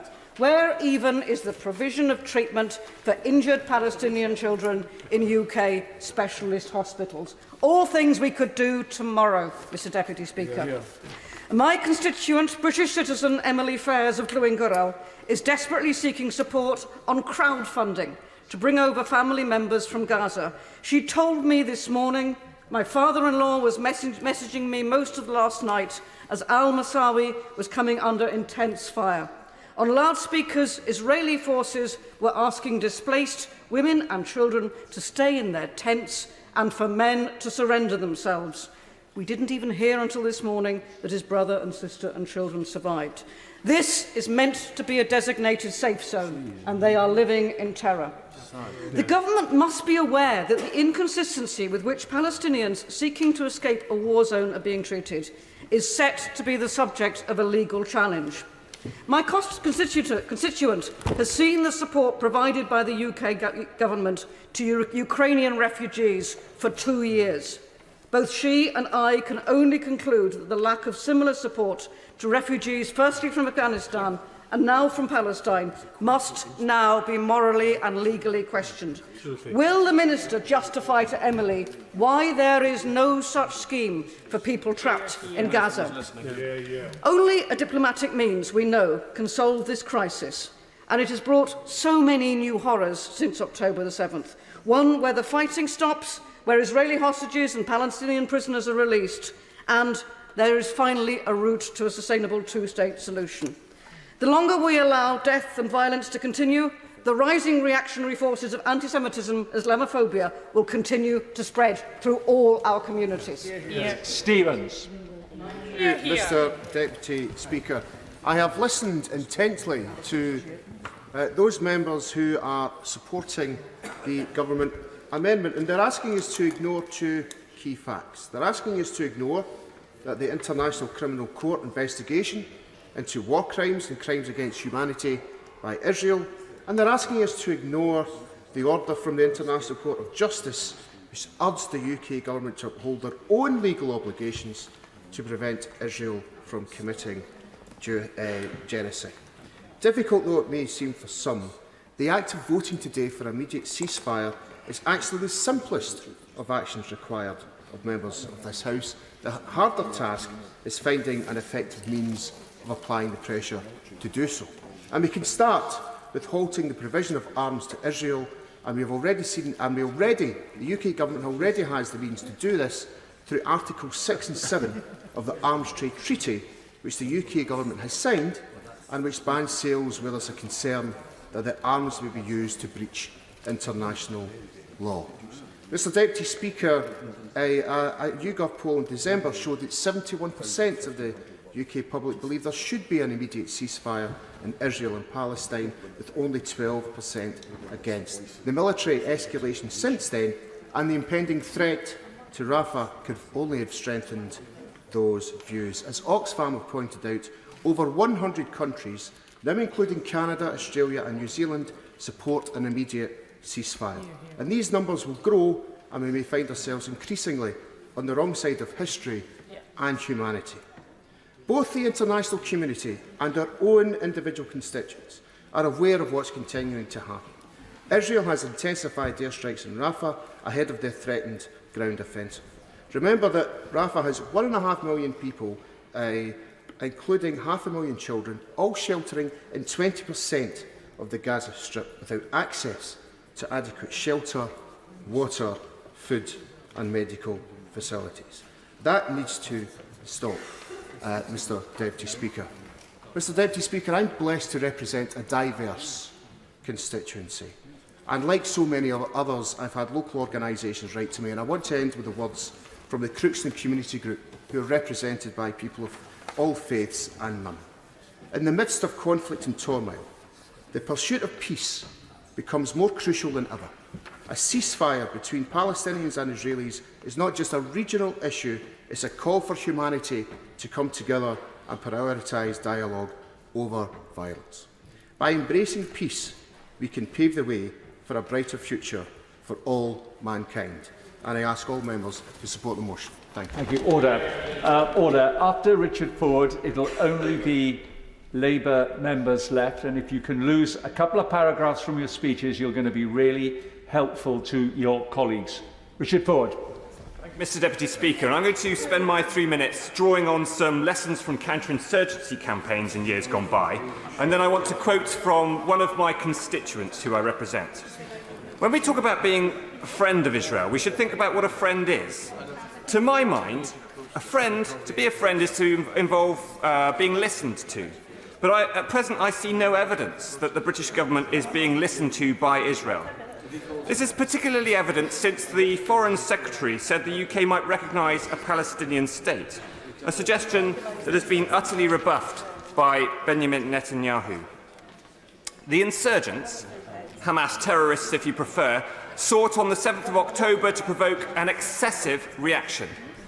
Now, counterinsurgency expert David Cullen wrote 15 years ago, if insurgents can provoke an excessive government reaction against a population, this can become a very powerful motivator for retributive action. On this basis, the terrorists who cheered those atrocities on the 7th of October that I've seen the film of, terrible, disgusting and appalling, those terrorists are still celebrating because another generation will mourn dead parents, dead children, and is attracted magnetically to Islamism, to the very Islamist ideology that Israel is trying to expunge by destroying Hamas. A more successful counterinsurgency campaign would have sought to use distinction, to distinguish the terrorists from the innocents, to separate the insurgent from their support. A more successful counterinsurgency campaign would have used proportionality, not parity of lives lost, but a response that is proportionate to a limited military objective. A more successful counterinsurgency campaign would have involved long-term post-insurgency planning of the sort that the Honourable Member for Bournemouth East said earlier should have happened in advance of Israel sending in the tanks. I'm proud to represent Rupert Joy, a former senior British ambassador who served in several countries in the Middle East and North Africa, and he wrote to me, David Cameron's statement that Britain could formally recognise a Palestinian state before the end of negotiations is an important step. It could serve to right historical wrongs and give Palestinians hope for the future. But, he goes on, I remain deeply concerned that the UK government's response to Israel's indiscriminate actions in Gaza and the rhetoric is not only ineffectual, not only morally indefensible, but hugely damaging to the UK's current global standing and international interests. I'm going to be voting in favour this evening of those motions or amendments that call for an immediate ceasefire, because I'm reminded of Tacitus, who wrote in Agricola, they create a desert and call it peace. Ian Wakeford. Thank you, Mr Deputy Speaker. In January, I visited Israel and saw for myself the aftermath of Hamas's attack last October. In kibbutz Kfar Aza, I walked the burnt-out streets and saw the homes razed to the ground. This wasn't the scene of a battle, but of a well-planned and ruthlessly executed massacre, a pogrom. Surprised that they slept in their beds, the residents had no chance to defend themselves. More than 60 people were murdered, 20 were taken hostage, and an unknown number of women were subjected to horrific acts of rape, torture and mutilation. Such scenes were repeated throughout the border communities of southern Israel. They were also replicated at the Nova Music Festival, where more than 360 young people were murdered. In Tel Aviv, I visited the exhibition which tells the story of the festival and the appalling events which unfolded there. Our guide, a survivor who had helped to organise the festival, told us that she had lost so many friends in those few bloody hours that she had to choose which of their funerals to attend. Mr Deputy Speaker, we urgently need an end to the fighting and a permanent and sustainable ceasefire in Gaza. But that requires the perpetrators of the 7th of October to be disarmed, that they have no part in the future governance of Gaza, and that they can never again, as they have repeatedly pledged to do so, repeat the horrific crimes that they committed against Israeli men, women and children nearly 140 days ago. It also requires that Hamas immediately release the more than 130 hostages that they continue to hold. Hostages who we know Hamas have beaten, tortured and raped. Among the hostages is British citizen Nadav Popplewell, whose sisters Eilat Savtitsky I met in Israel. Eilat's 79-year-old mother Hannah was also seized at kibbutz Nirim, and her brother Roy was shot and killed behind his home at the kibbutz. I also want to mention events closer to home, Mr Deputy Speaker. It's within hours of the Hamas attack, anti-Israel protesters massed outside the embassy here in London. and they have continued to demonstrate in our towns and cities ever since. Some have chanted anti-Semitic slogans, carried racist signs, and others have glorified Hamas's butchery. And many more appear not to have noticed or not to have been concerned by what was occurring around them. This maniacal view of conflict, which seeks to cast one side as victim and another as villain, will do nothing to promote or further a desperately needed genuine peace process which fulfills the Israelis' right to security and the Palestinians' right to self-determination. So in closing, Mr. Deputy Speaker, I don't doubt the sincerity of those in this House who take a different view from Israel's actions in Gaza. We all feel the distraught and the suffering of innocent civilians in Gaza, and we all know there must have been a massive and immediate increase in humanitarian aid. We all fear the impact of a significant Israeli military operation in Rafah. However, this motion before us by the SNP is one-sided and does not... Sam Tarry. Thank you, Mr. Deputy Speaker. Like so many in Ilford, I've watched with absolute horror the death of so many innocent civilians in Israel and Gaza. I've received literally tens of thousands of emails, letters and phone calls from constituents of all backgrounds, faiths and political persuasions. The mosques, the temples and the churches, including the churches in Ilford that have raised money for Gazan hospitals for over 40 years. They are outraged at the atrocities that they've been witnessing, live streamed for the past 4 months. They'll no doubt be watching today how all of us vote in this chamber. Israel, of course, has a right to defend itself. No one here is denying the horror of the October 7th attacks, which saw the largest loss of Jewish life since the Holocaust. We now must be clear, though, the subsequent actions of the IDF in the past 5 months go far, far beyond self-defence. The scale of carnage on the ground is unmanageable. The humanitarian system's collapsed. Thousands of civilian men, women and children are dying in their droves. Refugee camps, religious buildings, schools and UN facilities targeted and levelled on a daily basis. At the same time as these atrocities, we've heard repeated cheering remarks from top Israeli government ministers appearing to condone and encourage these actions. The Minister for Agriculture called this war Gaza's Nakba. The Minister for Heritage raised the idea of dropping an atomic bomb to flatten Gaza. The Ministry of National Security stated that encouraging emigration from Gaza is a necessity. The Defence Minister said they are fighting human animals. And the Israeli Prime Minister himself compared Gazans to the Amaleks, referencing a Bible passage which says, "Now go, attack the Amalekites, totally destroy all that belongs to them, do not spare them, put to death men, women, children, infants, cattle, sheep, camels and donkeys." And I note that yesterday in the Knesset there was a motion put forward to say that they would never ever support a two-state solution. These are not cherry-picked comments, Mr. Deputy Speaker, but statements from top Israeli government ministers.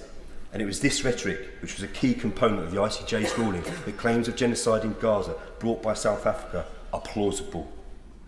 The place of Gazans, we were told, would be safe if they fled to Rafah. And that is why, as we listen to this language, we dread the impending devastation about to be unleashed. That is why only an immediate and permanent ceasefire would halt that violence. We must work with our neighbours and our Arab nations nearby to facilitate the release of all those hostages, allow for the restoration of essential services, allow for international humanity and assistance to reach those in need. But we must just not stop at a ceasefire. We as the international community must use this moment to facilitate a dialogue that builds a genuine and lasting peace. We must put our faith in the ordinary people of Palestine and Israel for a peaceful solution. Bergen. Thank you, Mr. Deputy Speaker. Every member of this House will have been horrified by the bloodshed, the suffering, the horrors witnessed on our TV screens night after night. Many of us will never look at the world in the same way again. But the question we have to ask ourselves today is this: what are we going to do about it? How do we use our influence as a nation, as a member of the UN Security Council, as a country with huge diplomatic weight, to help put an end to the nightmare that we witness? In late October, I brought a motion, subsequently signed by 100 MPs, calling for an immediate ceasefire. At that time, around 5,000 people in Gaza and Israel had lost their lives. When this House first voted on a ceasefire in mid-November, around 11,000 Palestinians had been killed. Had Parliament done the right thing then, it could have been part of a global push for action that could have saved lives. But this House failed then. Let it not fail again today, because now 29,000 Palestinians have been killed, 2/3 of them women and children. So the priority for all of us must be to do everything in our power to help stop the loss of any more civilian lives. That means backing an immediate ceasefire. The UN General Secretary, the vast majority of governments, some of the world's most respected human rights bodies like Oxfam and Amnesty back an immediate ceasefire. And let's be totally clear, so do 3/4 of the British public. It's shameful that our government has repeatedly refused to support one. Because, as the UN Secretary-General said in October, those heinous attacks by Hamas in October, crimes that we all condemn, do not justify responding with the collective punishment of the Palestinian people. An immediate ceasefire would help save civilian lives, allow in the scale of aid needed in Gaza, help ensure the safe release of the Israeli hostages. It could be a catalyst to a peace process we need and a way of meeting the International Criminal Court rulings on the Genocide Convention. The alternative is thousands more deaths, ever deeper human suffering, more war crimes, and the risk of a wider regional war. So, it falls to every one of us today to send a signal to our government to do the right thing, to demand it uses every diplomatic channel to push that's possible for an immediate ceasefire as a key way to help bring an end to this crisis. Tonight, I'm voting for an immediate ceasefire. Every other MP should do the same. Enough is enough. Ali. Thank you, Mr. Deputy Speaker. The Prime Minister has stood before this House on several occasions and professed his support for a two-state solution to the crisis in the Middle East. And on this I agree with him wholeheartedly. A viable and sovereign Palestine coexisting with a safe and secure Israel is the only path towards peace that remains open. Indeed, in October, when a statement was brought and I put this very question, the Prime Minister responded by saying he will recognise Palestine as a state when the time is right. If the time is not right now, then indeed when is it going to be right? And is it precisely for this reason that I am voting to support an immediate ceasefire today? The violence in Gaza has now left over 30,000 dead, with millions displaced. It is clear, therefore, that if violence continues, the prospect of a two-state solution diminishes, and along with it, any hope of a lasting and just peace for the region. That is why I believe any commitment to a two-state solution must be more than words and matched by actions and deeds. And the best action towards this goal would be for the UK to work towards an immediate ceasefire, the release of any remaining hostages, and the recognition of a viable and sovereign Palestinian state. The vast majority of British people want a ceasefire. The path to peace will be a political solution. Violence and military action will not achieve peace. The members of the United Nations Security Council want a ceasefire, yet the USA vetoed it twice, with the UK abstaining on the 8th of December and again yesterday. What I need to say to this government is get off the fence and be on the right side of history. That said, while ceasefire is clearly a necessary condition for peace, it is not sufficient. The recent ICJ ruling states that his plausible acts could amount to genocide being committed in Gaza against the people of Palestine. Therefore, the British government must end the sale of arms to Israel, weapons that are being used to kill innocent Palestinians. Finally, in making these demands, I'm not speaking here for myself. Over 10,000 constituents in Birmingham Hall Green have written to me recently calling for a ceasefire for the recognition of a Palestinian statehood and for the ending of arms trade to Israel. Never have I witnessed such passionate advocacy on any issue by the people of Birmingham Hall Green, and I'm proud to stand here today to be their voice and their vote in this debate. Order. The wind-ups are expected at 10 to 6. The division's expected from 10 past 6. Contributions way shorter than 3 minutes will help. Please look towards 2 minutes. Nadia Whittam. Thank you, Mr Deputy Speaker. For 137 days, tens of thousands of innocent Palestinians have been killed. Entire families have been wiped out by intense bombing that has spared no one. Israeli forces have opened fire on unarmed civilians, in hospitals, in queues for aid lorries, in fishing boats. They have killed children, like 6-year-old Hind Rajab. Her desperate call to the Palestine Red Crescent Society, trapped in a car alongside the bodies of her dead family members, should haunt us all. And the UN has expressed serious concern about the detention of women and girls, with credible reports of degrading treatment and sexual violence by Israeli soldiers. People have lost everything they own, from their homes to their most cherished belongings, and we've seen videos of Israeli soldiers stealing or destroying their possessions, including the food that they've had to leave behind. Meanwhile, hundreds of thousands of displaced Palestinians face forced starvation. In one heartbreaking video, a girl begs her cat, "If we die, please don't eat us." This horrific situation isn't some unfortunate accident. It could not be clearer that what Israel is doing in Gaza is immoral. It is wrong, and the International Court of Justice has ruled that it amounts to a plausible risk of genocide. I'm afraid I need to make progress. Yet Israeli leaders continue to defy the court's orders. If there is one moral principle that all of us in this House should share, it's that genocide should never be allowed to take place.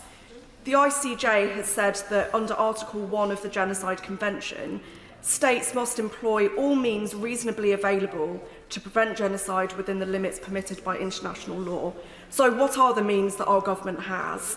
They surely include doing everything it can to bring about an immediate ceasefire, increasing humanitarian aid, and ending the arms sales and military training that are enabling Netanyahu's hard-right government to continue its atrocities, while continuing to call on Hamas to release all hostages. Madam Deputy Speaker, for decades, the world has been far too indifferent to the plight of the Palestinians, who are subject to oppression and discrimination simply because they are Palestinian. Israel cannot continue to deny their right to self-determination. It must end its 67-year-long illegal occupation of the West Bank and its brutal siege of Gaza. And the UK government must stop its selective empathy and help create a path to safety, security and freedom for both Palestinians and Israelis. I would urge colleagues to try to stick to 2 minutes. I could get everybody in if they did that. Beth Winter. Thank you, Madam Deputy Speaker. I welcome the clear calls for an immediate ceasefire in the SNP motion tabled today, for that is what is required, and I have been consistent in my calls for an immediate ceasefire since the horrific massacre by Hamas of the 7th of October and the declaration of the Israeli Defence Minister on the 8th of October that the Gaza Strip would pay a heavy price. And I remain steadfast in my belief that a ceasefire is required, and as everybody today has commented, it is only a political solution that will lead to peace in the region. The ceasefire must be sustainable. We also need humanitarian aid to go in. Hostages and prisoners must be released, and we must stop the arms export licences to Israel. But the key thing is a ceasefire at this point to stop the killing. In the very limited time that I've got, I wanted to focus upon the gendered nature of the conflict and the horrific impact it is having on women and children in Gaza. Over 70% of the 30,000 people killed are women and children. Every hour, 2 Gazan mothers are killed by Israeli attacks. And every day, almost 200 women in Gaza are giving birth without adequate care. And all of this is because 1.7 million Gazans have been displaced from their homes and are living in squalor. And I've got lots of testimonies provided by ActionAid and other charities of the impact this is having disproportionately on women and children. What is happening to the Palestinians is collective punishment, as the Secretary-General of the UN and countless agencies have stated, and which the main motion before us today rightly does say. And the ICJ, as others have said, but this is extremely important, that there is a plausible risk of genocide by the State of Israel. We are witnessing a humanitarian catastrophe, and we stand on the precipice of mass civilian slaughter if the Israeli attacks Rafah. To conclude, I welcome the statement by the Shadow Foreign Secretary in the House today that, and I quote, "This is the moment to come together." So the only way that this can be done is by consistently calling and supporting those calls for an immediate ceasefire, and thereby I hope that all members across the House will be supporting both propositions today. Thank you, Madam Deputy. Corbyn. Thank you, Madam Deputy Speaker. I thank the SNP for using their opposition day to bring about a debate on Gaza. The House has not covered itself in glory today with all the delays at the start of this debate, and I can't quite understand why we're now finishing early. But the issues before us are the reality of the horror of people's lives. The member for Oxford spoke earlier and talked about the pain of those that were killed on October the 7th, the pain of those in a church, the pain that are the relatives of those being killed in Gaza, and the continuing destruction of the lives of almost 30,000 people in Gaza since this conflict began, and the use of unbelievable levels of ordnance in destroying Gaza. Carpet bombing of the whole place. 29,000 bombs have been dropped on Gaza by the Israeli forces. By comparison, the US only dropped 4,000 bombs on Iraq during 5 years of that particular conflict. What we're seeing is the total destruction of society, life and hope in Gaza. I keep meeting Palestinian people who tell me how many of their relatives have been killed in Gaza. Our good friend, Hussam Zumlot, the Palestinian ambassador, has lost 100 members of his wider family in this conflict. I met a man going through unbelievable trauma, Wael, in Bristol 2 weeks ago, who's lost 17 immediate members of his family. But Israel's lack of support or recognition for international law goes back a long way. The Fourth Geneva Convention has found them wanting on so many cases of the power of an occupying force. The International Court of Justice, and I attended the hearing in The Hague, listened very carefully to the South African application and effectively demanded an immediate ceasefire. It has not happened. And when this happened, this whole thing kicked off. Antonio Guterres, the Secretary-General of the UN, said this didn't come from nowhere. It comes from decades of the encirclement of Gaza. It comes from the occupation of the West Bank. It comes from a settlement policy. It comes from the inability of Palestinian people to be able to live their lives in peace. A ceasefire now is absolutely essential. And it's got to go on to end the occupation. It's got to go on to end the settlement policy. It's got to go on to recognise the plight of those thousands of Palestinian refugees living in Jordan, Syria, Libya, and so many other places all around the world. UNRWA has been defunded. We are sending arms, not aid. We should be sending all the support we can. The best support we can give is to stop the arms trade with Israel, end the battle in Gaza at the moment, and bring about peace and hope for the Palestinian people. Steve McCabe. Thank you.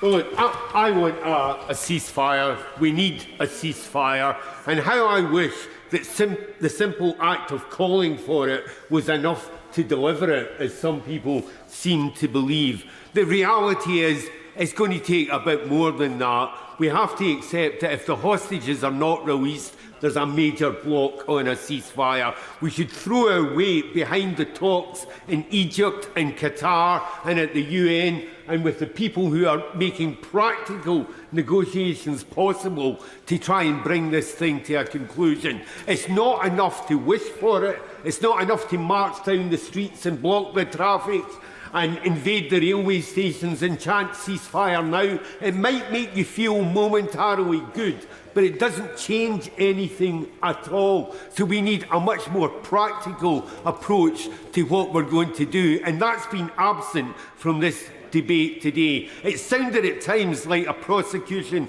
of Israel to me. Now, as a Labour friend of Israel, I am quite happy to criticise some of the actions of the Israeli authorities at the present time. I have no problem with that. But I do know what happened in Israel on October the 7th, and I don't think it should be written out of history by people chanting for something else. So what I want to say in the time I've got available is simply this. I want a ceasefire. I want the hostages released, I want aid delivered, and I want support for genuine efforts to build peace. And I'll work with those of goodwill from any political sphere who share those views. But we should be careful of sanctimony and lectures from holy willies on this subject, because the reality is you don't get it by wishing for it or preaching at others, you get it by working for it. Claudie Webb. Madam Deputy Speaker, according to Euromed Human Rights Monitor, Israel has killed, seriously injured and maimed well over 100,000 people in Gaza since the 7th of October, the vast majority of them civilians, and the vast majority of them women and children. More than 1,000 children have lost limbs, many of them having to undergo amputations without anaesthetic. Whole families and generations wiped out, and just this week, United Nations Human Rights Office said it believes Israeli soldiers have engaged in arbitrary detention, extrajudicial killings and sexual violence, including the rape and execution of women and girls, and intentionally and publicly humiliated and degraded others, while Israel itself has posted videos of its humiliation of civilian men. Israel did not even pause for breath in its slaughter in Gaza when the International Court of Justice put it on trial for genocide and ordered it to protect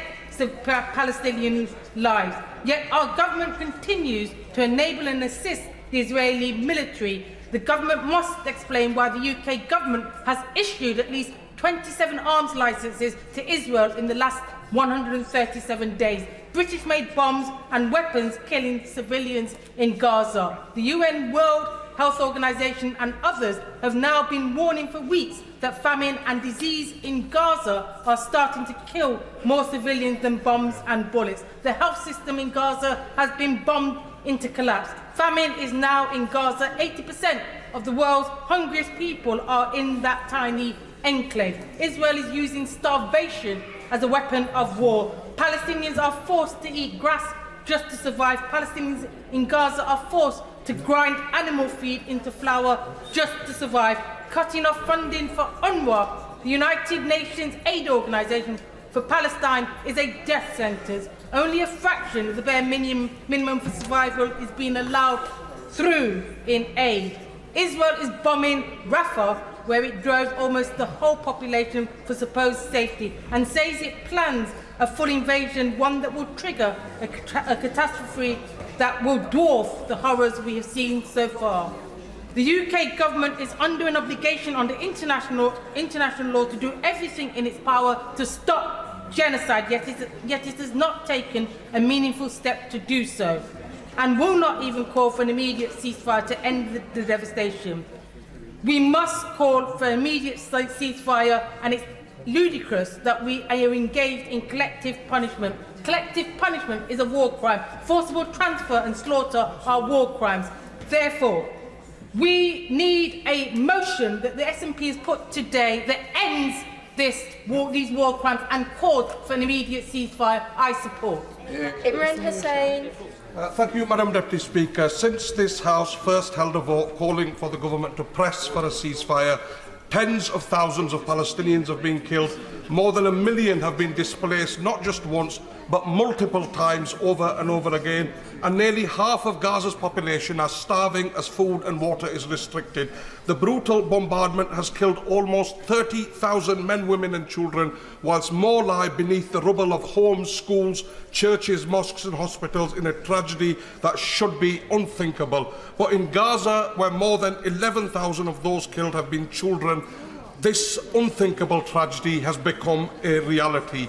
A 15-year-old child growing up in Gaza today has never known peace, but this conflict has been the deadliest that they have ever seen. Almost every day for almost 5 months, Gaza's children have faced a multitude multitude of dangers, whether that's from the Israeli military's bombs or their sniper bullets, the grave health risks of wounds treated without anaesthetic or infection control, the acute malnourishment and disease ripping through the population, or the psychological torment of being exposed to such death and destruction. These are not combatants, Madam Deputy Speaker, and they are certainly not acceptable collateral damage. They are children.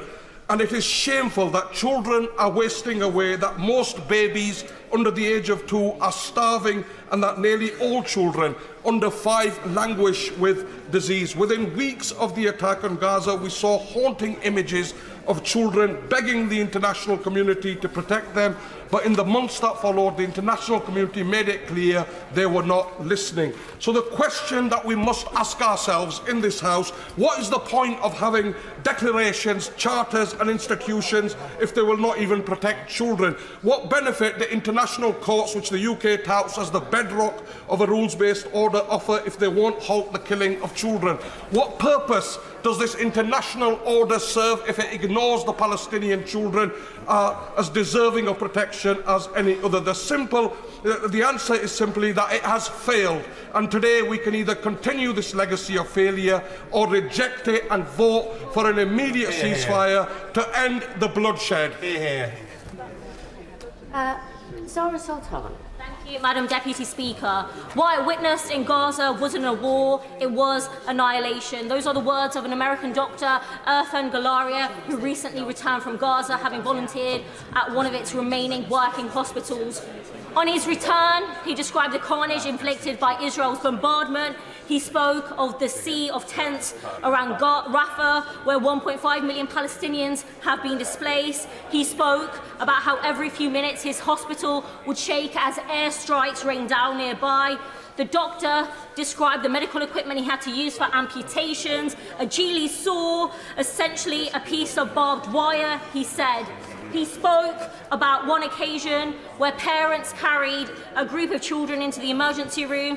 Their families had tried to return to their homes in Khan Yunis after Israeli tanks withdrew, but Israeli snipers remained. The children, all aged 5 to 8, had single sniper shots to the head, he said. Not one of them survived. Madam Deputy Speaker, for the last 137 days, Gaza has been subjected to indiscriminate assault. More than 29,000 Palestinians have been killed, including more than 10,000 children, with many more buried in the rubble. More than 70% of Gaza's homes have now been destroyed, and all 2.3 million inhabitants are now classified as facing either crisis, emergency, or catastrophic levels of food insecurity. Madam Deputy Speaker, as I've said in this chamber before, what is truly horrifying is that Israeli politicians and officials have said that they would unleash this atrocity on Gaza. At the start of the assault, an Israeli defense official said, and I quote, "Gaza would be reduced to a city of tents." Remember the American doctor's description of Rafah. And an Israeli government minister said there are no non-combatants in Gaza. Remember the number of children killed. Another official said the aim was to make Gaza a place where no human being could exist. Now remember the number of people starving in Gaza. What Israeli officials said would happen has happened, and to its eternal shame, this government has given Israel the green light, refusing to call for an immediate ceasefire and continuing to arm the Israeli military, but that could change today. Voting for an immediate ceasefire, and I mean an immediate ceasefire, would tell the world that Britain demands this war, this brutal assault must end, and end now. In the face of the moral calamity we are witnessing, that is a bare minimum this House must do. So we must call for an immediate ceasefire, the release of hostages and all those unjustly imprisoned, and a lasting peace, respecting the fundamental rights of all Palestinians and Israelis. So I say to my colleagues and those across the House with a conscience, history will remember this. I urge you, I implore you, vote for an immediate ceasefire today. Claire Anderson. Thank you, Madam Deputy Speaker. I'm heartbroken and horrified, alongside my Putney constituents, for the terror and attacks and hostage-taking, for the horrendous death and suffering and destruction in Gaza. I'd like to draw my members' attention to my register of interests. I've been on 2 trips to Israel and Palestine in the last 6 months. One last September, just before the attacks, with Kabu and Medical Aid for Palestine, and one last week with many other members with Yahad. We visited kibbutzim attacked on October the 7th. We visited Jerusalem and the West Bank. I met with Rachel Goldberg, the mother of Hirsch, a 23-year-old who is very similar to my 21-year-old. He loves travelling, he loves music festivals. He waved his mum goodbye and went off to a music festival on October the 6th. At 8:20 in the morning on October the 7th, he sent his mum 2 text messages. I love you. I'm sorry. She hasn't heard from him since. Rachel's an extraordinary woman, his mother, and she summarised the war this way. It's not a competition of pain and tears. It's just a bunch of pain and tears. We should learn from this. We should learn about solidarity both with the Jewish people and the Palestinian people and find words to say that here and across our country. I would like to, in the short time, highlight issues of the West Bank. There can be no peace in Gaza without peace in the West Bank. But I went to a village destroyed by the illegal settler occupation. Settlers sound like a very nice farming fringe activity. It's not true. It's an illegal and violent occupation movement which undermines peace on the West Bank and in Gaza. They must be stopped now with more sanctions and calling out and dismantling the illegal outposts. So what needs to happen now? An immediate ceasefire, no attack on the 1.5 million people in Rafah, a surge of humanitarian aid, the release of the hostages, and a freeze on demolition of Palestinian homes in the West Bank and dismantling the settlement outposts. Of course, the people of South Israel and Gaza must be able to return to their homes and rebuild. There must be international recognition of the state of Palestine, and the contested holy sites in Jerusalem must be resolved. The Israeli Defence Force have said they are planning 2024 to be a year of war. We are here today to say no. Michael Shanks. Thank you, Madam Deputy Speaker. The list of babies killed in Gaza before their first birthday is beyond heartbreaking. And this week, there were at least 4 killed alone who hadn't even got to the stage where they had a name. And at the same time, footage emerged this week from Khan Yunis of Israeli hostage Shiri Bibas and her sons, aged 4 and 9 months old, still being held by Hamas. So when we debate this issue, we should keep in mind all those innocents caught up in this conflict, and this debate today has certainly not risen to that occasion at all times. The fighting must stop. We must have a ceasefire. I think there is now cross-party agreement. But I've heard many people say, both in this House today and outside it, that this situation isn't complex, that it's simple. Vote for a ceasefire. It's symbolic. It's sending a message. It doesn't matter if you agree with every word of a motion. Just vote for it so you've voted for something. Think of the headline on BBC News, not the detail. How debased our politics has become that this is what now passes for foreign policy. Because words do matter. Detail is important. Not mentioning something in a motion matters. And that's why tonight I'll be voting for the Labour amendment in the name of the leader. Because it matters that we say what's important. We all know that the only way to get to the peaceful resolution that we need is the hard yards of diplomacy, and for both sides, Israel and Hamas, to agree to stop. I don't have any time. This conflict is raging far beyond this place. And the tone and the tenor of the debate matters. So in a week filled with politics, it's important tonight that we have the chance to vote for a ceasefire. And I think importantly more than that, that we spend time after this debate trying to build a consensus that was starting to emerge on the Conservative side for what this looks like going forward. Because if we want a ceasefire, we need a ceasefire, we have to build a consensus for it. Dividing this House isn't going to achieve that, and it's not going to save lives in Gaza.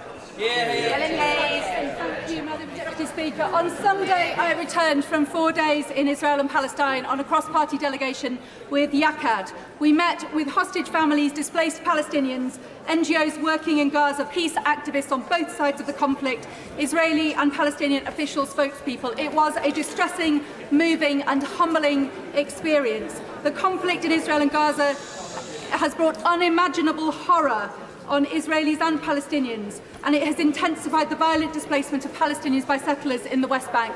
In the very short time that I have at the end of this debate, I want to bring to this House the words of one extraordinary young man we met with.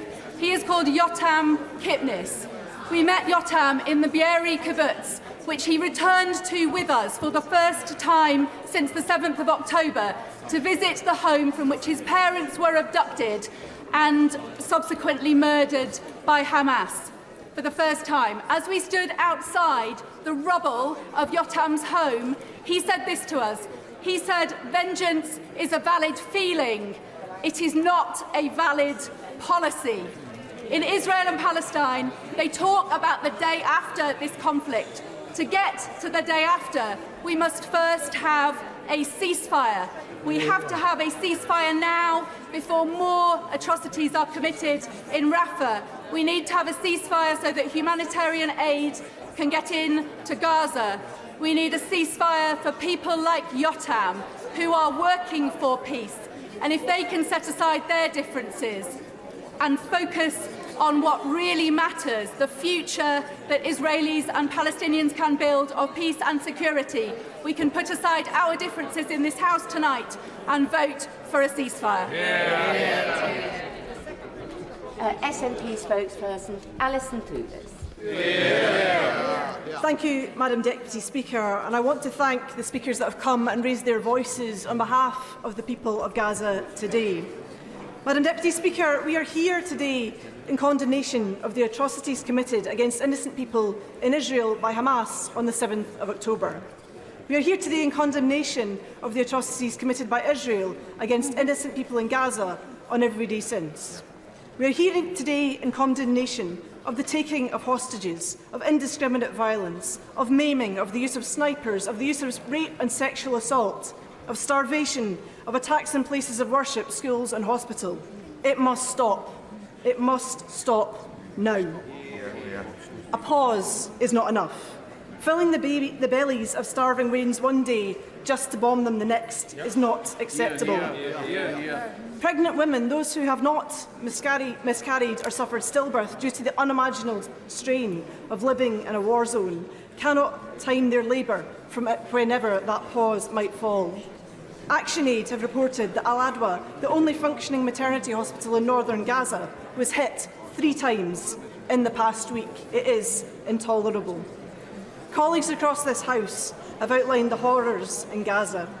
Of Wee Rind Hijab, only 6, of the poet Rifat Al-Arir, of Dima Al-Haj, who lived in Glasgow, killed alongside her 6-month-old baby, her husband and 2 brothers. Dima was a health worker for the World Health Organization.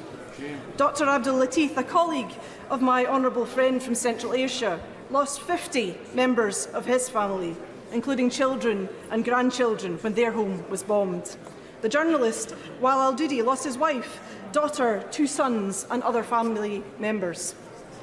I highlight these stories because when you get beyond the over 100 journalists, the 150 UN workers, the estimated 400 health workers, the 30,000 of our fellow human beings who have been killed, their stories become a cacophony of tragedy. It cannot be anything other than collective punishment, and as the International Court of Justice have found, a plausible risk of genocide being perpetrated by Israel. And more deaths will follow without a ceasefire, without allowing in a full flow of humanitarian aid, which Israel has been holding up. The Palestinian Red Crescent has seen their life-saving work disrupted by Israeli forces. There is a real fear for the people of now sheltering in Rafah, 1.4 million of them, if a further attack lands upon them. There are many ways to die in Gaza. Disease, starvation, as well as by bombardment. And what of those who survive? The 1.9 million displaced, homeless, destitute, left among the rubble of their lives, orphaned, the 70,000 injured and suffering enduring trauma. We must not forget those people either. I have listened carefully to activists from the Gaza Families Reunited campaign who want to allow their families in the UK to reunite and bring families to sanctuary here. The UK has granted very few visas to Palestinians over the years, only 1,300 since 2014. My honourable friend from Gilnorthis has previously talked about Dr Luba Hadoun. In Glasgow, my constituent Sama, Reem, who I listened to on a call yesterday, Grace Franklin and Alison Phipps, who are Palestinian friends, none of them have found a safe and legal route because none exists. People are fundraising to bribe their way out of Gaza for lack of a safe and legal route, all the time worrying about news of whether their relatives are dead or alive. There has been a scheme for Ukraine. Why is there yet no scheme for Gaza? I will indeed. I'm grateful to my honourable friend for giving way, and I know that some of the questions that have been asked of us today have been, how do we know what's going to happen if there is a ceasefire? Does she agree that the real problem is that we know exactly what's going to happen if there's not a ceasefire, and that alone should be enough to make sure they vote for one tonight? Hear, hear. I thank him for his point, and that point is absolutely crucial. If there is no ceasefire, as we continue as we are just now, we know what the consequences of that will be. The consequences of that will be thousands more people will die. We don't have to question that. We know that that will happen. And it is on our conscience if we choose not to act. Madam Deputy Speaker, I have never had more emails about an issue, and I know that is common for many colleagues around this House. Currently, over 3,000 people have got in touch with me about this issue. The ongoing demonstrations outside this House and in towns and villages and cities across these islands shows the strength of feeling on the conflict in Gaza, bringing together people from all backgrounds, people who have never protested before, but who see an injustice happening, and they want us, as parliamentarians, to do something about it. We all know that peace can be possible, but that it starts with tentative steps. Ceasefires are not easy. The honourable members from Foyle and Belfast South gave their experiences, and other colleagues brought dispatches from their conversations and visits in the region. We are under no illusions of the challenges, but we must try.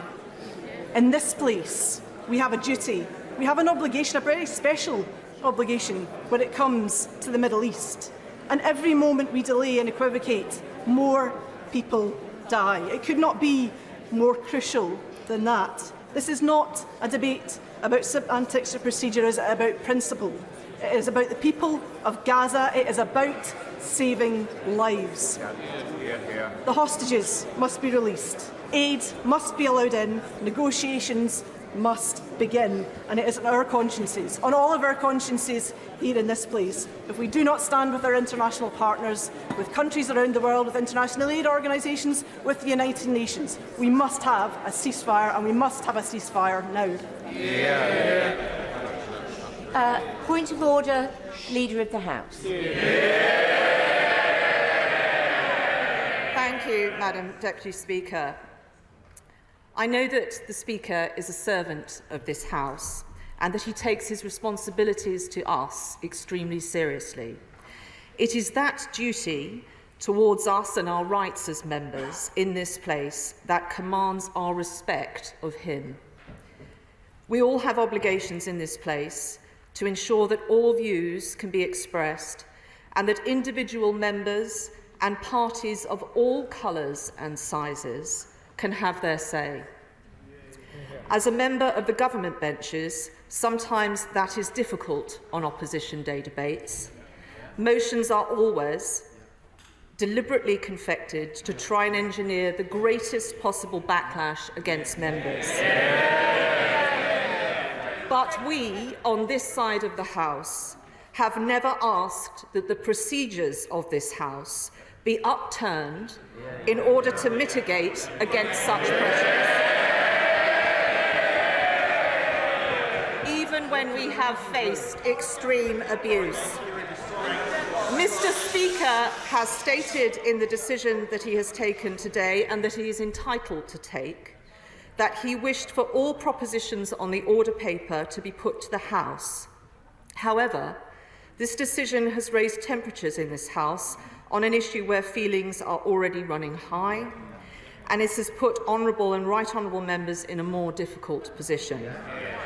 It also appears from the advice of his clerk that the decision is taken against the long-standing and established processes and procedures of this House, and that the consequences may be that government is not able to respond to Opposition Day motions, and as such, the government does not have confidence that it will be able to vote on its own motion. For that reason, the government will play no further part in the decision this House takes on today's proceedings. I would like to stress that the government's position on Israel and Gaza remains unchanged, as my right honourable friend, the Prime Minister, outlined today. We want to see the fighting in Gaza end as soon as possible. We never again want to see Hamas carry out the appalling terrorist attacks that Israel was subject to. And we know that just calling for an immediate ceasefire now, which collapses back into fighting within days or weeks, is not in anyone's interests. We will be reiterating the government's position via a written ministerial statement. I fear that this most grave matter that we are discussing today and this afternoon has become a political row within the Labour Party, and that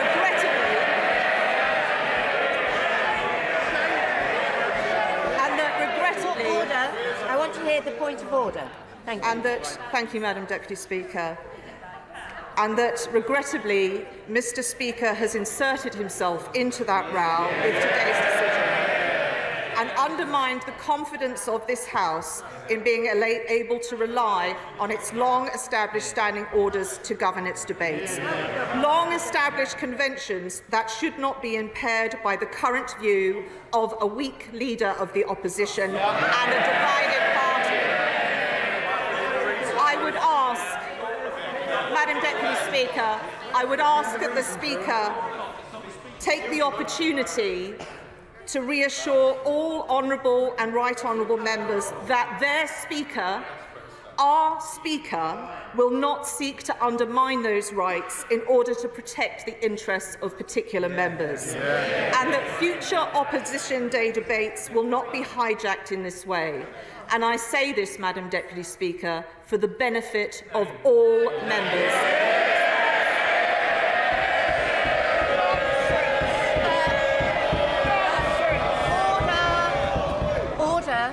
Order. I will take further points of order, but I think it will be helpful if I just explain that I thank the Right Honourable Lady for alerting me to her point of order, and just to explain that if the government is not going to move its amendment, the questions will be, first of all, on the current amendment, and secondly, on the motion itself, either as amended or in its original form. I hope that is helpful, and it would be helpful if I could be heard. Thank you. Order. I'm first of all taking a point of order from the Shadow Leader of the House, Lucy Powell. Thank you very much, Madam Deputy Speaker. Obviously, I haven't had advance notice of the point of order from the leader, so I'm responding in terms today. Of course, we support what the Speaker was intending to do today. Well, hang on a minute. Hang on a minute. Yeah, we support the Speaker. Disgrace. We are going to listen to the points of order. The Leader of the House was heard, and the Shadow Leader of the House, and then I will come on to the Leader of the SNP. But I expect everybody to be heard with respect. Lucy Powell. Thank you very much, Madam Deputy Speaker. Sorry, last time I looked, the government benches had a majority in this House. So if they don't like the amendments that are before them, they could vote this evening to defeat those amendments.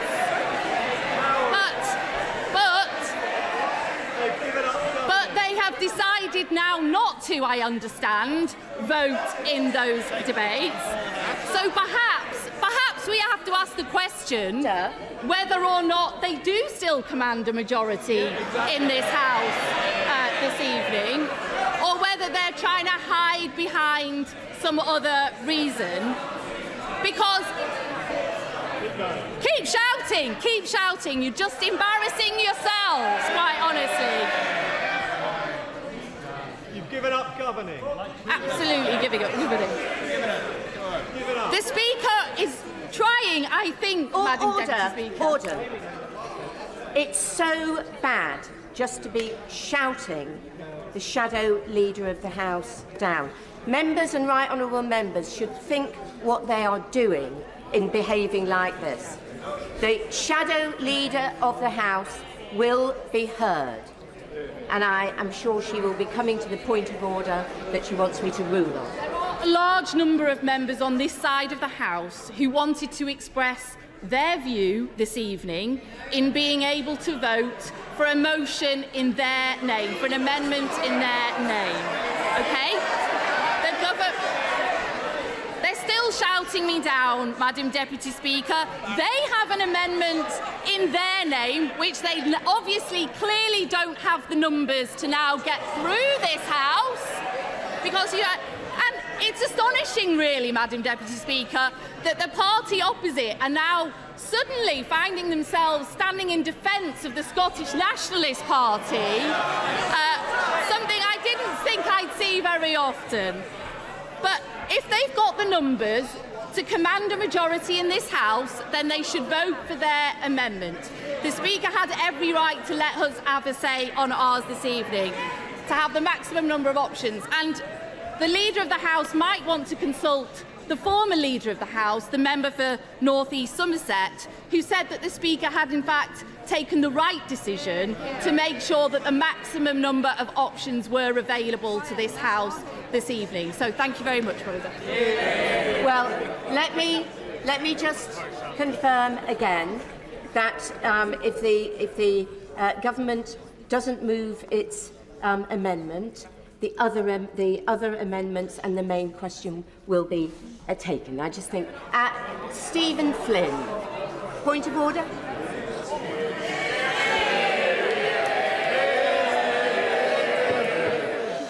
Madam Deputy Speaker, may I firstly begin my point of order by just re-emphasising that we are all here tonight to vote on the civilian deaths in Gaza and the appalling situation that has been faced by nationals in Israel too. We all must remember that. Madam Deputy Speaker, if I have listened correctly to what has just been said, on SNP Opposition Day, should the Labour Party's motion be carried, then the SNP's vote will not be held. Secondly, if I have read the clerk's letter to all members correctly, which was sent to the Speaker, this was a consequence that he was warned of. So can you please advise me, where on earth is the Speaker of the House of Commons? How do we bring him to that seat to explain? How do we bring him to this House now to explain to the Scottish National Party why our views and our votes in this House are irrelevant to him? Well, I thank the right honourable gentleman for his point of order. First of all, Eleanor for Speaker. Who is that? It really is. It really would be helpful if. Sorry, she's just here. Just giving us some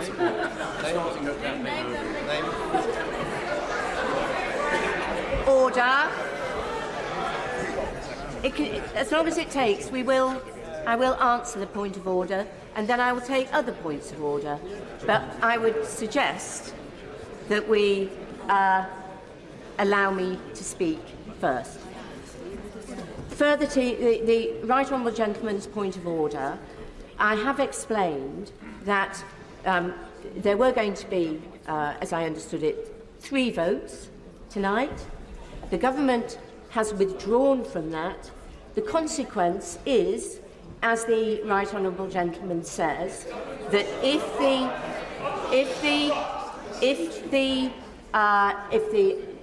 Labour Party amendment is passed, it is then added to the SNP motion. So there is not. So he is right. He is right to say. No. Let me finish. He is right to say that there would be, if there was a division, there would be just 1 vote. But if it goes through, then we move on to the next business. Let me first of all take the point of order from the chair of the Procedure Committee.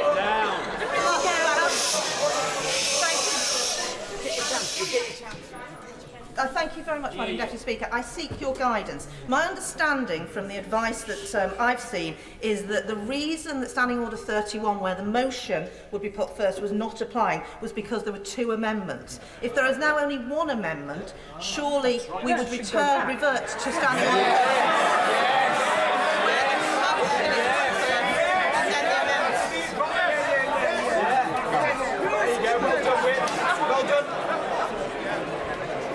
Well, I thank the chair of the Procedure Committee for her point of order. But if the government amendment is not put, then we revert to the amendment from the Labour Party. That is put. That amendment is put. If it is passed, then the SNP amendment is amended, and there is then the question is put on the SNP amendment. Point of order. I'll come back to Stephen Flynn, and then I'll come to Mr. Ragg. Madam Deputy Speaker, further to my earlier remarks and on the back of the remarks which have been made there, I'm afraid that you did not provide clarity to me in relation to, 1, where the Speaker of the House of Commons is. Secondly, what mechanisms are available to members to bring him to this House to explain that the SNP opposition day has turned into a Labour opposition day. And thirdly, and most importantly, I must insist to you, Madam Deputy Speaker, that the SNP motion is voted on first, as the Chair of the Procedure Committee has just outlined.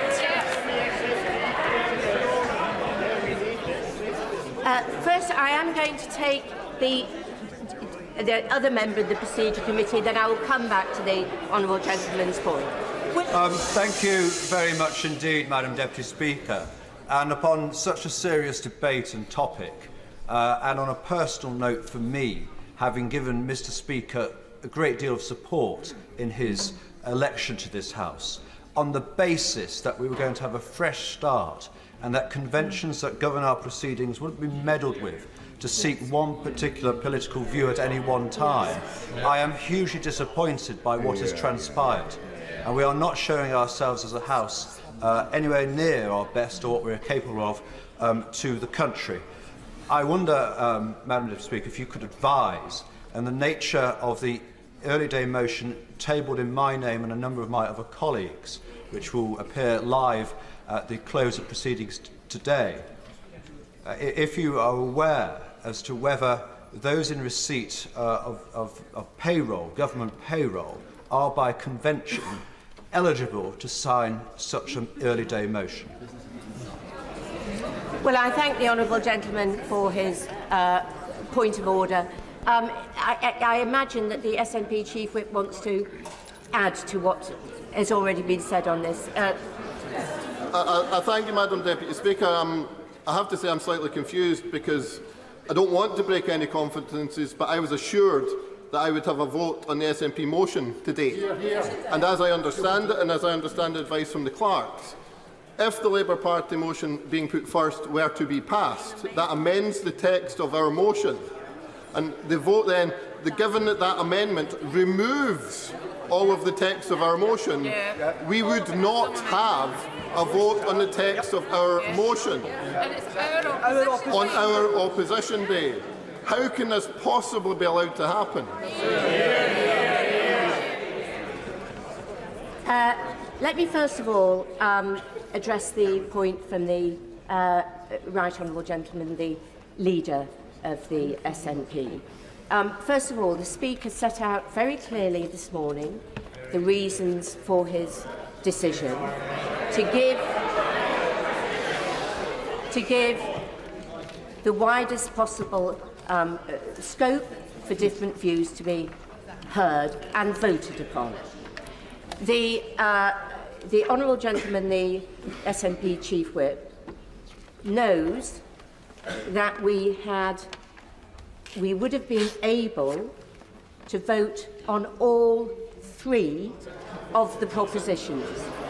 However, because the government motion has been withdrawn, then that is not possible. So, that is the correct position. We finished voting, we finished the wind-ups at 6:15. There would have been the opportunity for 3 votes. Because the government is no longer participating, I will put the question. I'm finishing this point of order. Point of order on a point of order. I will put the question on the Labour amendment, and he is quite right. If he will sit down, I'm responding to him. I am responding to him, so he needs to sit down. He needs to sit down. So I will put the Labour amendment. He is right. He is right. No, I'm answering his point of order. Sit down. He asked me whether that would amend the SNP motion. Yes, it would, if it is passed, but the SNP do not agree with the wording, they can vote against it. Let's be clear. Let's be clear. Let's be clear. That is the situation. That is the situation. I'll come back. Point Philip Davis. Madam Deputy Speaker, it seems that the Speaker of the House of Commons was put under intolerable pressure.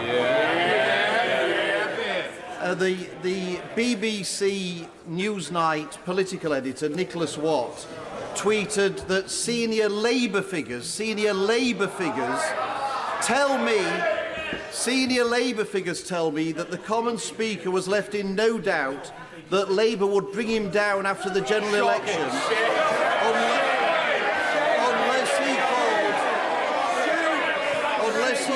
unless he called Labour's Gaza amendment. That was a Labour figure told him that. I don't say rubbish. That was a Labour figure. Madam Deputy Speaker, can you assure the House that everything will be done to identify who it was that put that intolerable pressure on the House of Commons Speaker?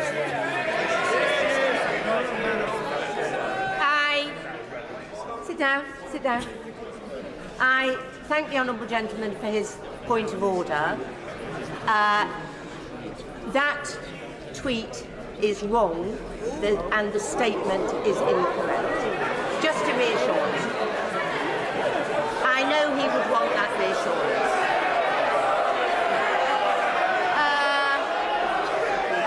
Point of order, Stephen Flynn. Madam Deputy Speaker, I'm afraid that I am going to have to try for a third time. Can you please advise me where the Speaker of the House of Commons is, what mechanisms are available to bring him to this House, and as we wait for a deliberation to be made in that regard, I move that this House, you use the powers that I trust you have to suspend this House until the Speaker is brought here. You can't do that. You can't do that.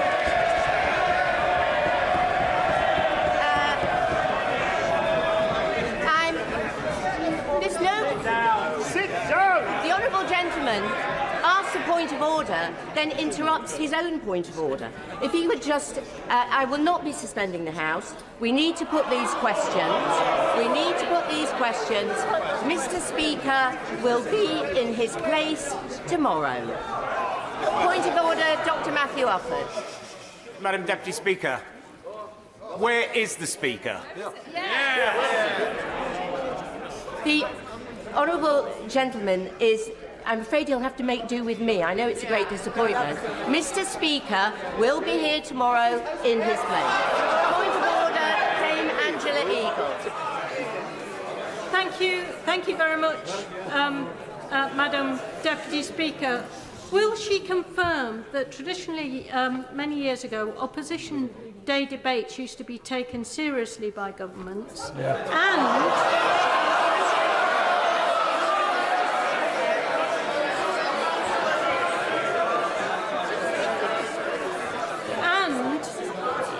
if they were lost, as happened when the Labour Party was in government with the Gurkhas motion, the then government used to put them into effect.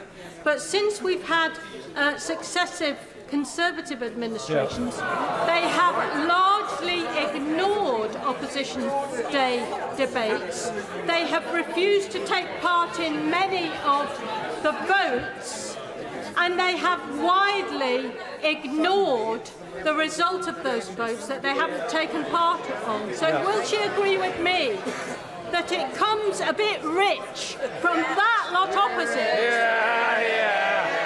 to be listening to lectures about how important opposition day debates are when they routinely ignore them?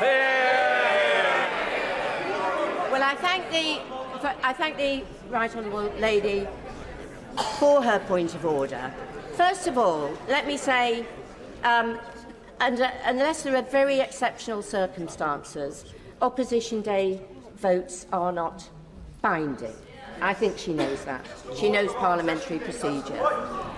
Secondly, she is correct to say that I think it was the previous but one Leader of the House said that if a motion was passed and the government hadn't participated, she would come back with a response within 20 days. I think that is my recollection. I don't believe that is followed currently, but you're right, the Honourable Lady is right, that is what used to happen. But it's absolutely up to the government, as to any member of the House, as to whether they vote or don't vote. It's their decision. Point of order, Brendan O'Hara. Thank you, Madam Deputy Speaker.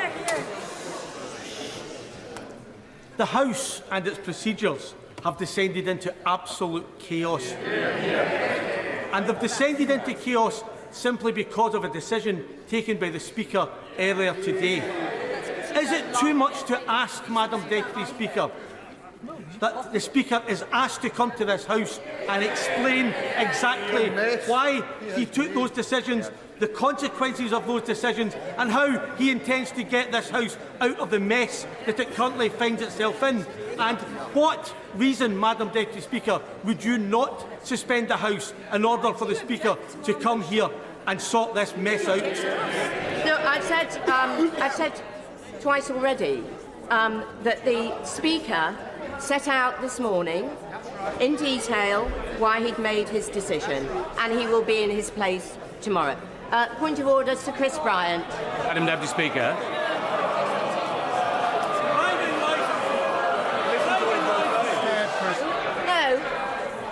No. You will listen to the points of order. And listen politely. It looks so bad on such an important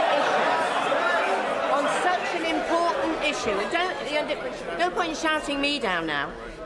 To our constituents, if they just see people who are raising perfectly reasonable points of order, that they're just shouted down. Not good.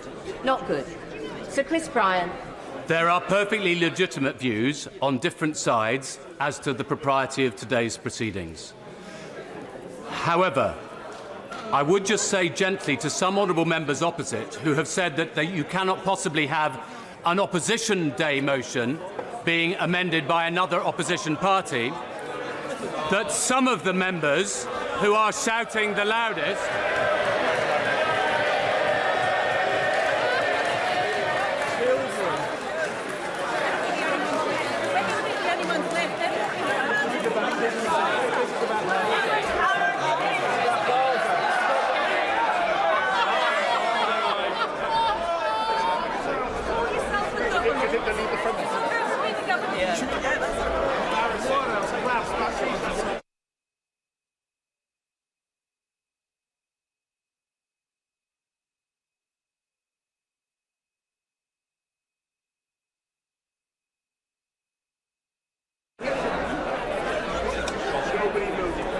run this like a CLP meeting.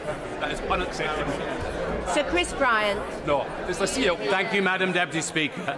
I would just remind some of those who have been shouting the loudest on the other side of the House that they personally voted on the 13th of May 1999 for a Conservative opposition motion amending a Liberal Democrat motion on an opposition day.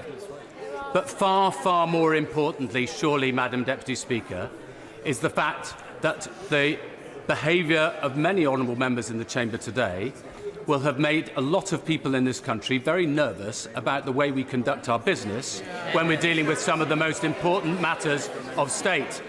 And most significantly, it has been the tradition of the British parliamentary democracy that if a government loses control of its foreign policy, it has lost the confidence of the House by definition. And consequently, you have an immediate general election.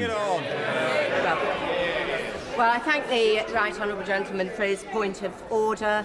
I will take the point of order from Charles Walker, but I do want to move on and put the question shortly. Sir Charles Walker. So, Madam Deputy Speaker, I don't know how we got to this point today. It does not reflect well on Parliament. No. Her Majesty's opposition have clearly behaved look, and I don't mean this in any way as an offence. Please, I don't. Have behaved. People are frightened. People have weaponised this debate in this chamber. Whips are frightened for their flocks. They are frightened for their flocks because members of Parliament now feel that they have to vote in a certain way to safeguard their safety and the safety of their family. This is a far bigger issue than the debate we're having tonight, because if people are changing their votes in this place or changing their behaviours in this place because they're frightened what may happen to them or their families out there, then we have a real problem. So this point scoring off each other is not going to resolve many issues. Well, I thank the right honourable gentleman for his point of order. He speaks with his usual passion, and I think he is absolutely right to say what we now need to do is to move on. I want to put the questions, and then we will move on to a further debate. And I do hope that Mr O'Brien is following in that spirit. And I thank you for taking the point of order, Madam Deputy Speaker. I believe that today the SNP have been treated unfairly. But it's not just the SNP that have been treated unfairly, because those of us who would like to vote for the SNP motion, now, if we want to do so, must vote against a Labour Party motion, a motion which the Honourable Member for the Rhondda just said would lead, if we voted for it, to an immediate general election. So we are being placed in an unfair position if we wish to support the SNP motion. Now, this afternoon we've now seen the exit of the SNP from the chamber and the exit of many people on this side of the House too. We're clearly in an intolerable situation, and it's a sad situation, Madam Deputy Speaker. I believe the current Speaker is a man of honour, and he's done a great deal over recent years to restore the reputation of the Chair after a period that was a dark period for this House. However, even if he believes that the constitutional innovation that he's introducing today is a good one, today, at this moment, was not the time to change the rules. You've heard from the Chair of the Select Committee there is a serious question about the order here and the constitutional propriety of which order these questions are being taken, a question being put by the SNP too. And can I suggest that if you're not prepared to suspend the House, that we at least defer the divisions that are supposed to be happening this evening until we can resolve these issues. And as a final point, because in this House it is courteous and traditional that the person who you are talking about is always there when they are discussed, that we should defer those divisions so that we can hear from the Speaker himself before we come to vote on these issues, because otherwise I believe a great injustice is being done to the SNP, but other members as well of this House. I thank the honourable gentleman for his point of order, but I just want to be clear again. There was the ability to have a vote on all three of the motions that were before the House. The situation has changed, but that does not mean that I would then withdraw the questions and not put them, because they are still before the House, and I intend to proceed with them in the way that I have suggested. And I'm just going to take a point of order from Mr MacDonald. John MacDonald. I was going to suggest that the Speaker displayed immense flexibility this morning, and I was going to suggest that that flexibility was exerted again to enable us to have a separate vote. But now the SNP have gone, there is no other way than I can do this to ensure that my constituents know that I will be voting for the Labour amendment, but I would have also voted for the SNP motion. I want that on the record.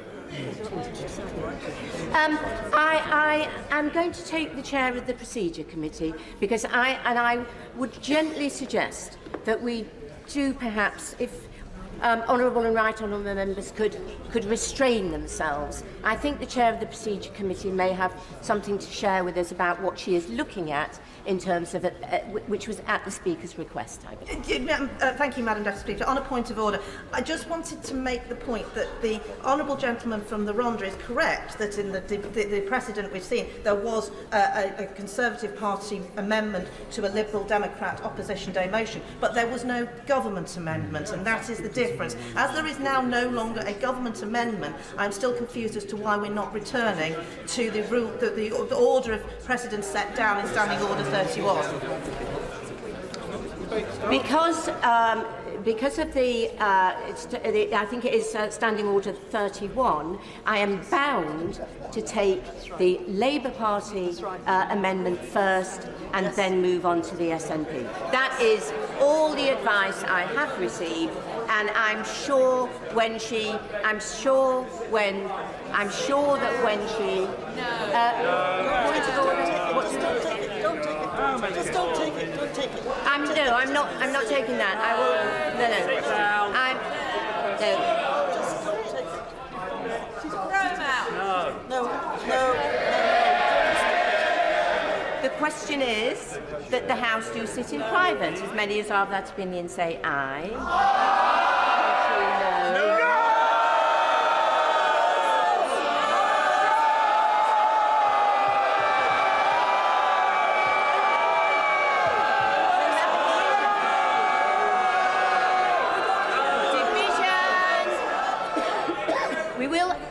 We'll have a division. Clear the lobby.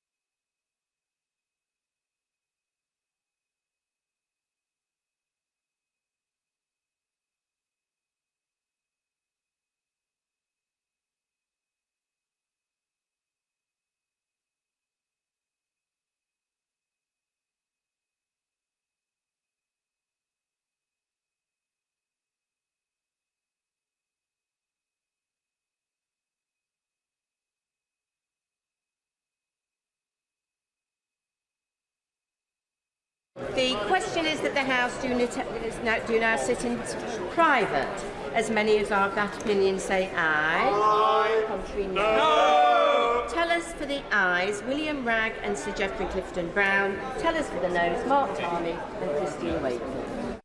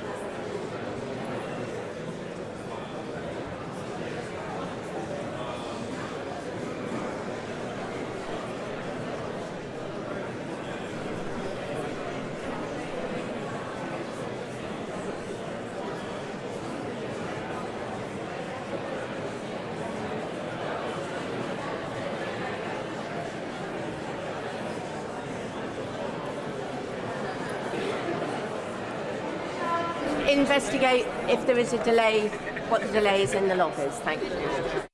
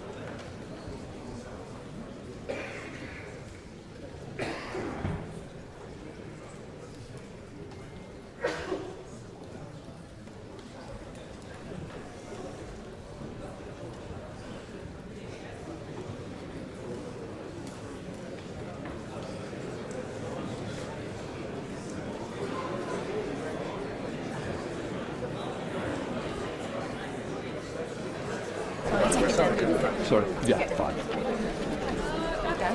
Why don't we let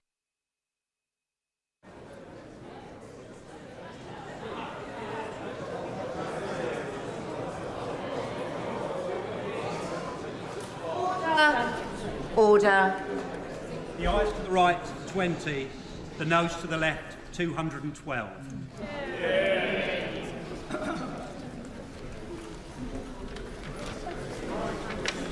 The ayes to the right, 20. The noes to the left, 212. So the noes have it, the noes have it. Unlocked. The question is that Amendment A be made. As many as are of that opinion say aye.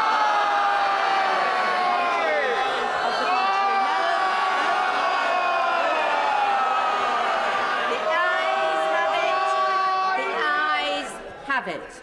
The question is the motion as amended. As many as are of that opinion say aye.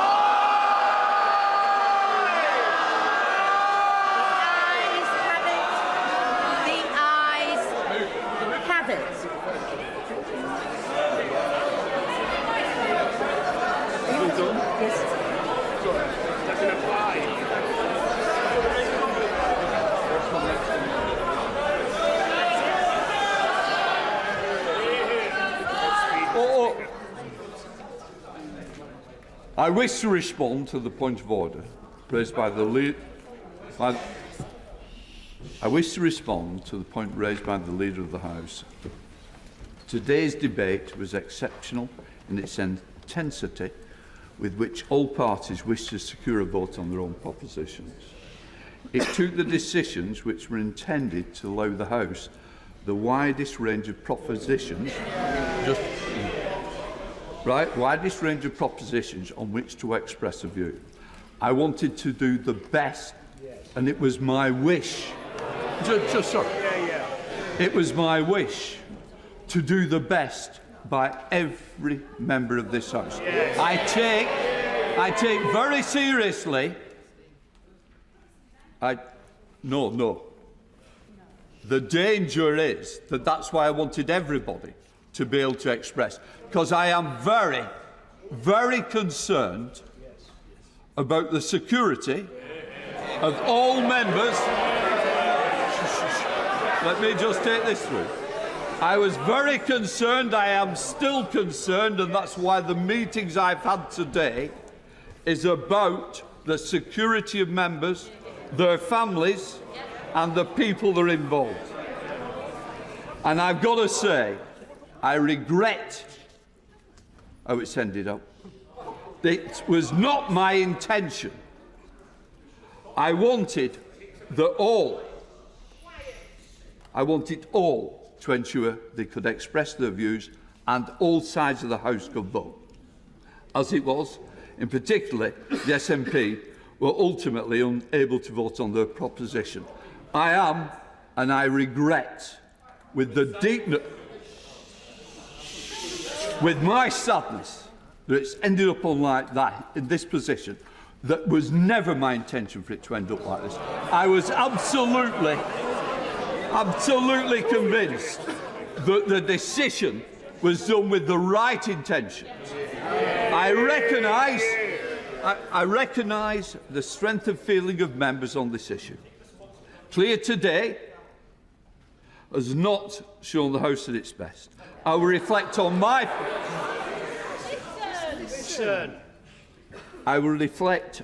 part in that of the course I recommit myself to ensuring that all members of this House are treated fairly. I do not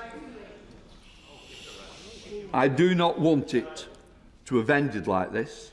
I want to say to the House, I will meet with all the key players of each party. I think it is right that I meet with each one, and that. Can I just put that correct? I've never met with Sue Gray today. I didn't bump into her today. I'm offended by that comment. I think you'd like to withdraw it. Yeah, because that is the danger that we've ended up with this House's speculation of not what is fact and not factual. I am honest to this House. I am true to this House. I believe in all members of this House. And I have tried to do what I thought was the right thing for all sides of this House. It is regrettable, and I apologise for a decision that didn't end up in the place that I wished for. So I would say no. I say no. I will meet with all the. Just be quiet, please. I will meet with the leaders and with the chief whips, and let us have a discussion on what is the best way forward to try and ensure that. And I say again, I thought I was doing the right thing and the best thing, and I regret it, and I apologise for how it's ended up. I do take responsibility for my actions, and that's why I want to meet. And that's why I want to meet with the key players who have been involved. Leader of the House. Thank you, Mr. Speaker, for coming to the House, for saying that you will reflect on what has happened today, for offering your apologies and to meet with members of this House. You're our Speaker, and we wish you to defend the rights of all members of this House. And I thank you for recommitting yourself to those responsibilities today and for coming to the floor of the House. Just to respond to that, that is why I tried to do that in the first place. It ended up in the wrong place. And I do say I apologise to all, and in particular to the SNP. And I say it's not where I wanted, it is where I am. I will now leave it at that for the moment, but I do want to meet as soon as possible. Point of order, Stephen. Point of order, Mr. Speaker. Can I firstly begin by echoing your sentiments in relation to the debate that was had in this chamber in relation to the most important of matters with regards to the safety of civilians in Gaza and indeed those in Israel. There has been a difference of view in the House today, but I think that difference of view has been expressed in a way which we can all agree has been in a positive fashion, in the best fitting way of any democracy, any functioning democracy. Mr. Speaker, whilst I acknowledge your apology, the reality is that you were warned by the clerks of the House that your decision could lead to the SNP not having a vote on our very own opposition day. As a result, we have seen the SNP opposition day turn into a Labour Party opposition day. I'm afraid that that is treating myself and my colleagues in the Scottish National Party with complete and utter contempt. And I will take significant convincing that your position is not now intolerable. To respond to that, and quite rightly, I understand the feeling. As I said, I would like to have that conversation in private. I would like to meet with you as soon as possible. I'm now going to leave it to continue. Sorry. Point of order. No, come. Thank you, Mr. Speaker. Can I just make a point of order that actually the amendment in the name of the Leader of the Opposition was this evening passed unanimously, and therefore, yes, it was, and therefore. Order.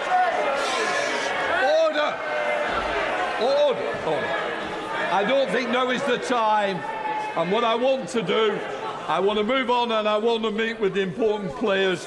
I'm now going to hand over to the Deputy, and I'm just going to leave it at that. Deputy.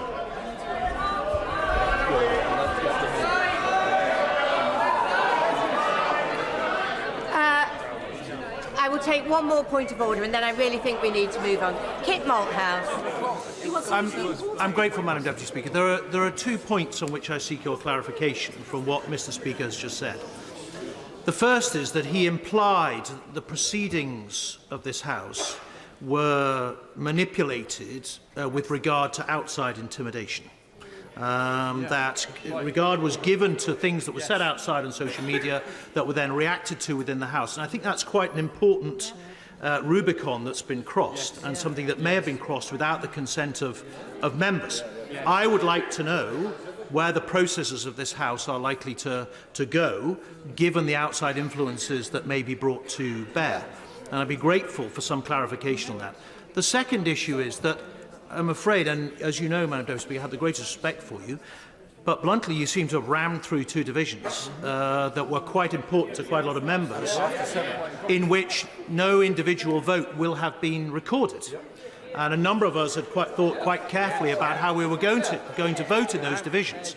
And we were essentially, forgive me, taken by surprise by those two divisions being rammed through. So I wondered if it would be possible to either void them or run them again. I thank the right honourable gentleman for his point of order. The fact is, I put the question. Nobody called against it.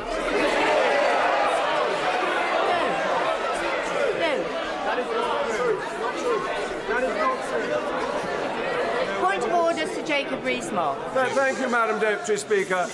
It was quite clear from the level of noise when the question was put that the view of the Deputy Speaker was being challenged. I think it is absolutely extraordinary that that noise level was deemed to be I. It is inconceivable that anybody hearing it would have thought it was I. And it is quite clear from all our standing orders, all our traditions, that when the Speaker or Deputy's decision is challenged, it should go to a division.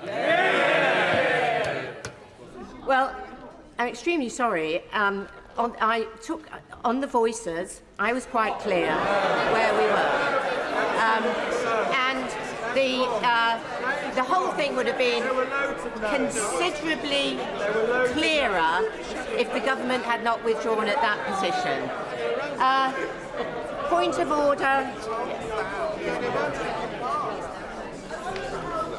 Consider how this looks to people outside.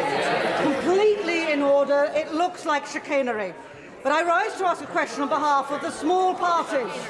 What precedent has been set today in the way this opposition day has been handled? And how can we ever have faith in the future that our voices and our votes will actually be heard? Or will it be always the two big parties here?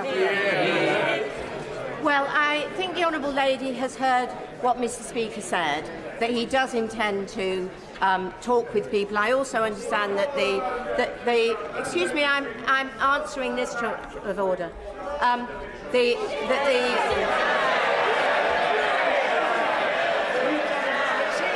honourable gentleman must resume his seat. Sit down. Sit down. Sit down. I also know that the chair of the Procedure Committee is going to be looking at some of the issues that have been raised as well at the request of the Speaker. And I think, point of order. Thank you, Madam Deputy Speaker. I wonder if I can get your guidance on how I can make my views more known to my constituents. I was one of the first members of Parliament. I was one of the first members of Parliament to call for the release of hostages combined with a permanent ceasefire. I lost my government job as a result of it. I was also because people misrepresented my position, someone suggested on social media that they should show my wife a real man. Someone also suggested that they would attack me and my family. Already today, Labour councillors in my patch are tweeting that I have not supported a ceasefire. I wanted to vote with the Scottish National Party motion on a ceasefire. Can you advise how I can make my constituents clear of my views if I'm not able to vote on it? Well, I think the honourable gentleman has put his views on the record by what he's just said. Thank you. Point of order, Alan Brown. Thank you, Madam Deputy Speaker. On a point of order, is Mr Speaker going to explain how many Labour Opposition Day debates have taken place since October the 7th, whereby no motion and a ceasefire was brought forward, and why Mr Speaker thought suddenly today, an SNP Opposition Day, that it was really important that a Labour amendment was taken when they had their own chance several times to bring forward a debate and a motion and a ceasefire in Gaza. Well, I thank the honourable gentleman for his point of order. He has, Mr Speaker has said that he will be meeting with the leaders and the whips of the parties, and I'm sure that will be something that's point of order, Sarah. I thank the Madam Deputy Speaker for this point of order and hearing all of our points of orders. I cannot be alone in this place today in being utterly embarrassed at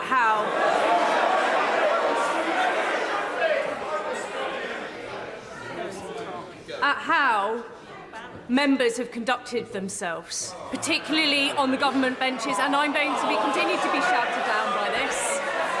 As a perfect example, on an issue so serious as we have heard today, and I am asking for clarification, Madam Deputy Speaker, because there are people within this chamber that clearly aren't aware of the rules and what's going on. One former leader of the House that made a complaint when he wasn't even in the chamber to hear what happened. But please, can Madam Deputy Speaker give us some clarity that should the Conservative government not have withdrawn from the process today, we would have actually had 3 votes. I thank the honourable lady for that point of order. I am quite clear that there was the opportunity for 3 votes. I would rather. I think the honourable gentleman may not know of all the discussions. I was very clear that there was the opportunity for. I'll take one more point of order. Dr. Caroline Johnson. Thank you, Madam Deputy Speaker. I'd be grateful if you could provide me with some clarity on procedure, because you're a much more experienced Member of Parliament than I am, on 2 points. The first point is, my understanding is that Mr. Speaker made his decision earlier today on the basis that there would be 3 votes rather than 2. Once the government had withdrawn its amendment and there were then 2 votes rather than 3, was the decision to persist with the order of putting the Labour amendment before the SNP amendment the decision of yourself, Madam Deputy Speaker, or was it a decision of Mr. Speaker? And the second question I've got is, routinely, if a division occurs to sit in private in this case that completes after 7 o'clock, as this one did, the motions would have fallen. Can she explain, please, why they did not?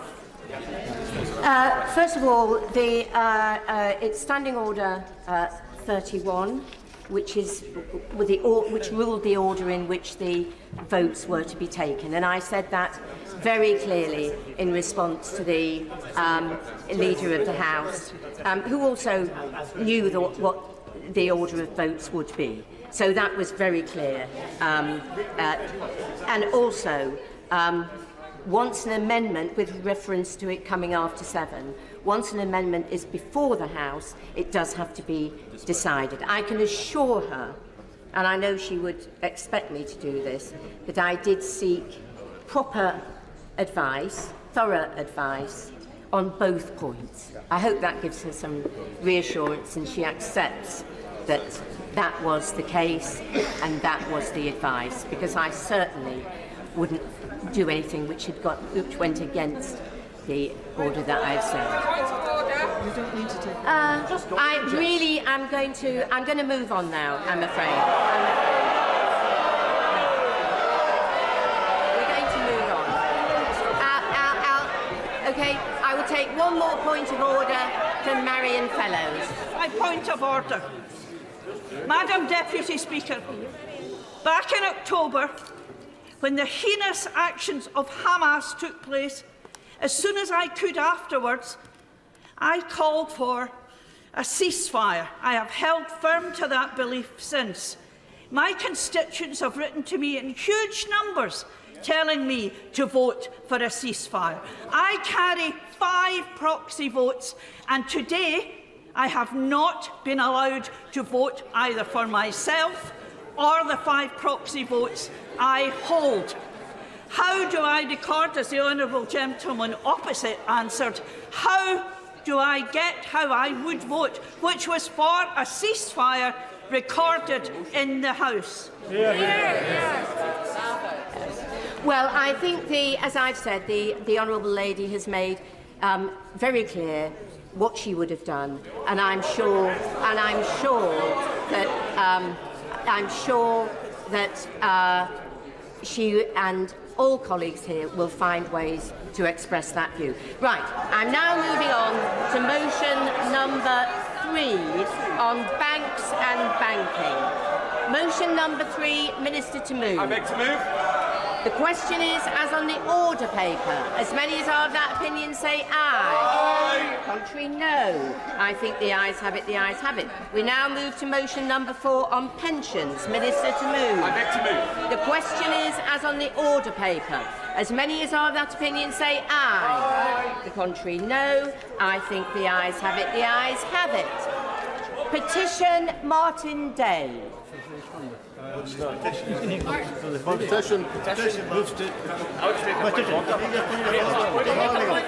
Today might like to wait until the chamber clears.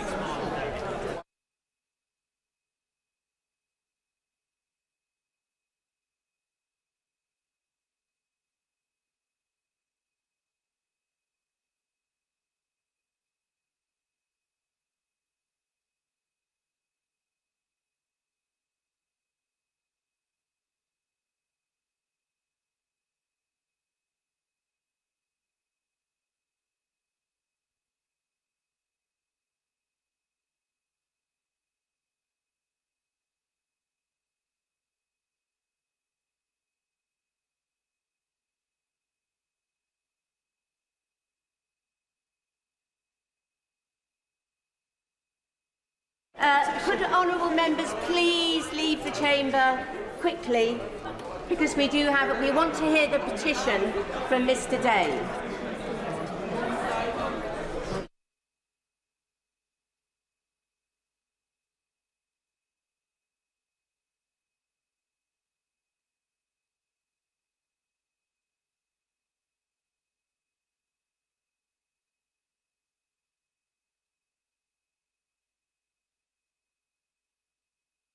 Petition Martin Day.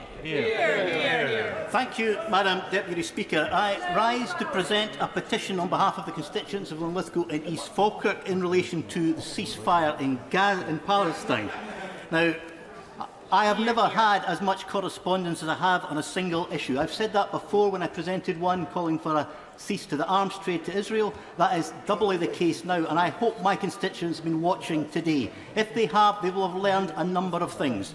Firstly, they will have learned, as we saw from the Clerk of the Commons letter, that Britannia waives the rules. They will have learned from the shenanigans we've seen from the British parties that this is nowhere for our country to be governed from, and the sooner Scotland gets out, the better. Now, it seems to be that the argument, and my constituents, I hope, will agree with me, that the difference between the different positions in this House is whether there was a collective punishment of the Palestinian people, and by God there has been. Yes. So, the petitioners therefore request that the House of Commons urges the Government to join with others in the international community in urgently pressing all the parties to agree to an immediate ceasefire so the process of rebuilding and finding a lasting peace with a two-state solution can commence, and the petitioners remain, etc.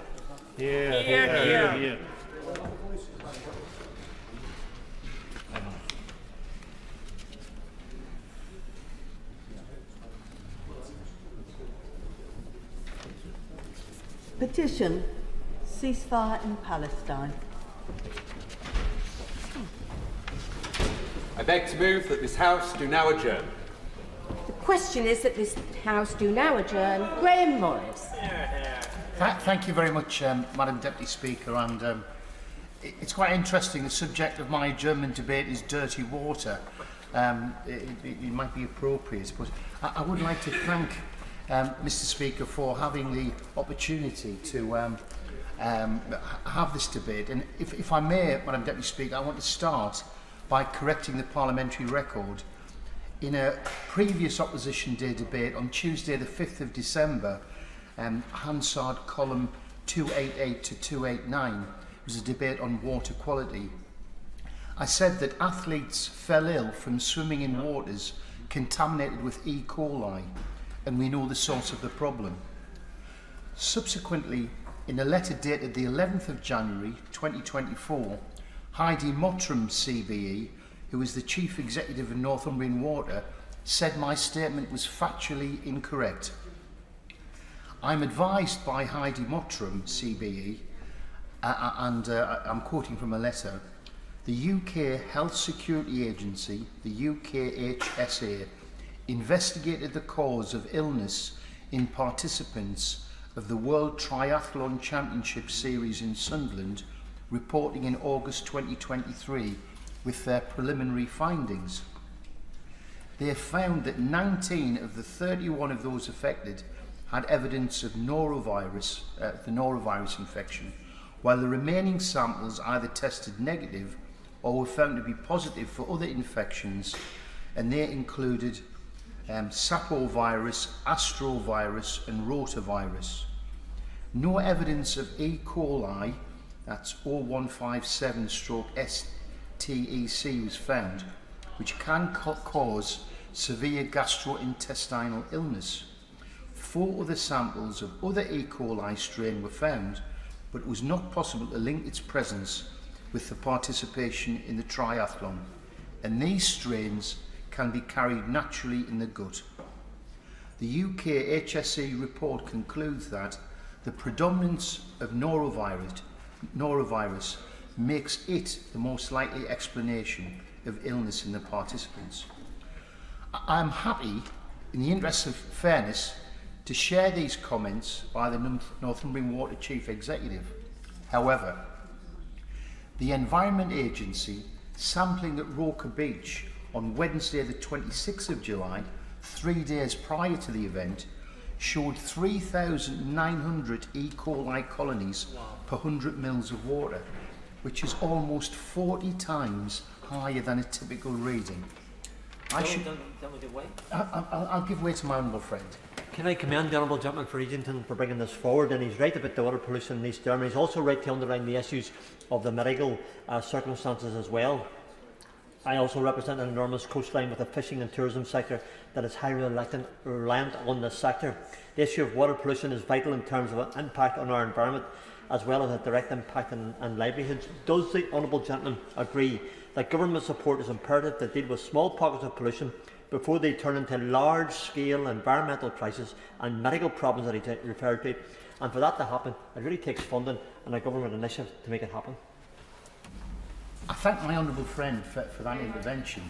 My personal belief is that the privatised water companies have more than sufficient resources to address the issues if they're prioritised infrastructure repair work and did the job that we as customers pay them to do. I'd like to point out, and I'm sure my honourable friend, the member for Strangford, will be more than familiar with this. And in previous debates, we've heard about correlation and causation. You know, where one's a kind of a coincidence, and one is a direct link between one event and another. So that the samples that I referred to that were 39 times above the average level, they were not in the body of the water that was used for the swim. That's absolutely correct. So I'm sure it's only a coincidence that a body of water near the swim event had high levels of E. coli that were detected. There's no such thing as tidal movements, is there? I don't know if we have them in Northern Ireland. There's no such thing as prevailing winds that would move a large body of E. coli in an area into the swim area. I want to refer to the comments of the Australian triathlete Jake Birtwistle, who said, and it's slightly unparliamentary, but he said, I've been feeling pretty rubbish since the race, but I guess that's what you get when you swim in SH1T. The swim should have been cancelled. I hope Mr Birtwistle is reassured by the comments of Northumbrian Water that the high levels of E. coli detected in the waters nearby to the swim and near to the where the event took place had nothing to do with the sickness that he experienced on the day of the racing. I'm also disappointed, Madam Deputy Speaker, that in her letter to me, Heidi Mottram CBE failed to address any of the other issues that were raised in that debate on Tuesday the 5th of December. These included the issues of debt and dividends, investment, and how to regulate water companies to implement some level of corporate responsibility. If I may quote from The Guardian, which studied financial documents from 1990 to 2023 of all of the privatised water companies, they said Northumbrian Water is far from the worst performing water company, which I think makes the following stats really rather worrying. The Guardian found that 19% of Northumbrian Water's consumer bill is spent servicing debt. The debt owed by Northumbrian Water is £3.5 billion. Over the same period, they have paid £3.7 billion in shareholder dividends. I'd like to ask the Minister, does he think this is acceptable? To use debt in order to pay shareholder dividends? As a consumer, I'm outraged, as I'm sure a large number of my constituents are. If this were any other product or service, I could choose to change suppliers. Even in the rail industry, and heaven knows, I've been a critic of poor service, but at least I have the opportunity to highlight to ministers failing train operating companies and to advocate that they should be stripped of their contracts for failing to deliver for the travelling public. Water is unique. I can think of no other essential public service that has been privatised where there's no consumer choice or indeed accountability. Water is a private monopoly. It's a natural monopoly. It is essential for life. It is essential, vital national infrastructure. The government is entitled to impose a strict level of oversight and scrutiny. It will come as no surprise to the Minister, I'm sure, that I personally believe that water should be publicly owned, run in the national interest and deliver public policy goals.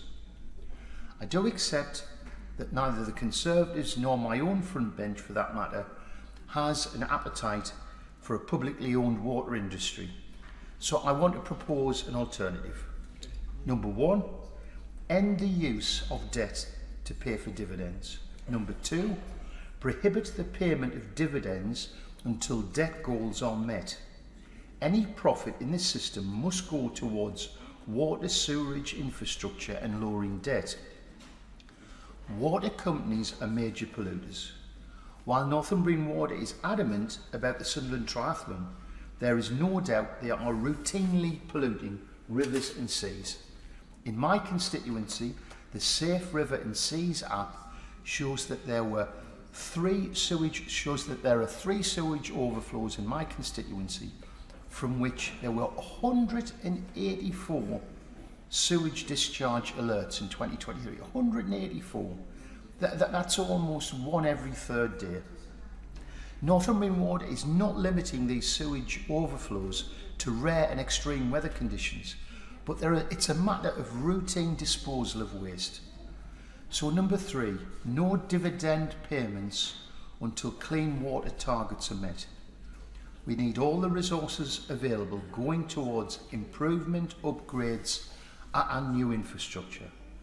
Finally, the promise of privatisation is always about improved standards, lower bills, more consumer choice. But experience suggests the reverse happens. Lower standards, higher bills, no choice. Therefore, the government should put an expectation or indeed a requirement on these private monopolies to deliver for the taxpayer. I'm not telling the government to block profits in shareholder dividends forever, quite the reverse.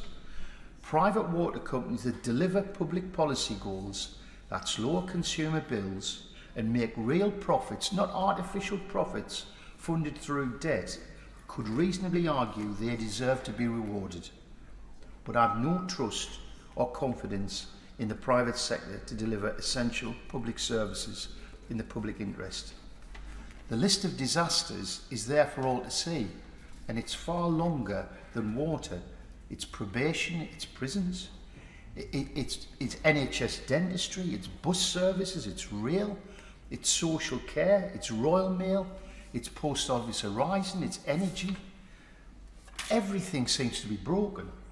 and there are no risk rewards for the private sector, where failure doesn't affect the company, with services and contracts handed back even when companies fail to deliver, having already extracted their profits.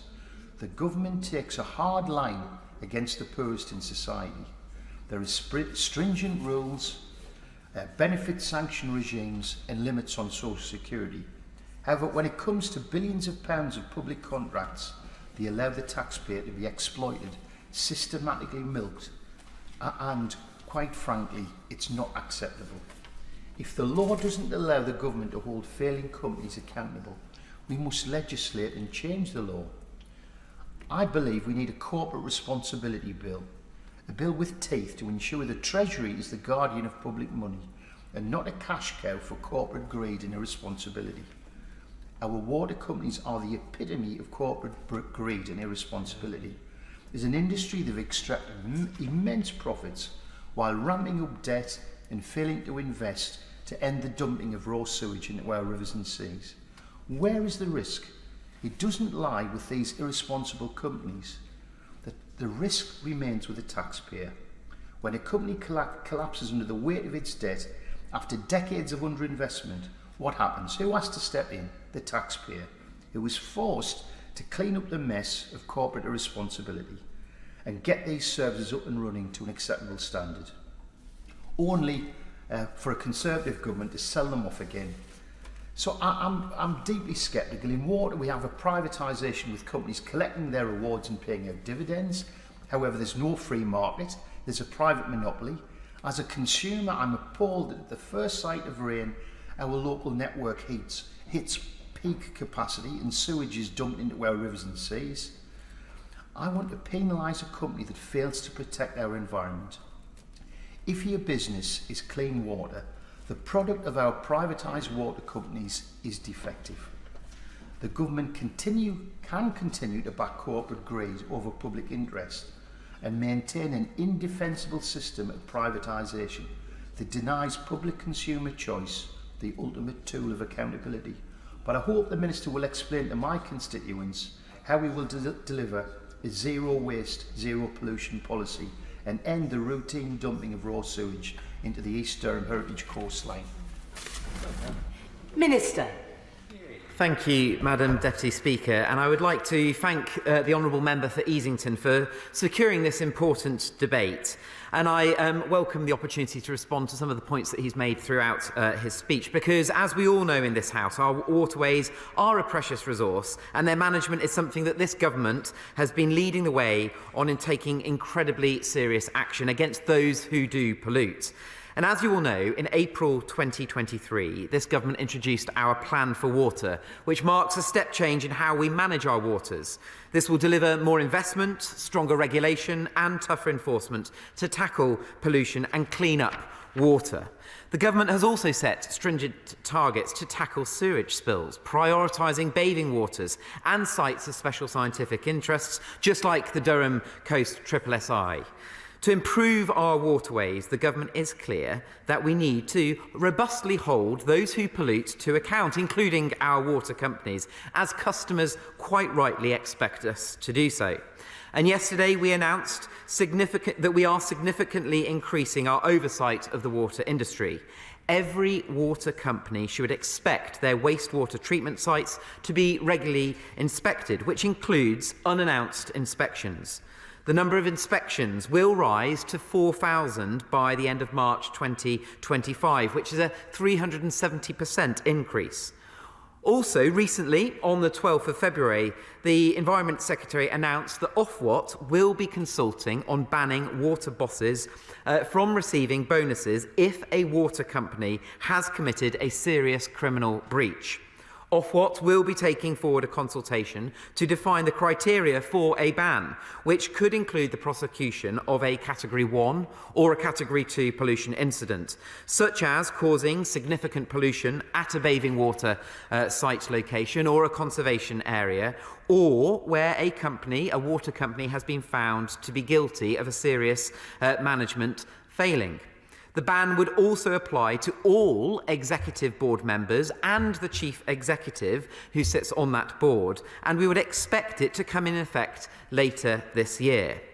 We are clear as a government that no one should be rewarded for a serious criminal breach for managing and operating a water company should that serious criminal breach take place under their watch. So this builds on Ofwat's announcements last year to tighten restriction on bonuses using powers given to them through to the regulator through our Environment Act, which came into place in 2021. Now, let's be clear. Tougher enforcement requires more monitoring. To ensure robust action is taken, we are holding the water industry to account on a scale that has never been seen before. And this government is driving up monitoring and transparency to ensure the public can see what is going on. And of course, this starts with monitoring, and the government has achieved 100% monitoring in England's storm overflows, a vast improvement from the just 7% of storm overflows that were previously monitored under Labour in 2010. This is a major step forward in protecting our precious water bodies, as well as the communities and wildlife that rely on them. And meeting this target is a significant achievement in creating positive environmental change and an ability to hold the water companies to account who pollute. Now, regarding Northumbria Water, which is, as the honourable member will be aware, is the water and sewage company servicing the East Durham area, I am aware that there were no serious pollution incidents recorded in 2022 or no serious pollution incidences recorded in 2023, but I am aware over a wider period of time concerning level of increase in the number of pollution incidences that have taken place over a longer period of time. And since January 2015, Northumbria Water have faced 3 prosecutions and a total of £807,000 in fines from the Environment Agency. The most recent prosecution followed 2 consecutive days of raw sewage in March 2017 being released from manhole chambers in Bishop Auckland, which was completely unacceptable. Now, Northumbrian Water are one of 6 water companies with live cases for potential failures of sewage treatment works that have had led to unpermitted sewage discharges into the environment. And I am happy to meet with the member if there are other matters that he is wishing to raise. And I will give way. I'll be very brief. I thank the Minister for responding in the manner that he is. But in terms of serious notifiable incidents, that there were 184 sewage discharge water alerts in 2023. That's a huge number, and the impact of those, I'm not quite sure what serious means in terms of the established definition, but can I ask the Minister about his view on the level of dividend that's being paid and the business plan that's being operated by Northumbrian Water and presumably other privatised water companies where they are securitising assets, including Kielder Reservoir, the biggest reservoir in Western Europe, and using the proceeds to pay shareholder dividends, not to repair the infrastructure. What's the Minister's view on that? And I thank the honourable member for the points that he's made, and he would have noted the points I've already made about us wanting to tighten up bonuses which are given to not only chief executives but also executive board members. But in regards to dividends, the Ofwat already announced earlier this year tighter measures that the government has brought out in terms of Ofwat being able to implement challenges on dividends that relate specifically to environmental performance. And I just want to carry on some of the points that he made in his earlier speech. To tackle the issue of storm overflow discharges, last year we also updated our storm overflows discharge reduction plan, which sets out stringent targets to reduce the storm overflows. It prioritises action at those overflows discharging to ecologically sensitive sites, such as SSSIs and areas of natural beauty, as well as bathing waters.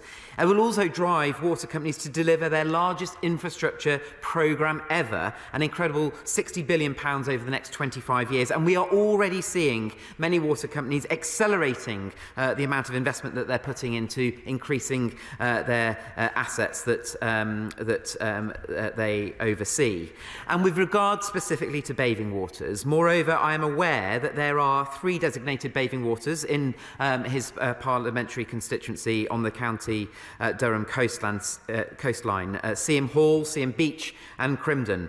Now, substantial Substantial improvements have been made to bathing waters in recent years in England. Almost 90% of designated bathing waters in England met the highest standards of good and excellent in 2023, which is up from 76% in 2010, and this is despite stricter standards being introduced in 2015. These bathing waters are routinely monitored by the Environment Agency during the official bathing water season from May to September. But in 2023, 2 of these bathing water sites in the Honourable Member's constituency were classified as good and all met the minimum standard of at least sufficient. However, I do recognise that 2 had deteriorated from the previous year's classification, and the Environment Agency will investigate the reasons for the deterioration of the bathing water in this region. We are working closely with Ofwat and the Environment Agency to ensure that they have the tools and the resources that they need to hold water companies to account. We have provided an extra £2.2 million per year to the Environment Agency specifically for water company enforcement activity. And furthermore, in May 2023, Ofwat announced that its enforcement capacity would be trebled following an approval of £11.3 million of funding budget increase from the government. And we have legislated to introduce unlimited penalties on water companies who breach their environmental permits and expand the range of offences to which that can be applied. And this, for the avoidance of doubt, Madam Deputy Speaker, includes criminal. In the plan for water, we announced the Water Restoration Fund, which will channel environmental fines and penalties collected from water companies into projects that improve water environment. And further details on the Water Restoration Fund will be announced. To conclude, Madam Deputy Speaker, this government is going further and faster than any government to protect and enhance the health of our rivers and our seas. And we expect water companies, including Northumbrian Water, and some of the points that the Honourable Member has made, to use the next 5-year price review period, PR24, to set bold and ambitious plans to deliver for the people and the environment. And that means security of supply, cleaner rivers and beaches, fewer leaks and supply interruptions, greater water resilience, so that we see a fit future for our rivers and our coastal environments, and substantial improvements to tackle storm overflows. In turn, this investment will boost economic growth and create more jobs. Point of order.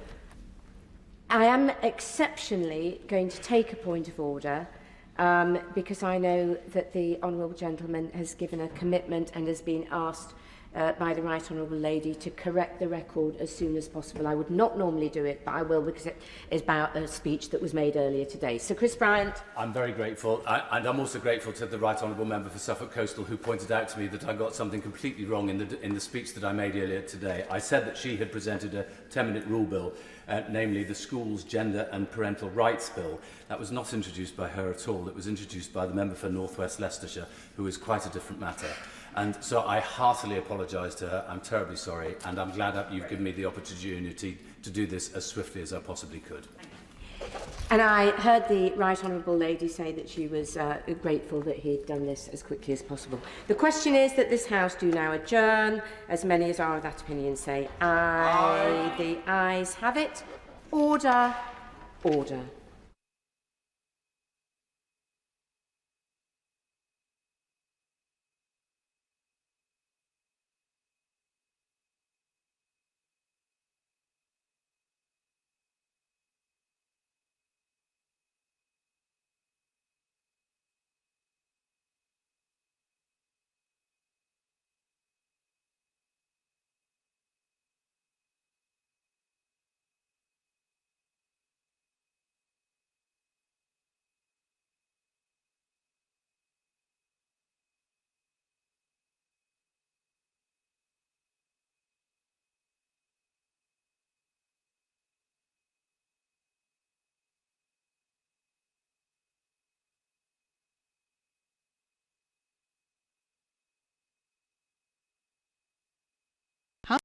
Sound.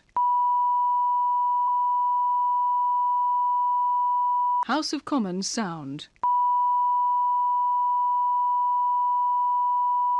House of Commons sound.